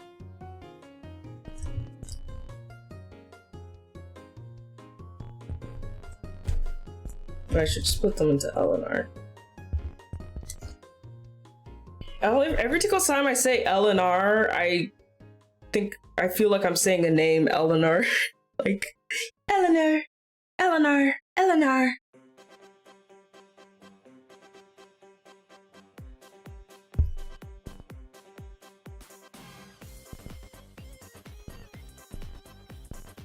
I've given up on shuffle.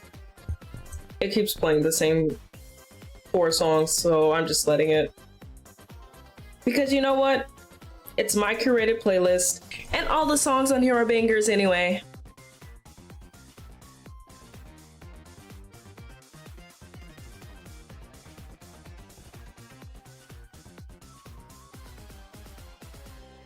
Okay, oh yeah, let me split the I from left and right.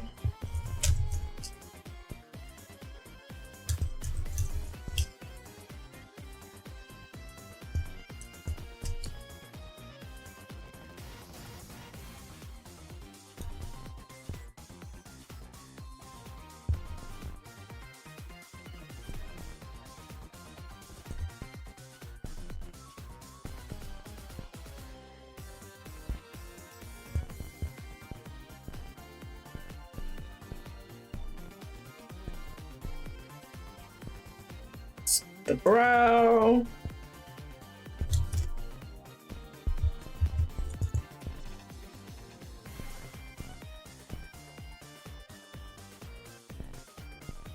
Hair top.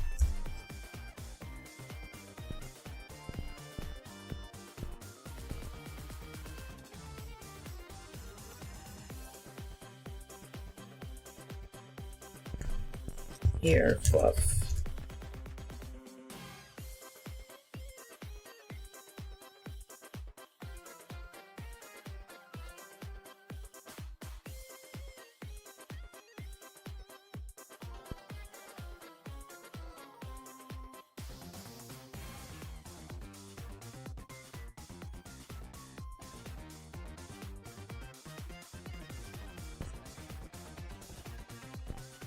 Inside inner ear.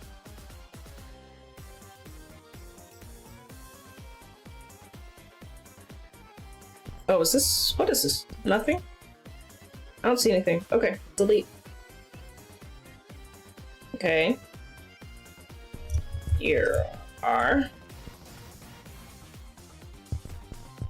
Ear L.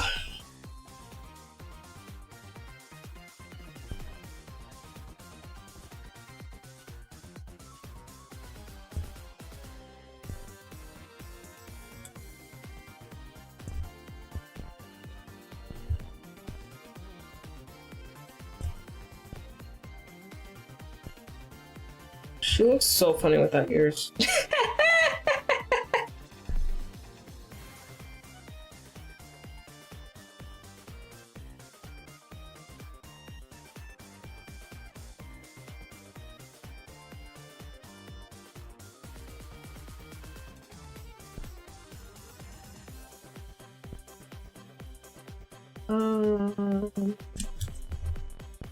Why does this fluff look not exactly equal?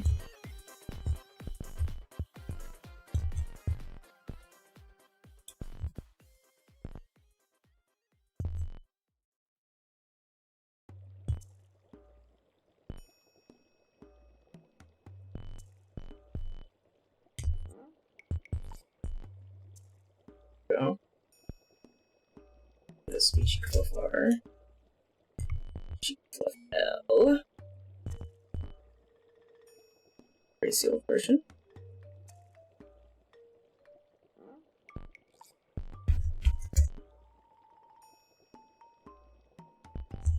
Okay. Alright. Stupid ears.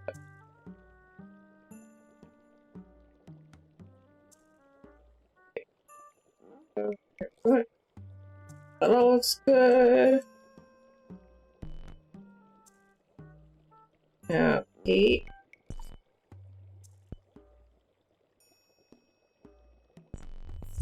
Keep going. Keep buttons. Okay.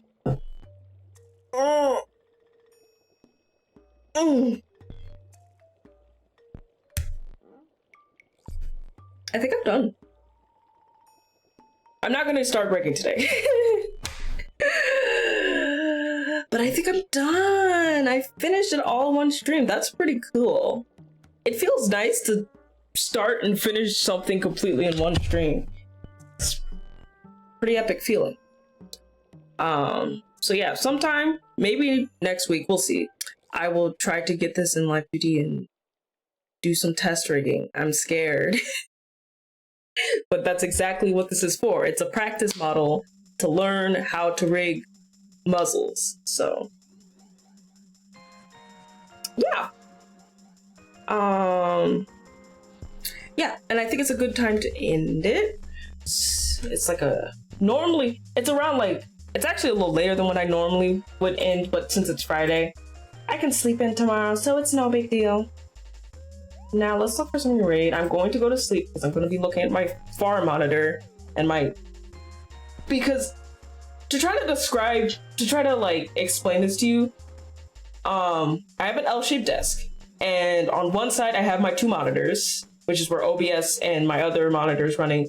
And then on the other side is my laptop, which is what I was drawing on. So my phone is on the side where my laptop is. So then when I turn to look to my computer, it's like seeing my profile.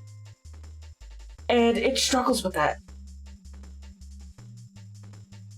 Let's see who's online.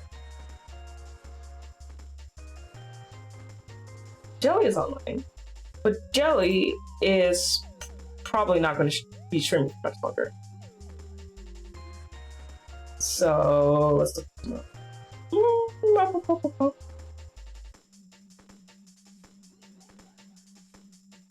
Ooh, I think let's rate Pandy. Pandy's cool, and she's a really, really talented 3D artist. So let's rate Pandy. But thank you all so much for coming. Thank you all for keeping me company as I worked through this. I'm sort of excited, mostly scared to get this into Live2d, but I will try to I'll try to stream it. Looks beautiful so far. Thank you. So we'll get to that and we'll see how that goes. I'm nervous, but that's, like I said, that's the whole point. Be cool, Pandy. I don't have a raid message. I never have raid messages. Raid messages is gonna be no, I was gonna say something, but I'm like, I don't know Pandy enough to be a freak in her chat. So just if you have Kaja spin, send some spinning emotes her way. If not, any other spinning emote or dancing emote is fun. Just spam her with some lovely emotes, and I will see you all hopefully sometime next week. Follow me on Twitter, join my Discord. Those are the best ways to keep updated on when I stream, since I don't have a set schedule. And I will see you all